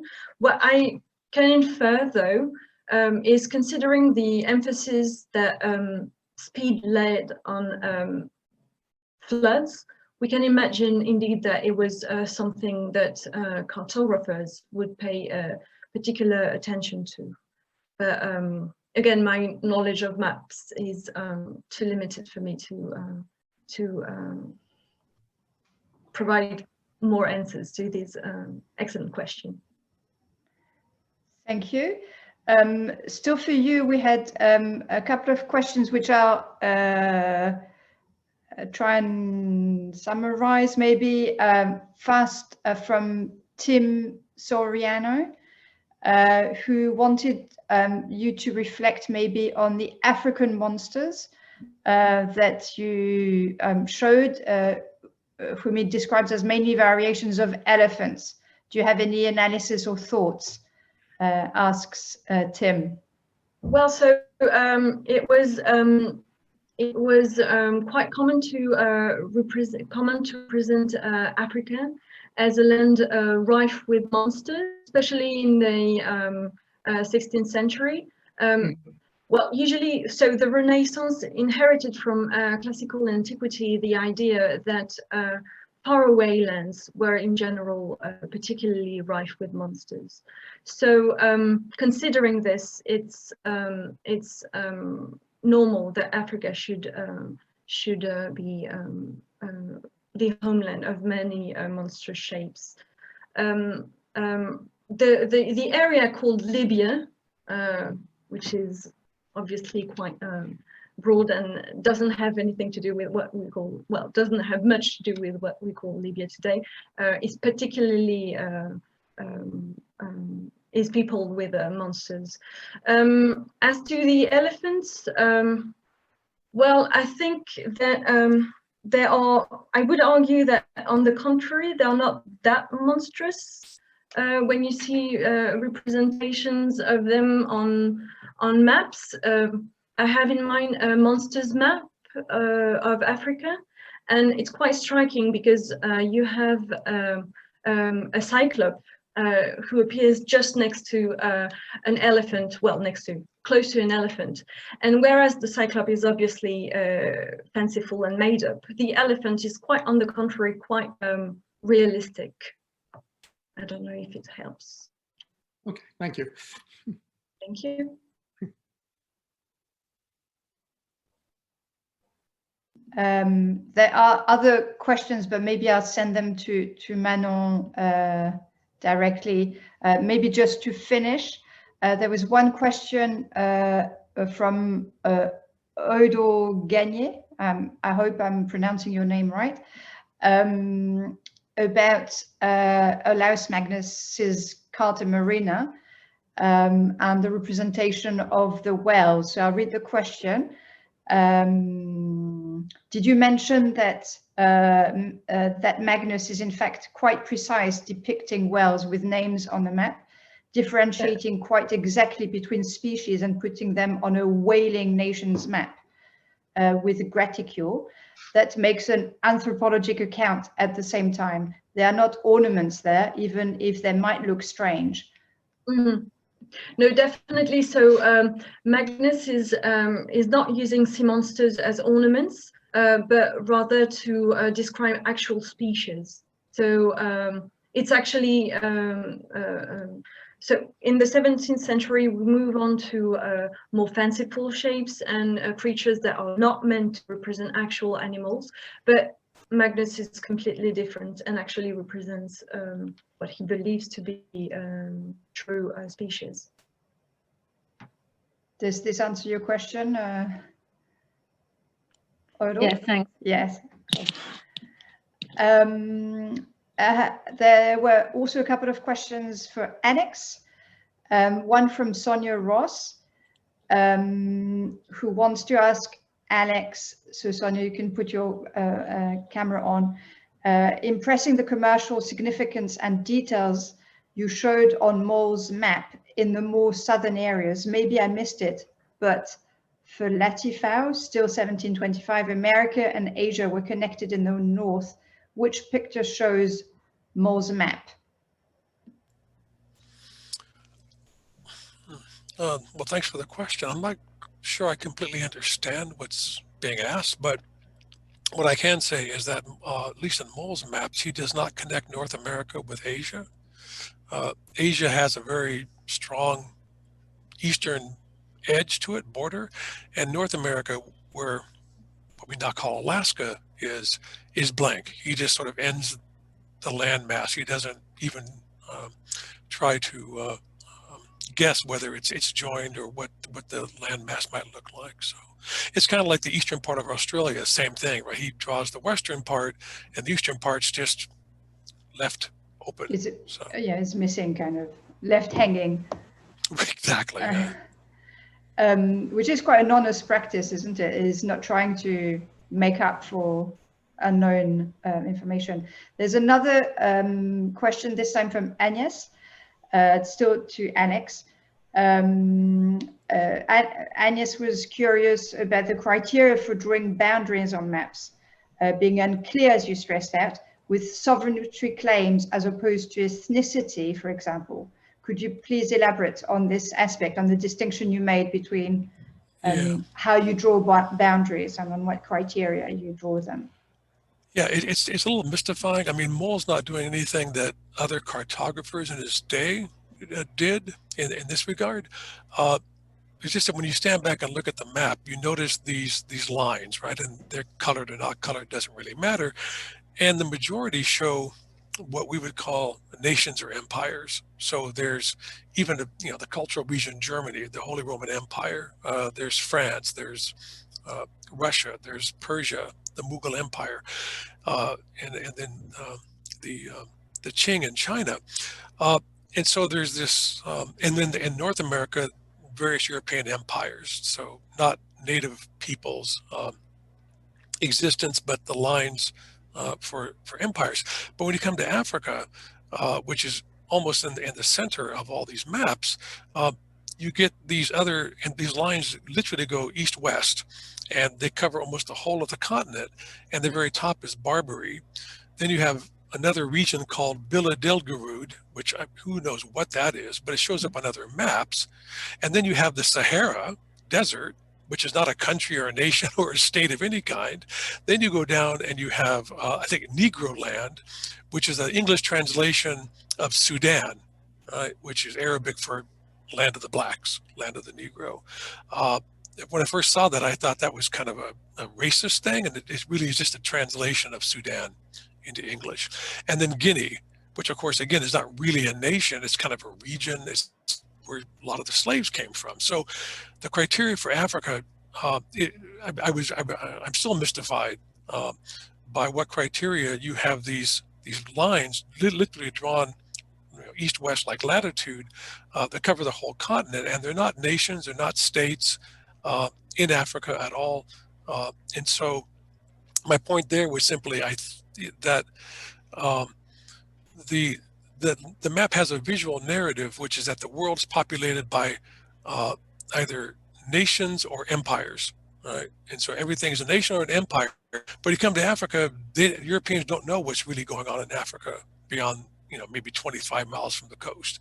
And so what they've done, and again, Moll's not unique in this, is just sort of invent these lines that at least give the impression overall that the world's divided up into these kinds of entities that look political, but when you start looking at the labels, again, Sahara is not a state, but yet it's sort of in there in the middle. So in a way, it's sort of almost fooling the map viewer, at least superficially. You look at it and you go, wow, all these lines, it must be a lot of sovereignty distributed across the world.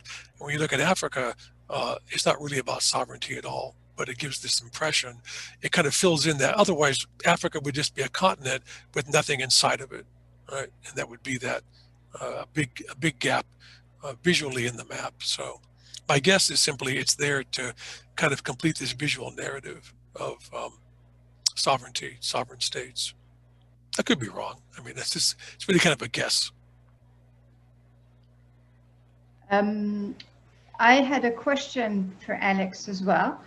I was really fascinated by your discussion of map. I'm not at all a map specialist, as maps of obviously these entangled objects at the crossroads of the scientific, the economic, but also as almost performative or rhetorical devices, and the crossroads with the imaginative, the narrative, as you called it, which tied in well, I thought, with Manon's discussion of maps as well. There's something completely fictional to some extent, but yet performative in the map.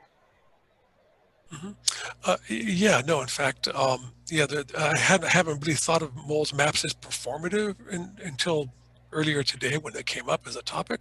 And in some ways it is. And what's interesting about Mole is part of the performance is, look how accurate and scientific my maps are. Don't you want to buy them? Right? He literally puts advertisements on his map. I think I read some of them, right? Like, you know, you ought to buy this because it's accurate. But then of course you got the stuff in Africa, which is not really accurate at all. And so he, in some ways, he's performing, I don't want to say performing cartography, he's actually doing cartography, but there's an entrepreneurial performance here, right? A building of trust and reputation and scientificity that makes these maps valuable, particularly in the early Enlightenment, right? He's really appealing. It's really a marketing device in many respects, as well as a scientific one. And he does have connections, you know, with Daniel Defoe and other folks. And he's given a medal by George I. I mean, they're both German. I don't go into Mole's background, but the thought is he's actually an immigrant from Germany, northern Germany, not far from where George I was from. And he becomes cartographer to the king after 1715 in Britain. So, yeah, he puts all these things on his map, partly, again, to build authority and trust, but ultimately, he also wants to sell these things, right? He's a commercial map maker, and so he's marketing and he's flogging these maps in many respects. And to that degree, there's probably a performative element to all that, too. A good performance, you would say. Thank you. Sure. So a couple of questions for Bertie. The first one we have is, oh, I forgot to put who asked the question, sorry. I'll read the question. Adlam, as a surveyor, quickly learned the value of the land. He became a wealthy man as a land speculator. Might his map be considered as a self-serving document to stimulate interest in purchasing land and thereby increasing the value of his land holdings in Western Pennsylvania? And that question was from, sorry, John Doctor. John Doctor, sorry. Yeah, it's a great question. It's a great question because it kind of drives to the heart of a lot of what I'm saying. I think inevitably, well, not inevitably, there's a very clear pattern of men who are involved in the production of maps being drawn into the kind of economic growth that they are then promoting, fighting for, trying to facilitate. So that's not a coincidence. And it is in fact a long-standing practice when we think back to earlier in the 18th century, to other kinds of map making, maps of American cities and or colonial cities, in which people, the men who were in fact the surveyors, the map makers, the cartographers, then were in a position, in fact, they created the position through which they were able personally to profit. So I think, yes, that's very clear that those two things are connected, and it's not exceptional at all. Thank you. I had a question for you as well, if I may. I was fascinated by your framing of maps as having a social life, because I work on objects, and obviously apoduri is really important, but I didn't know it had been kind of transferred, that notion had been transferred to maps. And I was wondering whether the contrast you highlighted between the French map showing more indigenous presence and John Adams' map and lack of acknowledgement of their presence had to do with the two nations' kind of different grip and different maybe conciliation they had to make to the natives, because maybe the French had less of a strong foothold, so they had to rely more on native presence. Yeah, you know, there's a whole history that I didn't have time to even begin, but you're absolutely right. You know, there's a very expansive historiography on the differences between French interactions with indigenous groups in the St. Lawrence Valley, and then in the Great Lakes river system moving southward, and the English and then British relationship with indigenous groups where they were implanted. I think you know, and just really broadly put, I mean, exactly what you say is the sort of summary of what people say. The French were much more involved because they had to be, because they were interested in expanding the fur trade, where the English, the British, and then the Americans were more interested in staying in their cities and excluding indigenous people, simply developing where they were. I think the more relevant immediate history is what happened during the War for Independence and immediately afterwards. The indigenous groups that I mentioned were allies of the British. And then they saw, you know, when the British lost the War of Independence, the US War of Independence, they saw their own, first of all, the French were off the stage, so their own ability to negotiate and bargain and split the difference between the English and French, which had been developing for over a century at that point, was gone. The only, and they found themselves faced with the British on the one hand, and then the Americans on the other. And so their own position, including their geographical position, and including the extent to which they had a foothold, became eroded after the 7 Years' War, and even more after the War of Independence. So yes, there's a long history there that I simply couldn't really insert in the paper. And maybe as a follow-up question, Larry Ties also had a question about, this was a question to all panelists, but it related to what we've been discussing in both Bertie and Alex's paper, about whether people have examined in a consistent manner the timing and process of removing indigenous peoples from maps and replacing their presence with imperial or national development plans, as in Alex's or Bertie's presentations. Whether whether this is something that you've just spotted in this map, or whether this is something that you can kind of trace a wider history of.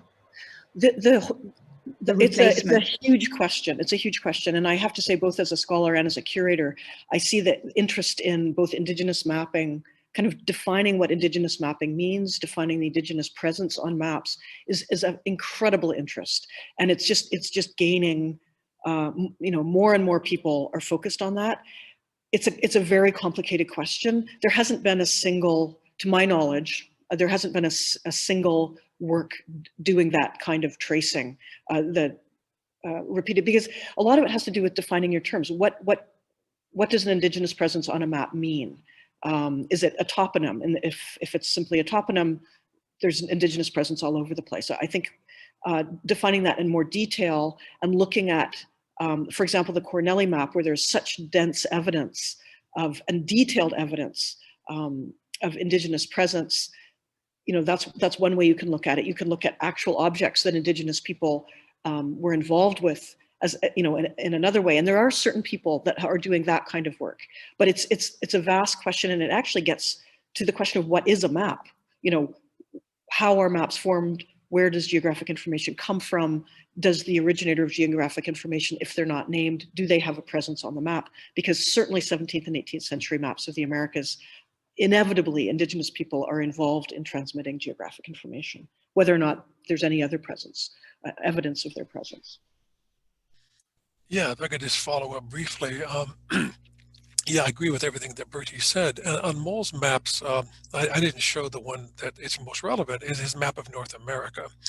And on the map of North America, there probably aren't too many Native American toponyms, but what he does is he writes the names of Native American peoples on the landscape.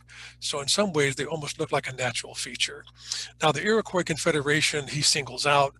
But what's interesting, you look at the map of North America, yeah, there's the Spanish Empire, the French, French Canada and Louisiana, and the British colonies, and they all get political borders, even when some of the times the borders are disputed, right? There'll be dotted lines, where the British claim something and the French claim something. There are never any borders around Native American polities. So they're not given this sort of cartographic symbol of sovereignty, which is a kind of border, right? Even if it's a fictitious border, it's there to signify a political sovereignty. And on Moll's maps, when he does, in one of the maps, I believe it's the one on the king's possessions in North America, called the Beaver map, because it has this great image of Niagara Falls and beavers working like work crews. It's kind of a strange little thing. But in there, he identifies Native American peoples and then says how many men they have under arms. So, and some are allied with the French and some are allied with the British. So they're actually seen as almost a military resource, right? As like the Cherokee and the Iroquois. And he even makes a comment here and there that the problem with French maps is they put the Iroquois and the Cherokee within French territories when we know that they're sturdy allies of the English. So there's all these interesting political commentaries that go on in these maps as well. But that's one way in which indigeneity is present, but not present in a way that is gives them agency in many respects. Although clearly they're a force to be reckoned with. That's why they're on the map. They have the Choctaw and the Chickasaw.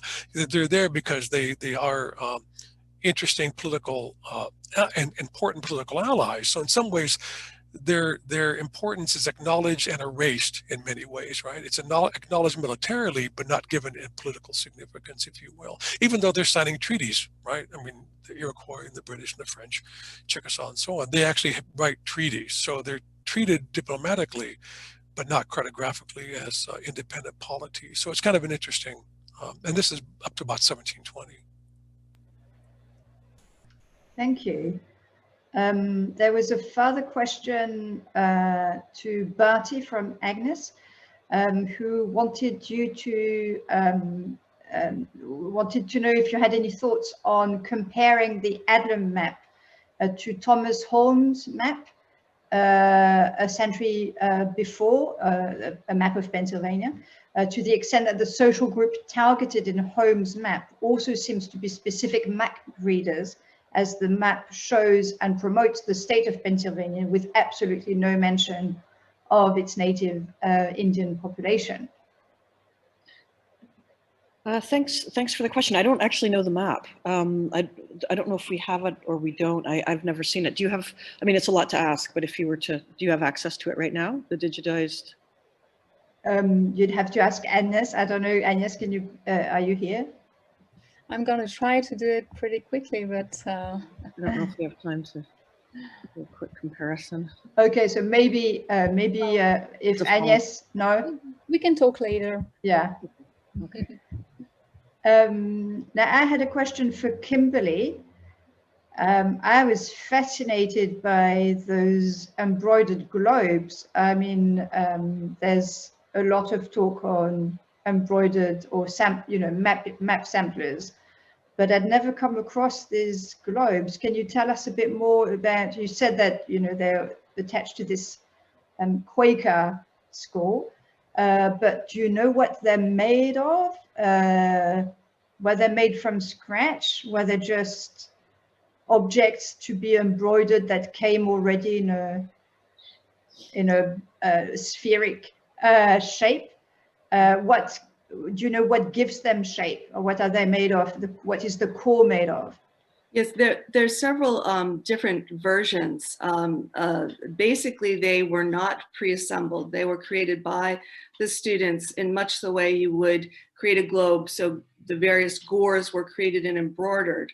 And then they were placed over, in some cases, almost like there's been use of a buckram, then stuffed with wool. Obviously, there are a very limited number of these, but at least one example from the Leventhal collection in Boston was created that way, and then had a stuffing within it. So the piece was done and then basically encased over this sort of existing ball. I think there'd been another example that was done over almost like a wax form.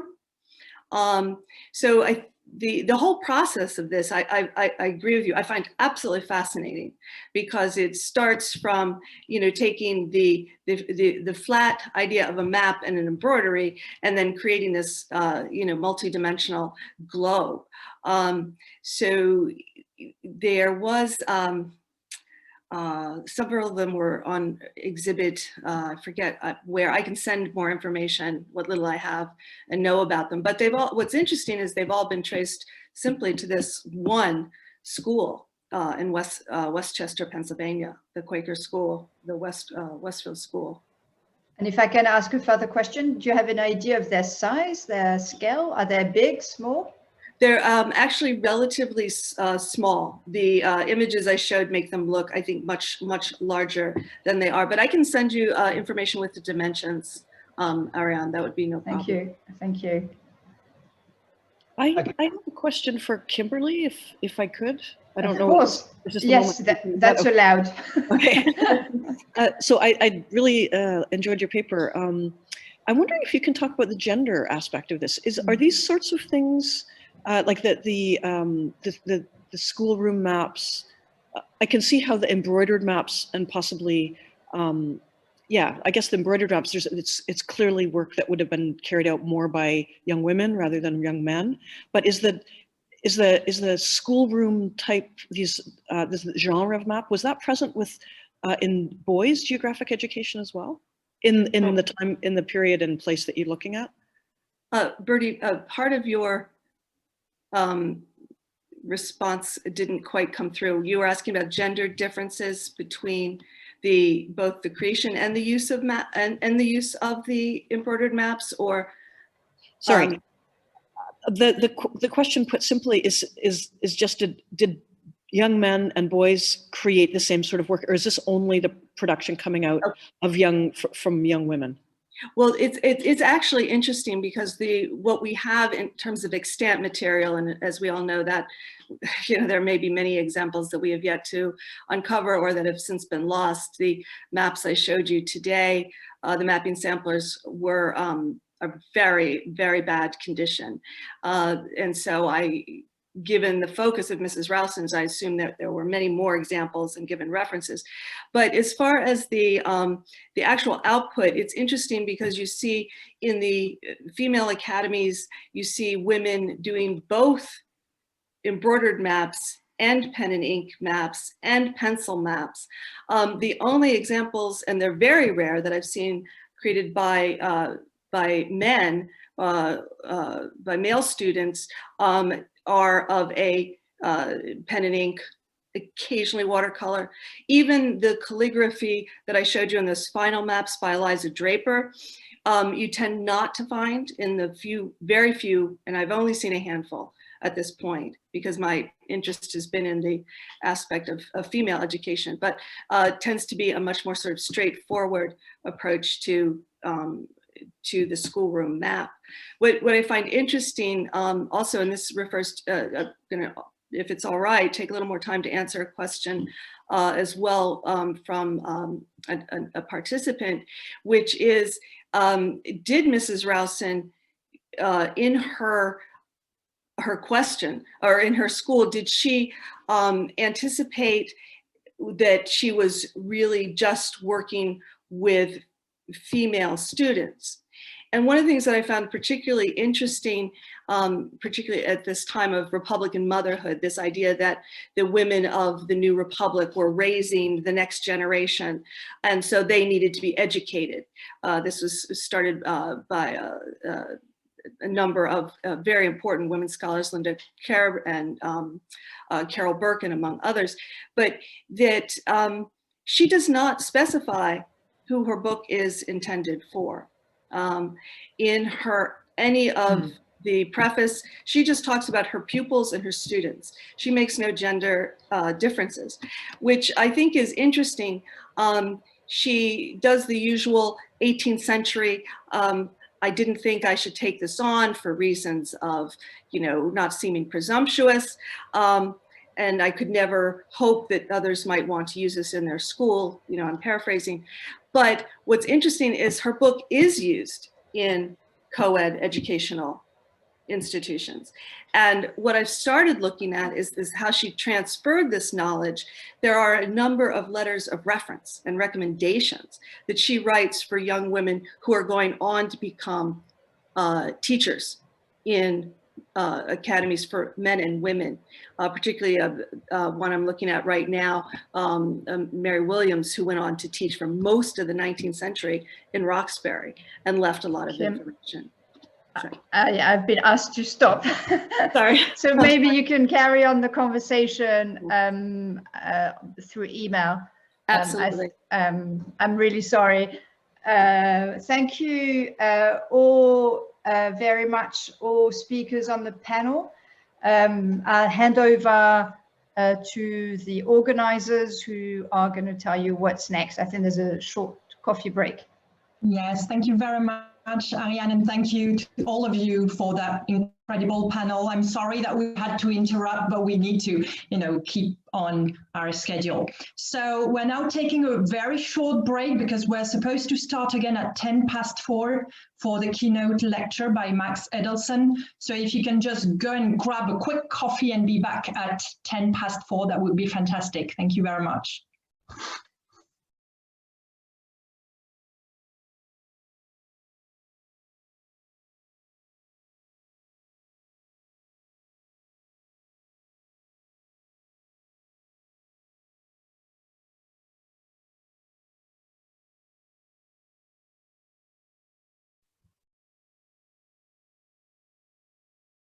Understanding of America as a place.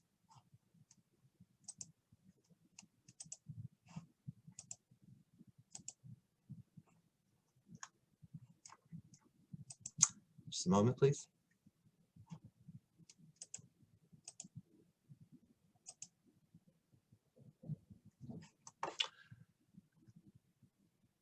In the middle decades of the 16th century, new Spanish expeditions encountered multiple indigenous societies. Their reports named native towns and described the incredible diversity of their people, cultures, and languages, but new maps rendered this information to show them to be basically the same kinds of places, an array of identical or near identical urban icons scattered across the Americas. These denoted cities were places over which the King of Castile claimed sovereignty by right of conquest and papal authority. In the Valley of Mexico, Spaniards referred to Mexica towns as pueblos, and their rulers as caciques, terms they soon applied throughout the New World to designate all towns and chiefs.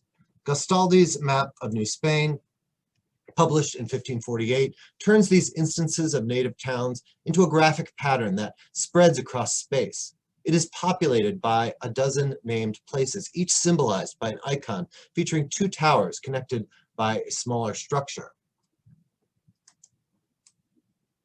The 13th, Tenochtitlan itself, has pride of place. It is a town symbolized by three towers, connected by two smaller structures. He presents us not with isolated discoveries, but instead with a general landscape of indigenous urbanism. Spanish expeditions to the southeast allowed mapmakers to extend this iconography of native cities into the province they named Florida. This manuscript map from the 1540s was discovered in the papers of Alonso de Santa Cruz, a cosmographer in the Casa de Concentración in Seville. It is sometimes called the De Soto map, and indeed at least 14 of the 60 towns depicted here derive from the De Soto expedition. But this was a work of synthesis created by officials in Seville rather than De Soto himself. The Casa de Contratación de las Indias was a vital administrative center for Spain's overseas empire that drew together Spanish geographic knowledge. Its cosmographers maintain a secret map of Spanish global knowledge known as the Padrón General. Outgoing captains were issued maps drawn from it. All returning travelers were expected to contribute their new knowledge that they had acquired. It was what theorist Bruno Latour calls a center of calculation, a place through which information about the wider world was reformulated to produce authoritative knowledge. The icons for scores of native cities take a visual element from the urban cartography of the Renaissance and reduce it to a repeated graphic icon on which three structures appear in perspective, their edges overlapping. To European map viewers' eyes, they hinted at developed urban cityscapes throughout the indigenous Americas. This image of the Americas teeming with native cities reached a wide European audience through the publication of Abraham Ortelius's Theatrum Orbis Terrarum. Published in 1570 in Antwerp, Ortelius's atlas was a magisterial compendium of European geographic knowledge. Ortelius himself presided over this enterprise more as a scholar than a cartographer. His Latin text explained the credibility of these maps of the world and put them before the discerning eyes of his wealthy, educated viewers. The Theatrum was especially significant because it codified dramatic changes in Europeans' view of the world, one that now left ancient knowledge of the known world behind and raced to keep up with new discoveries. One of the key images in this influential atlas was the new map of the Western Hemisphere. America Sive Novae Orbis cemented a new image of the Americas in European minds. It made previously secret Spanish geographic knowledge public. Not only does this map reveal a native world of towns, it extends this iconography into Florida, where the Spanish had just planted their first permanent settlement at St. Augustine in 1565. More than any other map, Ortelius's map of the New World took this iconography of Indian cities and spread it far and wide, making it the dominant image of native society in the Americas. New editions of Ortelius's atlas deepen this image of the Americas as a settled place, full of native towns and long-settled chiefdoms. As new information reached Antwerp, Ortelius added new images to his world atlas.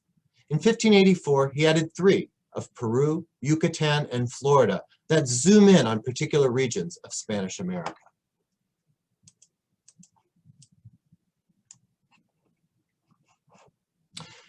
At this scale, we see the same graphic icon showing the locations of more native cities, nestled among mountains and rivers.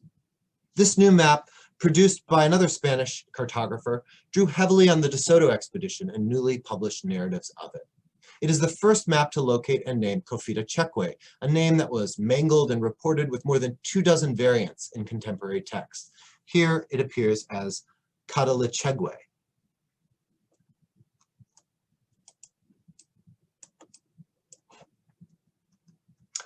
Cofita Cheque was one of several places that Hernán de Soto invaded in the early 1540s. On his expedition, de Soto not only searched for gold and silver, but also for knowledge of native towns and kingdoms. Soon after de Soto arrived in Florida in 1539, his forces encamped in the Muskogean region of Appalachia along the Gulf Coast. Before he decided on a course into the interior to attempt a new conquest, he questioned 2 native captives who knew of a place that answered his desires and offered to guide him to it. They called it Cofachiqui. Archaeologists have settled on Cofita Cheque as the standard name for the paramount chiefdom they believe dominated part of what is now the South Carolina Piedmont. They describe it as the easternmost outpost of North America's Mississippian culture. It features tributary rule, mound building, and other material and cultural trappings of what is sometimes called the Southeastern Ceremonial Complex. For de Soto and the Spaniards who invaded the Southeast, Cofita Cheque was the destination that set their entrada in motion. It was a place of seeming clarity within their otherwise hazy grasp of the complex physical, political, and human geography of the interior. It drew them into the continent like a lodestone.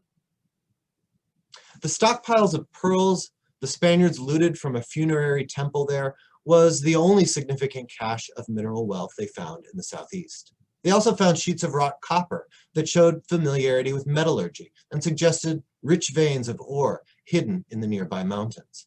Spanish writers idealized Coffita-Chekwe as a temperate environmental paradise. They made Coffita-Chekwe a byword for wealth, fertility, and advanced native culture. By listening to its people and leader, whom they called the Lady of Coffita-Chekwe, De Soto and his would-be conquistadors acquired the spatial knowledge that propelled them on their violent journey across the mountains and into the Mississippi River Valley, where De Soto died in 1542. Other Spaniards dreamed of returning to Coffita-Chekwe for its pearls and fine furs and access to the mountains where minerals could be found, wrote one petitioner to the Spanish king.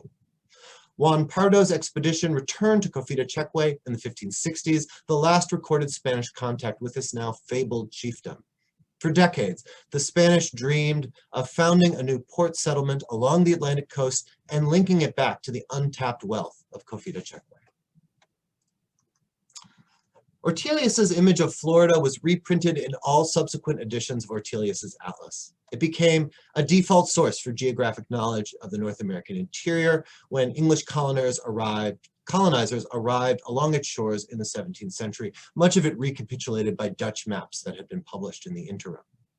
When they planted their first settlement at Charlestown in the new colony of Carolina, this image created expectations for what lay beyond the shores of the Atlantic. They expected to find the Indian cities they had seen on so many maps and remained open to and interested in reaching the chiefdom of Coffita-Chekwe.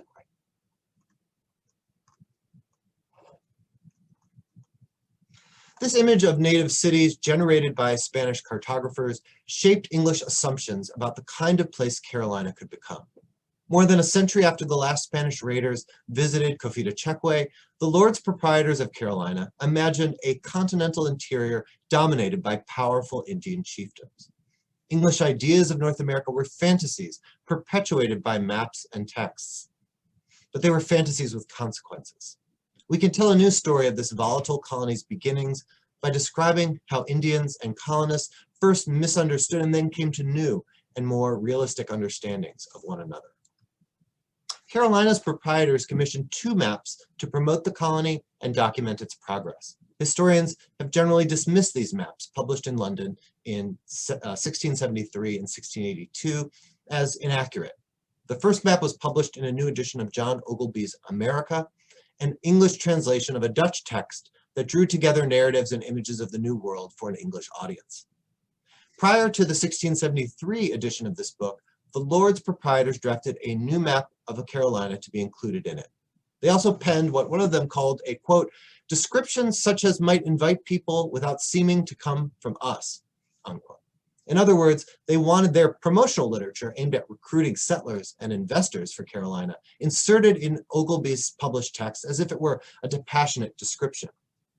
Let's take a closer look at this first map and its accompanying text and disentangle the different strands of geographic information that it wove together. We can see from the title page that Ogilby's book was steeped in Spanish accounts of discovery and conquest.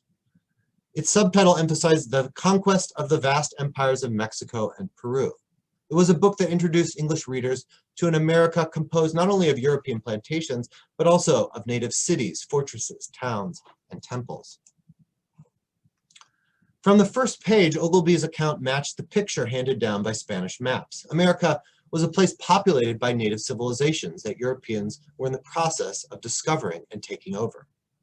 The image next to the title page burnished this idea. We see a native figure raised high, dispersing golden objects. Other native people wear elaborate headdresses.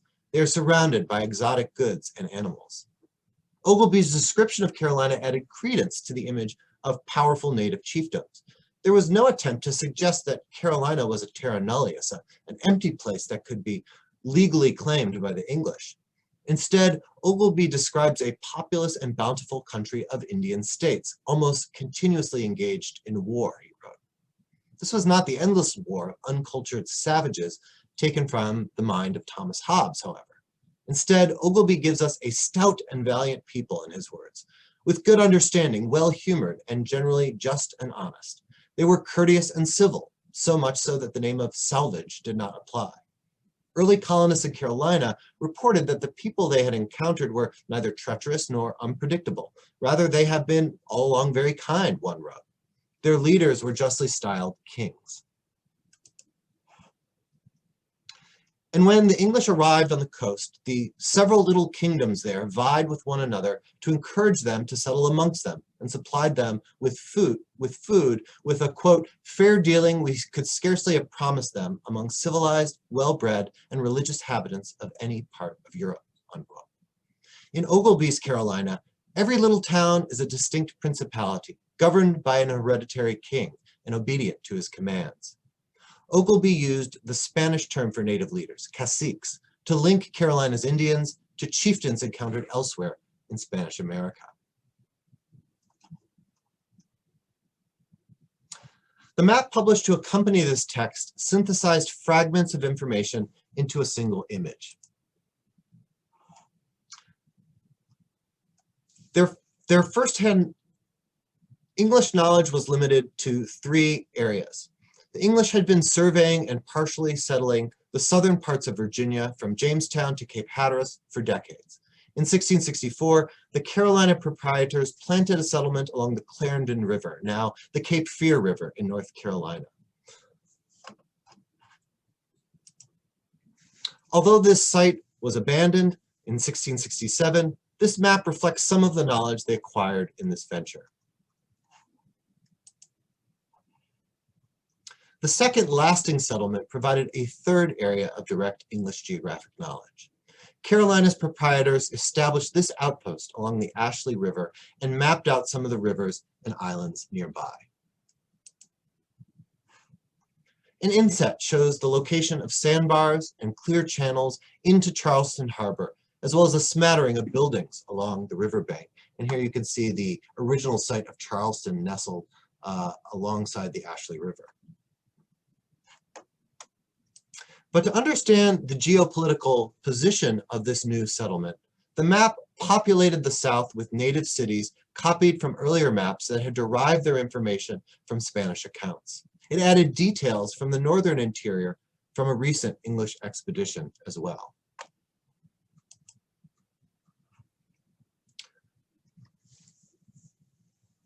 Oiapoque in the south appeared as Chalac on the Santa Cruz manuscript map of 1544 and as Chalacqua on the 1584 Ortelius Chavez map. Justaqua, called Yustaga by De Soto's chroniclers, was a Timucuan chiefdom along the explorer's route. Utina was another Timucuan chiefdom contacted by De Soto around 1540. Saturiwa was another, first recorded by the French during their failed attempts to establish a settlement in the region in the 1560s. Both of these towns survived to become mission communities under nominal Spanish rule by 1600.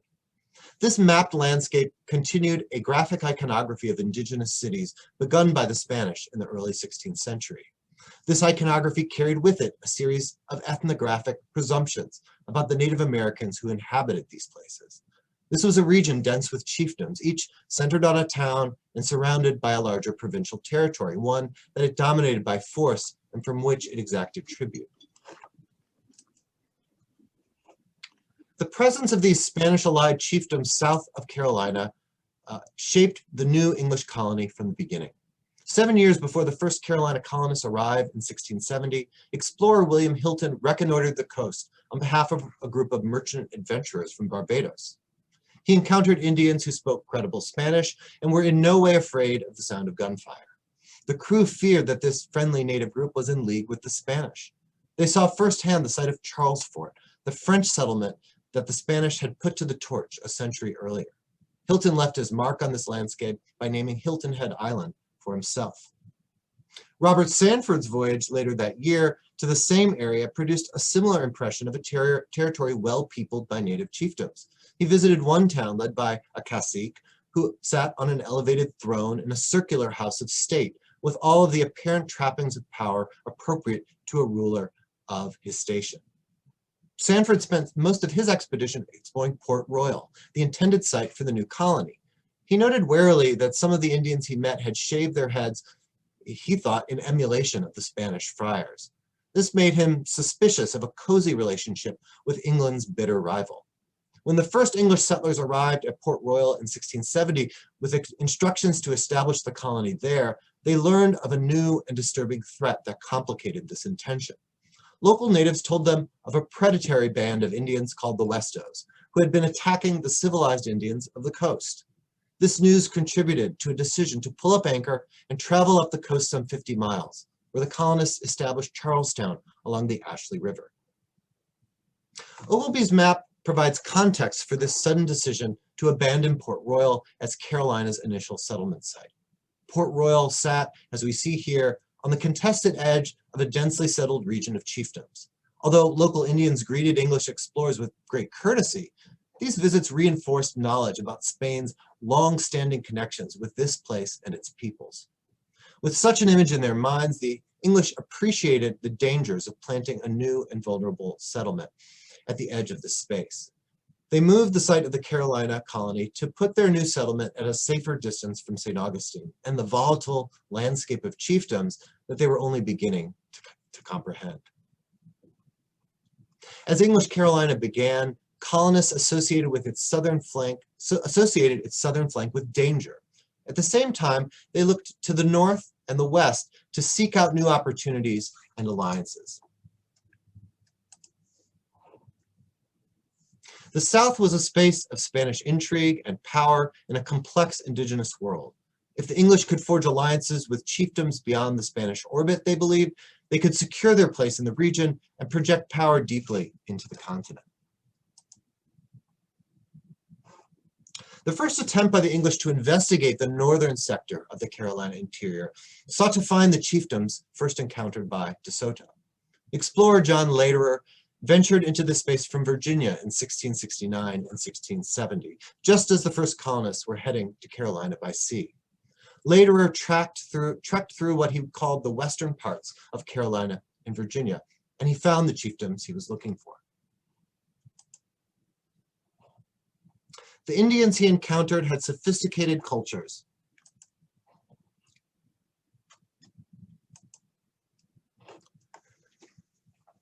Characterized by numeracy and literacy, including the use of hieroglyphics. Lederer admired what he called their great knowledge in physic, rhetoric, and policy of government. At Sapon, he found a king who ruled as an absolute monarch over people of a high stature, warlike and rich. Their temples featured great stores of pearls. At Atkanatsi, he admired a populous chiefdom secure on an island under the rule of two kings. Here and elsewhere, Lederer remarks on the settledness of the chiefdoms he observed. He advanced a theory that these chiefdoms had arrived from the west some 400 years earlier to bring maize agriculture and domesticate the rude and barbarous tribes, as he called them, that they found. Ogilvy's map uses the same graphic icons of indigenous cities found on earlier Spanish maps. These places belonged in the same category of long-settled, warlike, and civilized chiefdoms that were found throughout the Americas. Spanish narratives and knowledge about the Americas colored Lederer's understanding of the places that he observed along his route. He had read José de Acosta's accounts of Spanish America and found numerous similarities between the natives of the interior Southeast and those of Mexico and Peru. The practice of human sacrifice that shocked European readers in histories of Cortez's conquest of Mexico also characterized some of these chiefdoms, according to Ogilvy. When their great men die, he observes, they likewise slay prisoners of war. And like the Spanish conquest to the south, Lederer held out hope that English explorers might yet find stores of gold and silver. Lederer found a strong chiefdom on the banks of a great lake. Usheri ruled over a populous province. Its warriors fought with silver hatchets, offering the promise of potential silver mines nearby. Their chiefs wore feathered ornaments and had, Lederer believed, more civility in their carriage than I observed in the other nations. In Usheri, also called Esau, Lederer believed that he had found a potent interior chiefdom, worth cultivating as an ally and trading partner. Indeed, one of the direct consequences of his journey was the opening of a route of trade between these Siouan Indians, later called the Catawbas, and Virginia. When the English arrived on the coast in 1670, they held on to this image of the Southeast as a place populated by numerous native chiefdoms. In Spanish hands, the process of naming and locating Indian towns fit well with Spain's mode of colonization in the Americas. It was one that valued ruling over semi-autonomous Indian communities, converting natives to Catholicism, extracting mineral wealth, and conscripting native labor. The best maps of newly encountered places, therefore, put a premium on describing where native gold, souls, and bodies might be found. That this appreciation for the presence of Indian chiefdoms should matter to the English in Carolina is more surprising. England's approach to colonization placed more value on the land than the indigenous people who occupied it. Its colonial mission involved bringing over settlers and slaves in large numbers, pushing indigenous people off the land, and establishing agricultural settlements that produced commodities for the Atlantic marketplace. Yet when the Lords Proprietors looked at their map of the Southeast, they saw their colonial settlement alone in a volatile space long dominated by Spanish soldiers and missionaries. By reaching out to powerful chiefdoms in the interior, they imagined a way to project English power as their colony grew.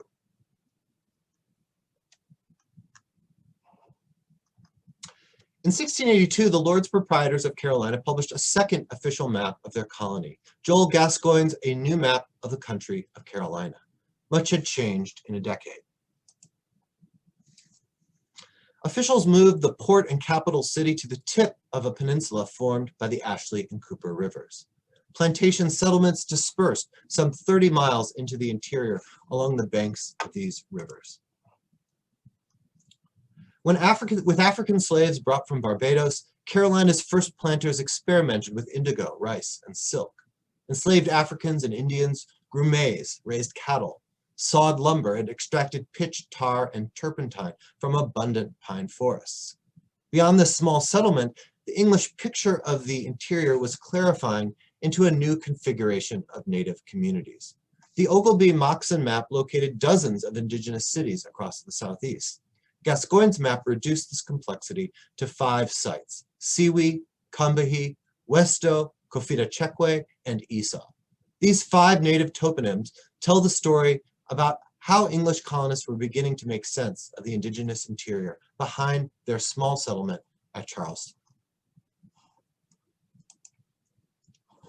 The smallest of these indigenous markers did not even merit a proper urban icon, nor could it be classed as a chiefdom. The map showed the current location of a band of Siwi Indians right at the edge of the settled colony, between the headwaters of Wando Creek and the southern banks of the Siwi River. When the first Carolina colonists came ashore, they did so at the invitation of the cacique of Kiowa and other leaders of coastal communities that anthropologists call the Kusabo. These welcoming Indians provided food, labor, and encouragement as they sought the English as a nearby military ally and trading partner. But a decade later, Carolinians no longer saw these coastal leaders as powerful chiefs presiding over grand chiefdoms. The Siwi were one of several groups colonists now refer to as settlement Indians, or more simply, our Indians. Such terms downgraded these inhabitants from members of chiefdoms to friendly vagabonds, somewhat powerless dependents of the growing colony. As one official reports, their caciques were little more than elders, mere figureheads, who did not command large territories or extract tribute from subordinate villages. Although the English were always on the hunt for the glimmer of gold and silver, they were beginning to give up hope of finding pearls or precious metals, and regarded most of the native Carolinians they became acquainted with as what they called generally poor. The pamphlet published with this map described the Kusabos as an effeminate people, a broken, uncultured, and unpolished people in government, none of which could muster more than 50 fighting men. The author speculates that these local Indians had, in the distant past, settled along the swampy rivers of the coast after they were chased from the mountains by more civilized, powerful native societies that now dominated the interior. They did not live in towns, but in what was called straggling plantations. And so this Siwi settlement merits the same graphic icon as the English plantations nearby, a small circle. As English Carolinians began learning about the native societies of the interior, they modified their expectations that they were grand chiefdoms of the kind described by De Soto's chroniclers. Beyond the settlement Indians represented by the Siwi, The English identified the Combahee as a friendly ally between Charlestown and St. Augustine. The intrigues of the Spanish had, officials thought, prejudiced Florida Indians against the English, making the prospect of a Spanish Indian attack against the colony likely. Officials counted on the Combahee as an English friend to the south, one powerful enough to merit a graphic icon that designated a chiefdom. The Westo were recent arrivals to the region, not the descendants of long-established chiefdoms. From their settlement along the Savannah River, here designated as the River May, they sent hundreds of warriors in search of captives for the Indian slave trade. With firearms from Virginia, the Westo struck fear in the hearts of Cusabo Indians who had welcomed the Carolina colonists. Initially, the English viewed the Westos as a threat. In 1673, this fear was made manifest in a short and bloody skirmish. But in 1674, a party of Westos arrived at the edge of the plantation zone to negotiate. When he followed the Westos to their town, Indian agent Henry Woodward understood that this was no chiefdom. He called their leader a chieftain, but Westo town was far from the settled seat of power that De Soto's chroniclers had described. The chief's house was not big enough to accommodate a diplomatic meeting, so the group had to meet outside. Woodward described the town as being built in a confused manner. Its ramshackle longhouses bristled with poles that displayed the scalps of those they had killed. The place was crowded with raiding canoes and young Indian slaves. The Westos were a power to be reckoned with, to be sure, but this was a mobile, militarized encampment of slavers and fighters, not a cultured kingdom, at least according to the Europeans. The first journey of discovery undertaken by Carolina Indian agent Henry Woodward was to the northwest to locate the chiefdom of Coffee-to-Chekwe. After an overland journey of 14 days, he claimed to have found it, a country so delicious, pleasant, and fruitful, he wrote, that were it cultivated, doubtless it would prove a second paradise. This was the place where the emperor resides, he reported, and from which Coffee-to-Chekwe ruled a host of smaller communities between its capital town in the Piedmont and the Atlantic coast. The people here appeared bigger and stronger than the settlement Indians who were a common sight in Charlestown and the plantations. Woodward found evidence of pearls and silver at Coffee-to-Chekwe. Anthony Ashley Cooper, the Earl of Shaftesbury and Carolina's leading proprietor, cautioned Woodward to keep this news of gold and silver secret. He wrote to Woodward in 1671 with a code. If he found any more evidence of gold or silver, he was referred to antimony and iron in his letters, to avoid creating a frenzy among colonists in search of precious metals. Shaftesbury recalled the folly of De Soto and other Spanish conquistadors in the southeast. He wanted to avoid what he called, quote, the certain ruin which has followed all those who marched into this country in search of gold and silver, unquote.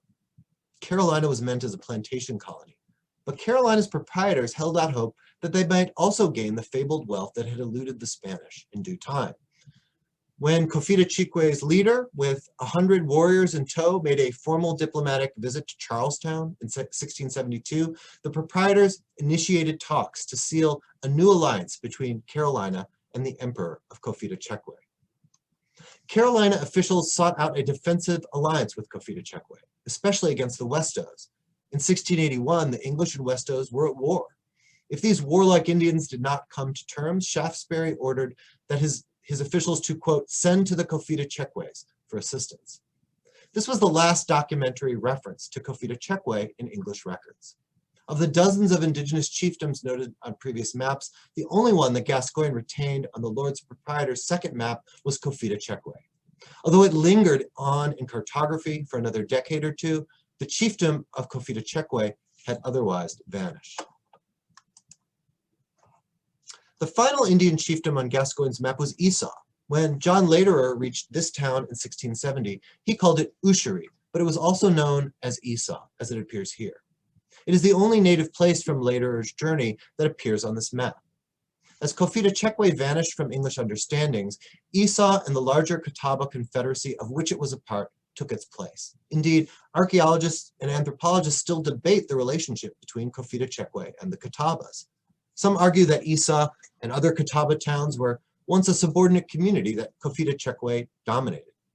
The Coffee-to-Chekwe that Henry Woodward visited by this interpretation was the much diminished remnant of a once great chiefdom. Others argue that Coffee-to-Chekwe, like so many other native towns shattered by disease and warfare, had disappeared entirely by the time the English reached Charlestown. If this was true, a local headman played the role of Confita Chikwe's emperor for Woodward, hoping to benefit from English confusion.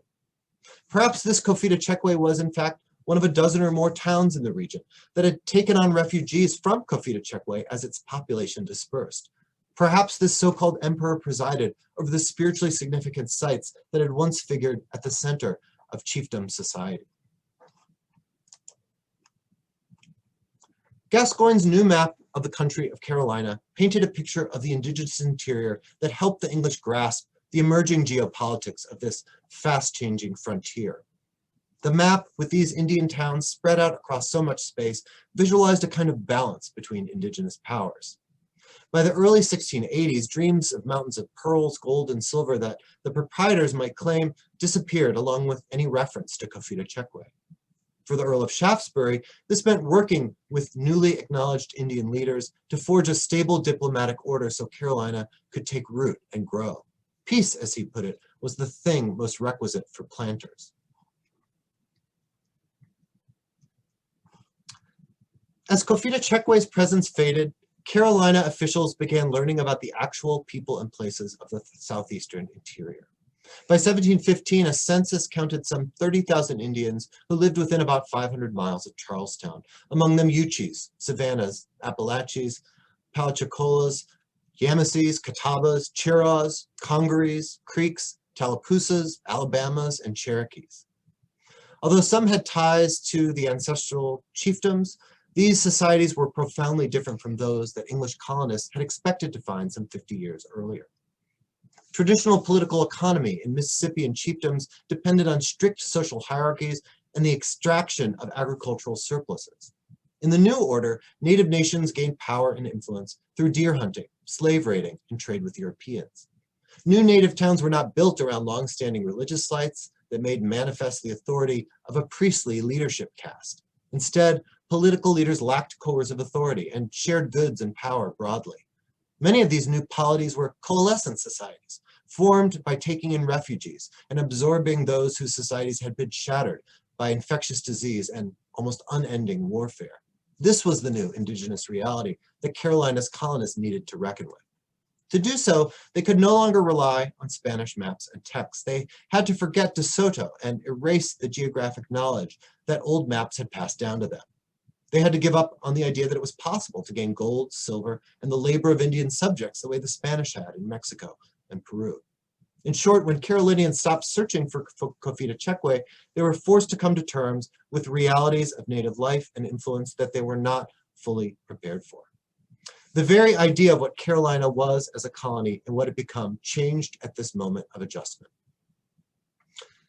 This pattern of colonial engagement with the indigenous interior was highly disruptive to any system of geopolitical order. A widespread Indian slave trade promoted warfare and captive taking. Trade with British merchants meant debt peonage, material dependence, and competition for trade goods. The world after Confita Chikwe was politically volatile as well as inexpressibly violent. As South Carolina's Indian traders pressed their advantages, native societies pushed back. During the Yamassee War of 1715, a confederation of Creek, Yamassee, Catawba, and other native groups attacked the colony from all sides. Their attacks demonstrated that the settled plantation countryside around Charleston was only as secure as those in the interior permitted it to be. Raiders from the north and south forced settlers and slaves to flee behind Charleston's city walls. They killed hundreds, slaughtered their cattle, and put plantations to the torch. As South Carolina rebuilt after the devastation, the Crown took the colony over from the proprietors, putting a final end to their schemes and dreams. To stabilize Britain's southern continental frontier, the new royal government built new forts, ended the Indian slave trade, and sought to forge new alliances with these native adversaries. Sometime in the 1720s, the Confederation of Siouan groups who lived along the Catawba River presented a new image of the region to South Carolina's royal governor, Francis Nicholson. On it, we see the people the British referred to as Catawbas as a composite of distinct communities, each encompassed by a circle, separated by space, and linked together by strong double lines. At the center of this complex stood the town of Nassau, or Esau as it was more commonly called, the largest circle commanding the most connections, the most prominent of which was called the English Path. This path widened as it approached the maze of right angles that stand for Charlestown's urban grid. It became the road that colonists called the Broad Path as it crossed onto the Charleston Peninsula and turned into King Street as it reached the very heart of the city. An icon of an ocean-going ship with its curved hull and rigged mainmast topped by a flag made it clear how South Carolina's capital was also a place at which Indians gained access to goods imported from the Atlantic economy. A picture of an Indian armed with a rifle hunting a deer makes this connection even more clear. At the edge of the Catawba's world sat the square outline of Virginia, as well as circles that registered the presence of Cherokees and Chickasaws. Like the Catawbas, factions from these nations had killed British traders in their towns and taken up arms against the province during the Yamasee War. This image graces the pages of virtually every history of the southern frontier, but historians have surprisingly little to say about it. Most often, those who reference it point out the ontologically distinctive view of space the map puts forward. It is one that seems utterly at odds with the foundational ideas of European cartography, that the map should be a picture of the Earth as it would appear to a viewer gazing on it from space, that to claim any authority as a representation, it must be based on a consistent method for establishing correspondence between geographic realities and the map's graphic image. The Catawba deerskin map does neither of these things. To the English official who received it, the map was an incoherent cipher. Governor Francis Nicholson seems to have enclosed it in a dispatch to London, where it was filed away as an American curiosity and forgotten. We can be more open to its meanings. I've shown you a number of European maps that mistook the people and places of the North American Southeast, but this map can help us reconstruct a native view of the interior. This map was not, I think, an authentic representation of a distinctive Catawba worldview that stands in stark contrast to European ideas about space. Instead, I think it is a response to European misconceptions, created in engagement with them. Offered as a rejoinder to bad maps and false presumptions, it is a lecture to British viewers on the right way to see the people and places of the upper watery river valley to the northwest of English Carolina. The Catawba deerskin map was a didactic image intended to correct and instruct. First and foremost, the map makes it clear that Esau was not Kofita Chekwe and that Catawba society was no chieftain. The map confronts the English tendency to single out powerful and domineering societies for special emphasis and make them stand in for the whole. Instead of an image of unitary power, it presents a constellation of circles linked by paths. Nassau is the biggest circle with the most connections, but it is only one of 11 independent and autonomous circles, each of which merits a place on the map, each of which stands for an independent town. This was a society in which towns governed their own affairs instead of domineering over one another as a matter of course. What bound them together was culture and kinship, not coercion. The smallest communities within this network should be acknowledged rather than ignored, the map says. This network of people, joined together in this way, were no exotic remnant from an ancient civilization, stranded in a pocket of space, shut off from the world, awaiting European discovery. Instead, the Catawba deerskin map is a map of long-distance connection pitched at a near continental scale. Its towns extend from the Atlantic coast to the Mississippi River. It betrays expansive knowledge of the powers of the Southeast, including Cherokees, Chickasaws, and Virginias, a long way from the South Carolina Piedmont. Catawba country reaches out to the British Atlantic world on this map, proposing an ongoing relationship along paths of affiliation, exchange, and alliance. In order to truly join this network along the path it provided, the British in Charlestown needed to shed their false and misleading images of the interior. Esau was no Kofita Chekwe. The map was not a reprimand, however, but an invitation. Set aside your misleading maps and the faded Spanish fever dreams from which they derived. See the North American interior as it truly is, in all of its complexity, and we will connect you to it. The Catawbas made their presence known during the Yamasee War when they led a party of some 400 fighters to attack Carolina plantations. A few years later, the Catawbas map reasserted their relevance. The The Catawba deerskin map does not envision a world without Europeans or insist upon a pre-contact spatial order. The map makes clear the complexity of a coalescent polity. It outlines its independent connections with the rest of the Southern world and insists that, despite the recent violence, they sought to refurbish a direct commercial and military alliance with South Carolina. As historian J.B. Harley has pointed out, maps often erase Native people and places, omitting their towns, rendering their homelands as undifferentiated nature. Such maps rationalized indigenous dispossession. In the blank spaces of colonial North America, Harley writes, it was easy for Europeans to draw lines across the territories of Indian nations, without sensing the reality of their political identity.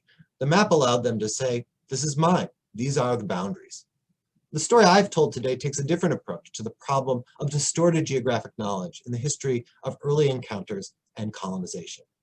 In the case of Carolina and Coffeyta-Chekwe, Europeans mapped presence rather than absence.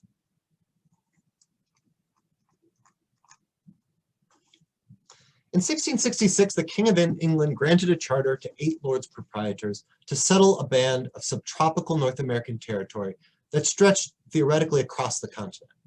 The proprietors' vision for Carolina was to populate with enterprising planters and African slaves to grow lucrative crops like tobacco or sugar.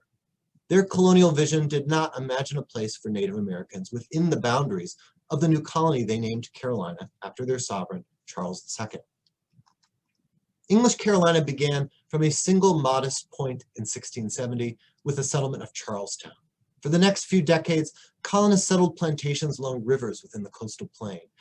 These were so close to the ocean that their waters rose and fell with the pulse of the ocean tide. But instead of picturing the interior as an empty space into which this new plantation society might someday expand, early maps of the continental interior pictured a world dense with indigenous cities. Spanish accounts prepared English colonists to make contact with powerful Indian chiefdoms in the interior. Such expectations ran counter to the dominant legal fiction that supported English colonization in North America. This held that native land was terra nullius, undeveloped, and therefore essentially unoccupied. In other words, blank spaces that Europeans could legally claim. In the beginning, wrote John Locke in his second treatise on government, all the world was America. By this, he meant that human beings once lived in a state of nature in which there's no government and perfect equality. We know that Locke was wrong about America. Indigenous polities practiced agriculture, they built buildings, conducted diplomacy, they maintained systems of law and order. Locke's idea that Europeans could claim American land as empty depended on the falsehood that it was unimproved wilderness, home only to hunter-gatherers who passed through it.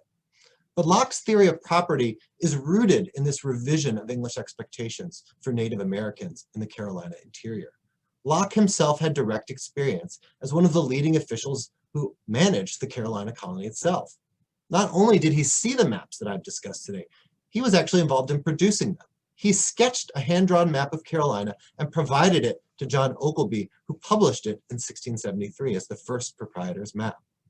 Locke drew up a list of important authors who had written about America, including several who recounted the history of DeSoto's and Trotta's, and pictured the North American Southeast as a place teeming with powerful chiefdoms.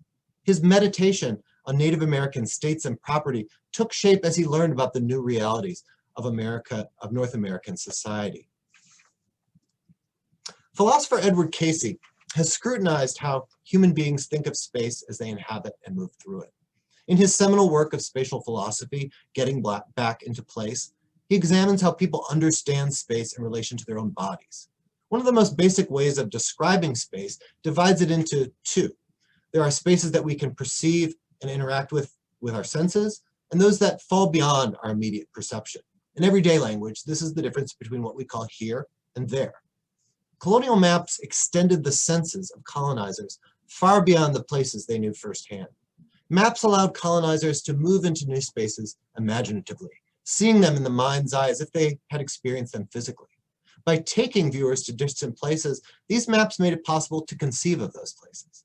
Once there, such places became here, and colonization was all about taking unknown theirs and turning them into intensively occupied heres.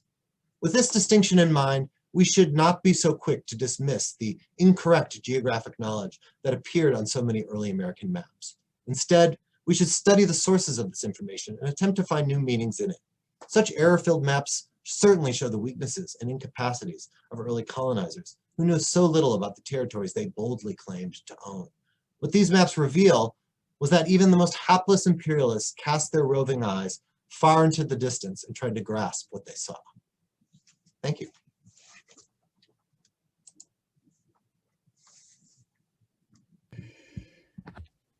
Thank you very much, Max, for this wonderful speech. We have a question, and Mary Norton, I will give you a panelist role, Mary, so you can ask your question to Max directly. If you give me just a second, I'll do that immediately. So now you're a panelist, Mary, and you should be able to turn your microphone on. There, it should be on. Yes, we can hear you. We cannot see you, but we can hear you. All right, good. Hey, Max. Hi. How are you? I'm doing well. Nice to hear you. Yeah, good to hear you. My question is this. It's not directly related to the maps. All right, they want me to start my video. Just a second. Let me do that too. There I am at home like you are. Anyway, my question has to do with the lady. I've always been fascinated by the story in DeSoto about the lady and what she did and so forth. And I just wondered if all of your research, you came across any other reference to her or to other female chiefs in the Southeast. Well, my focus has really been on Cofita Chekwe, so I won't claim to have reread the entire Spanish documentary record of this, but I have read the three main narratives and some of the smaller re-descriptions of this. And I think the story of the Lady of Cofita Chekwe is really interesting. It's interesting in part because I didn't fully know this when I started researching this, but there's a whole subfield that we could call DeSoto studies. And it's really focused, it's mostly led by archaeologists, but it's really focused on finding the actual places where DeSoto was, like pinpointing the actual route. And that fixation with finding the route leads them to really try to deconstruct every last detail they can find in these sources, which are very vague when it comes to geography, and try to figure out what they mean. And so I've read some of them. I mean, they're really interesting. They're a little bit tangential to what I'm interested in, which is the perception of space, not exactly where it happens to be in Carolina now. But so I've read a lot about the Lady of Cofita Chekwe. I think what's been least understood about her is her capacity to mobilize resistance as she appeases DeSoto during the Entrada.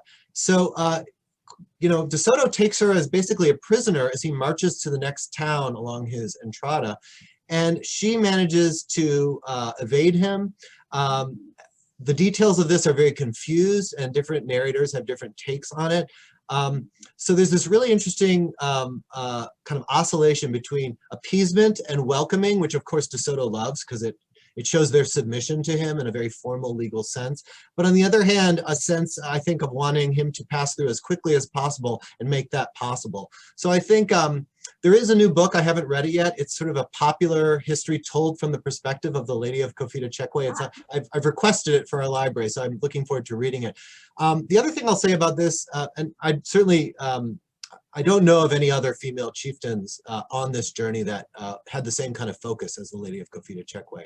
But yeah, so it's the Entradas themselves are kind of steeped in a lot of confusion and mystery. The accounts are very unspecific and contradictory, but some of that personality and agency does come through.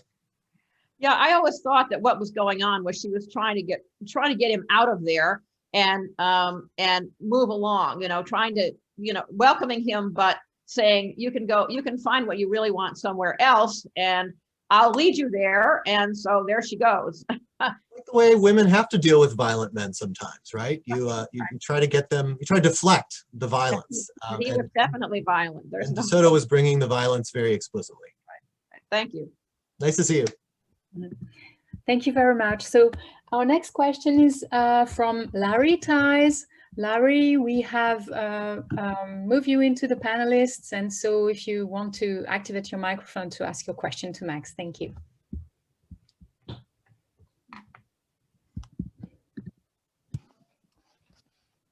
Can you hear me now? I sure can. Yeah. To what extent is Spanish mapping driven by the expansion of the Catholic Church and missions and churches and the need to locate where they are and which indigenous groups were they caring for, as opposed to in North America where the Protestant churches were not involved in settlement patterns or in mapping procedures. It seems to me like it's just fundamentally two different inspirations for mapping.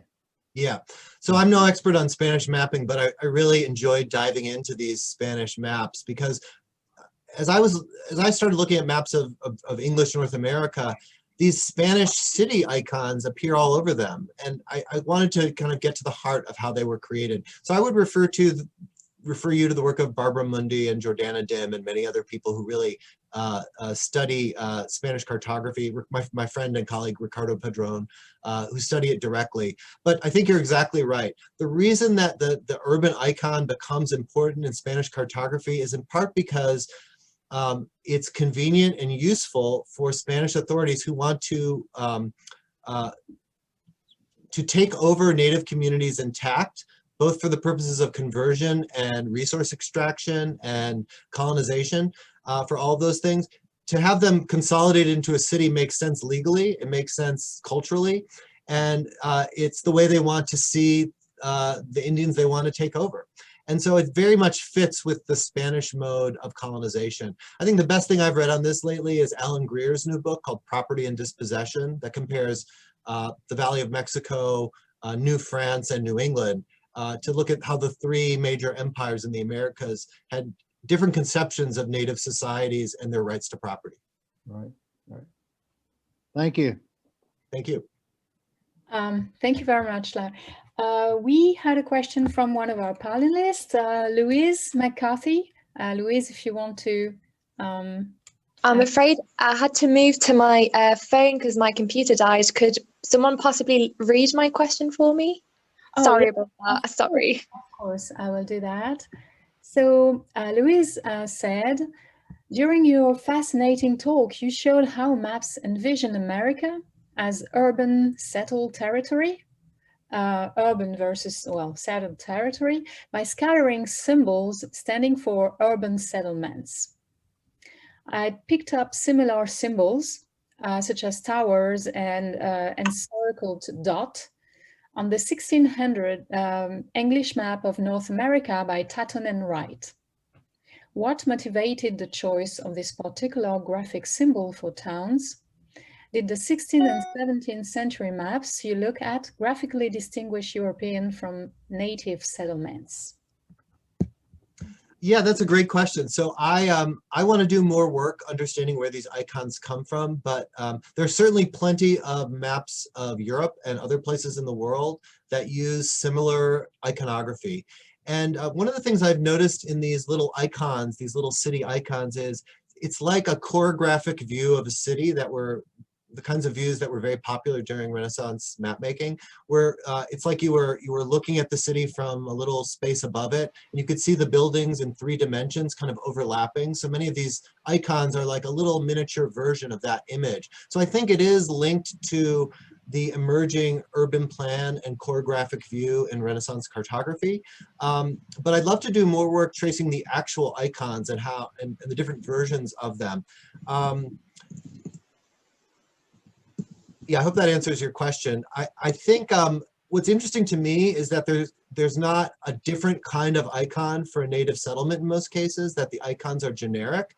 And so this meaning that I've associated them with, this idea that native cities are powerful cultured chiefdoms, kind of fits with that idea that they're not going to be designated with a totally incommensurate different form of iconography, that they're cities like other cities. And for the Spanish, of course, that makes sense because you want to incorporate these native chiefdoms, these native towns and communities into your colonial order. All right, that's great. Thank you so much. Thank you. Okay, thank you very much, Louise. We have a comment from Edward Ayers. So, Edward, if you just give me a second, or Hi, Ed. I think you already, yes, in the panelist, Edward.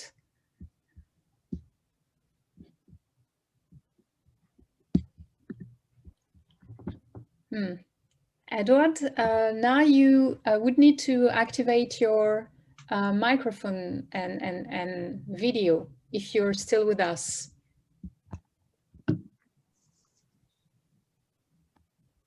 Okay, does that, am I being heard now? Yeah, I can hear you. Okay, it was just a comment that there was a woman who was called the Queen of the Pamunkey, a very powerful woman in Virginia in the later 17th century, who's well known. And yeah, there are many female native leaders in early America. All of the remarkable new scholarship on Virginia and on King Philip's War shows, I'm thinking of Lisa Brooks's new book, Our Beloved Kin, shows how important women were in these societies and how Europeans often had to adjust their expectation for what a leader was supposed to be in order to contend with them and deal with them. Exactly, and there's more and more evidence of that. So anyway, that was just in response to the earlier question. Thanks. Thank you. So I'm checking if we have more questions at this time. Yes, we have Sonia. And Sonia, I will bring you to the panelist if you are not already. Please. Yeah, okay, that's fine. Yeah, thank you, Matt. This was very, very interesting to me. And there were different things I would like to talk about. First of all, your really interesting definition of colonization as the taking of the unknown otherness or the unknown theirs, which is really to be discussed on. But I had a question on that deerskin map, because it's the first time I saw it, I have to say. But it seems to me kind of not typically for an indigenous map, which very often shows landmarks or hunting grounds or agricultural areas or whatsoever for orientation, mainly for orientation and for the usage of the game and such things like that. And this map shows an more or less a sociological landmark or landscape. And the question is, do you think they tried to copy some European methodology to educate Europeans about their own? In this map, I don't think so. I think the idiom that they're using is essentially a native one. I mean, it's this circle and line map. It's the closest it is to a European convention is the modern network or subway map, right? It's that kind of map that associates people in connection to one another, not in reference to topology. So there are first of all very few native created maps that have survived for us to study. And historians have different approaches to them. There are those who want to really show those examples of native maps as authentic and original and distinct from European representations. My approach as a historian, especially because almost all of these maps don't predate contact, and in fact arrive as part of European archives in negotiation with Europeans, they're really, I think, engaged with European mapping. And so some of the best evidence we have of native geographic sensibilities and what we might call cartographic sensibilities is not physical maps, but recorded speech, where Europeans see Native Americans creating impermanent maps, tracing a stick in the dirt. And it's very clear that Native Americans can create maps that Europeans want to see, that are oriented in space, that make reference to landforms, that keep proportions right so that a traveler can go from point A to point B. So it's not that Indians can't see the world that way, but I think you're right. European mapping influences the way, the toolkit that native map makers have to depict space, and they take advantage of it. I think Patricia Galloway's work, who works on the Gulf Coast, shows how much this is so in some of her studies of French Louisiana. And I've always found more to gain out of seeing these native maps less as authentic pre-contact systems of thought that stand apart, and more as opening bids in a conversation about space. Thank you very much. Thank you. Thank you. Charles Pryor is next to ask you a question, Max. Hi, Charles. Hey, Max, how are you? Nice to see you. Nice to see you. I guess my question, it follows on nicely from Sonia's, and that it's about native or indigenous epistemologies of space. To what extent do European maps, do you think, it's hard to know, but to what extent do those maps capture some of that epistemology? I mean, are there features in the maps? Are there techniques of representing connections, say, between places that reflects an indigenous influence, do you think? Yeah, I think, I mean, map historians are still sometimes a little too focused on asking the question, how accurate is the map to some objective geographic standard? And as Matthew Edney's recent work, I think Matthew might be lurking here somewhere, shows us, this is really a constructed way of thinking of maps, and it really delimits what we can see. So my whole focus here is on trying to discern those that Indian knowledge as it's kind of peeking through in some of the representations on these European maps, and not dismissing these maps because they're inaccurate, but trying to use those inaccuracies as cultural content that I want to analyze and explain. That's been the purpose of this research. Let me give you an example of one thing that we see all the time that I think derives directly from a native way of looking at space. If you know European maps of the Americas, sometimes they'll show a river that kind of does a little button hook pattern, a little curl back, and then there are 3 little lakes or so descending from it like little grapes. That is a very clear indication to me of an instance in which someone has been told something about the way a space looks like. They've been told this river branches into 3 parts, and then there are 3 little lakes around it. And so you see that almost like an icon. It gets repeated again and again.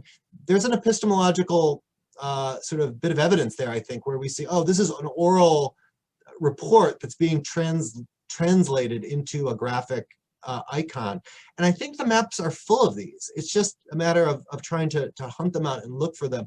And what I've done, maybe a little cumbersomely, is tried to really dive into these iconographic traditions and try to explain these 2 particular maps that were so important in early Carolina, linking them to other kinds of knowledge. And so the point, I think I'm lucky that I have the Catawba deerskin map to help me to prop me up a little, but ultimately it's very hard to write this kind of history without putting a thumb on the scale toward European perspectives, just because they provide all the information. Mm-hmm. So this is my way of trying to ferret out some of those native ways of looking at space through these errors. Thank you. All right, thank you. I don't know if there are any more questions from the public or from other panelists, maybe. I was trying to ask a question. This is Larry Tice. I wasn't able to put it in the Q&A queue, but I wanted to ask Max. You didn't mention the Cherokee as a possible solution to the location of Kafatakikwe.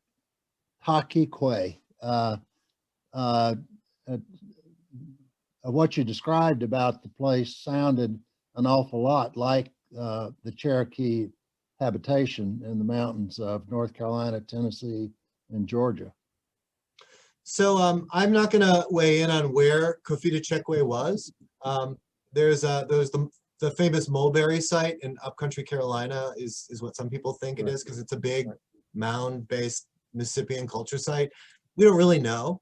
But what I think archaeologists and historians do know about Confite Chekwe is that it's not as far into the mountains as the Cherokee towns. It's in the Piedmont district somewhere in the upcountry of North or South Carolina.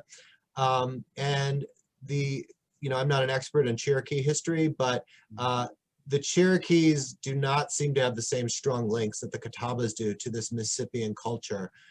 So I'll keep an open mind to try to create some of that possibility as a live question, but I haven't seen any evidence for it yet. When you mentioned copper, I mean, the Cherokee live on top of the mother lode of copper in North America, so perhaps they control the copper. I don't know. I'm not an expert in any of that either. I mean, when archaeologists, so the English are obviously, and the Spanish, everyone's always looking for anything that could be gold or silver. Right. Anything metal is going to attract their attention and get written down.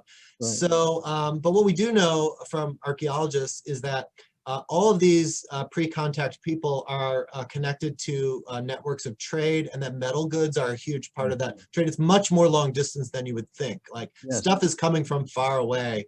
Right. And so we don't exactly know what Spanish people saw when they saw those silver hatchets or those copper sheets, but it may have been mined locally. It may have been traded for. Unfortunately, we have little to go on, but I'll keep that in mind. I'll keep the Cherokee possibility open. Okay, thanks. All right, thank you. We are expecting more questions, maybe. In the meantime, if I may ask you a question, Max. Yes, thank you.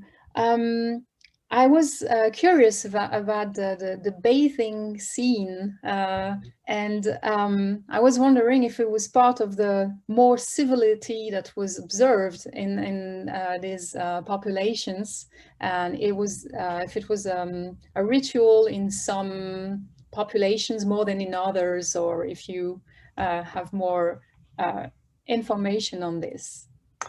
Yeah, I did a little bit of looking to see if this is an image that was copied from another map source. So I looked through Philip Burden and I looked through some other cartobibliographies. I couldn't find it. So if anyone has seen an image that looks like this, I'd be very interested in seeing where it's pulled from. But I think I understand its meaning even without knowing it's I mean, maybe it was created by Gascoigne himself. It was probably copied from a Dutch map of the 17th century in some respect, like so many were.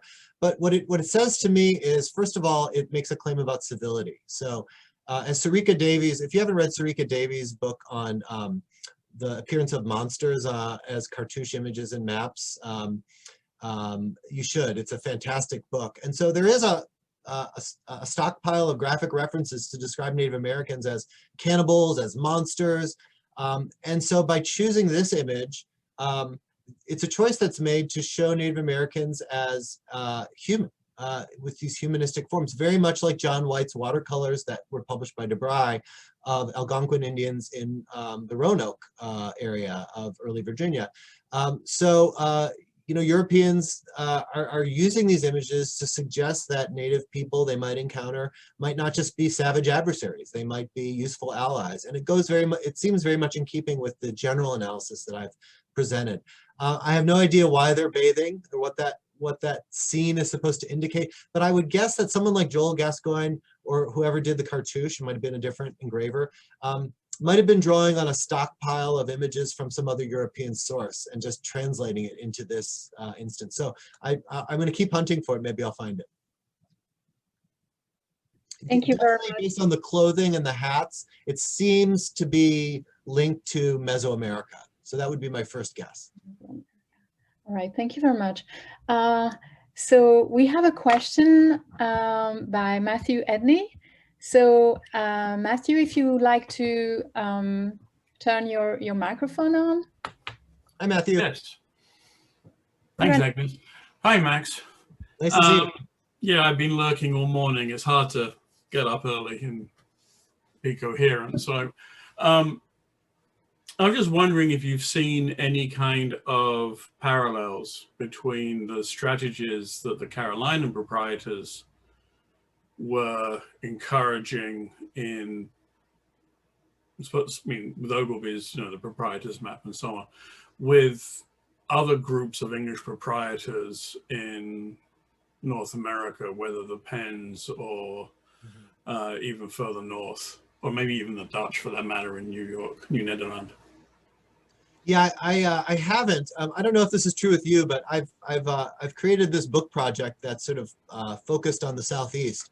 But then I was thinking that maybe the better book project, I don't know if you do this, but when I'm in the middle of something and I don't want to do something, I think of some other project that sounds like more fun. So the project that sounds like more fun is a comparative project that doesn't look at one region, but looks at how colonizers in different regions understood the interior and kind of adjusted their presumptions to the realities, just like I'm doing here. And I think Jamaica and Pennsylvania might be really interesting counterpoints to Carolina. Jamaica because of its Caribbean place, but it has a real substantial interior that it turns out it's important to know about.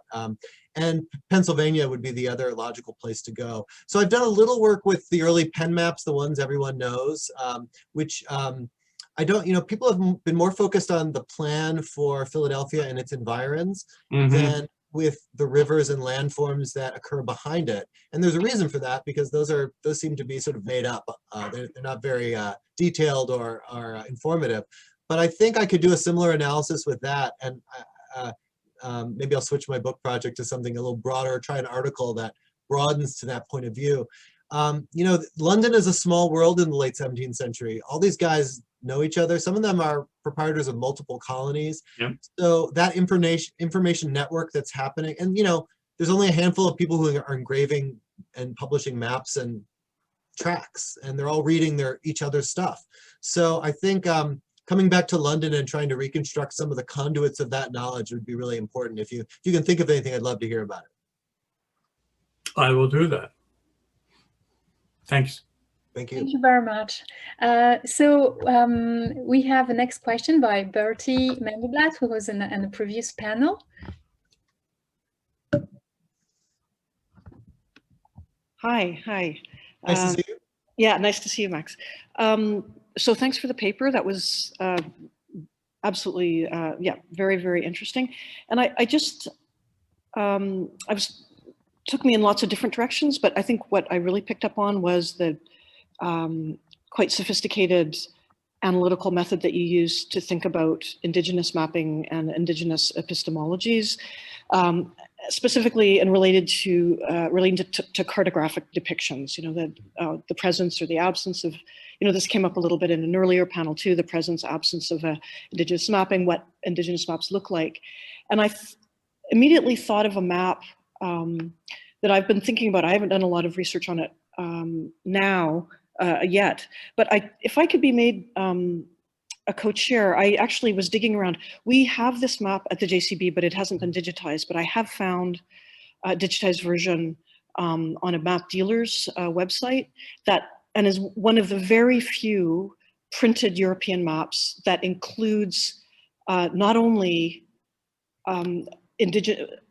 that both includes Indigenous cartographic depictions, although printed by a European, and there is explicit attribution to an Indigenous person in the text on the map. And you probably know this map. I mean, I think it's fairly well known, but I've got it on my screen. If can I share my screen? Yeah. You can share your screen, Bertie. Go ahead. Okay. Yeah, it's this map, and I don't know if you're familiar with this map. It appeared in, here's the record for the book that it appears in. Yeah. It's a Buache. So it's a textual book that includes a lot of maps. We haven't digitized the book yet, but this is the map. And it's just, I just thought panelists and attendees might be interested in seeing it, because in fact, it corresponds almost exactly to what you're saying. This is the Indigenous part right up here. And it's this kind of subway map format that you were describing, and it's a series of lakes. What I find really interesting and what is so unusual is that there's actual, as I said, attribution to an Indigenous person in the text. Réduction de la carte tracée par la sauvage Achagache et autres, laquelle a été donnée aux découvertes des officiers français représentée dans la carte ci-jointe. So this is a really you know, as you've said, and as we know, there are so few maps that have this kind of explicit attribution, this explicit inclusion, not only of indigenous spatial knowledge, which is kind of implicit, but actual a description based on the kinds of gestures that you described, you know, the drawing of the stick in the sand, showing topography, showing the placement of lakes, that kind of thing. So I just wondered if you had a comment on that. Yeah, so I do know about this map, but I have not studied it. What it reminds me of is the surviving Anishinaabe Metaweewin scrolls, which are now problematic and difficult for European scholars to work with because they're considered to be sacred objects that people initiated into the society of the Metaweewin keep secret. But obviously there are copies of them, and although I don't show them in my work, I have looked at them. And they're it's a similar area, it's a similar geography of the sort of Great Lakes region. And it tells the story of the coming of secret medicinal knowledge to the Metaweewin cult. And it tells the story of a deity making a journey to Anishinaabe country. And it depicts this network of lakes as a traveler would need to know it, which is you don't need to know the exact proportion, you need to know what's the next lake I need to look for in my canoe or whatever. And so we do see, I mean, I think one of the takeaways from this perhaps is that, you know, this is getting back to, I've been reading some of this Edward Casey stuff, some of this history of phenomenology and space and place, which is really fascinating. And one of the things it tells us is we really, I mean, European cartography pretends that we don't have bodies sometimes, but most people, when they're dealing with space in a phenomenological way, in an everyday way, it's all about where our body is, where it's going, and what we see and sense around us. So some of these Indian maps really take the position of the body in space more centrally as a presence. And I think that's one way to understand maps like this. It's the map of a traveler passing through the space and orienting that space around that traveler's experience, rather than trying to find some objective graticule that can spread the space out in correct proportion. Yeah, it's that question of graticule that's so important, like the imposition of the abstracted grid, which is, of course, the sort of moment at which European cartography starts to be defined as such, that makes, that changes things altogether. And it is, as you say, yeah. But then again, you know, the graphic icons I've been looking at, they're very much the way a person standing looking at a city from a distance might see buildings, right? So it's not completely bereft of human phenomenology, human sensory experience. It's built into some of these maps as well. Great, thank you. Right, thank you very much. I don't know if there are more questions. I think we've come at the end of the exchange session, and well, so I think we are gonna call it a night, and thank you for this wonderful keynote speech, Max, and for everyone for this very enriching exchanges. And I also wanted to thank you all speakers and chairs today. This was a wonderful first day of conference. And the conference continues tomorrow. And as we wrote in the chat, we will give references to the books that were mentioned notably by Max to you later tonight. And tomorrow we start at 11:45. Please join us to listen to Catherine Parker's plenary lecture. And remember that General Assembly of the Society will be held from 9 to 11:30 a.m. in a separate Zoom meeting. So please contact Michael Poplar, as Emmanuel mentioned in the chat earlier. And I see that there is another question, and we'll be happy to forward it to Max after the conference, and to provide you emails of all speakers, so you can talk to them directly. Thank you very much. We wish you a wonderful evening and look forward to seeing you tomorrow. Thank you, everyone. Thanks, everyone. Thank you. Thanks for coming.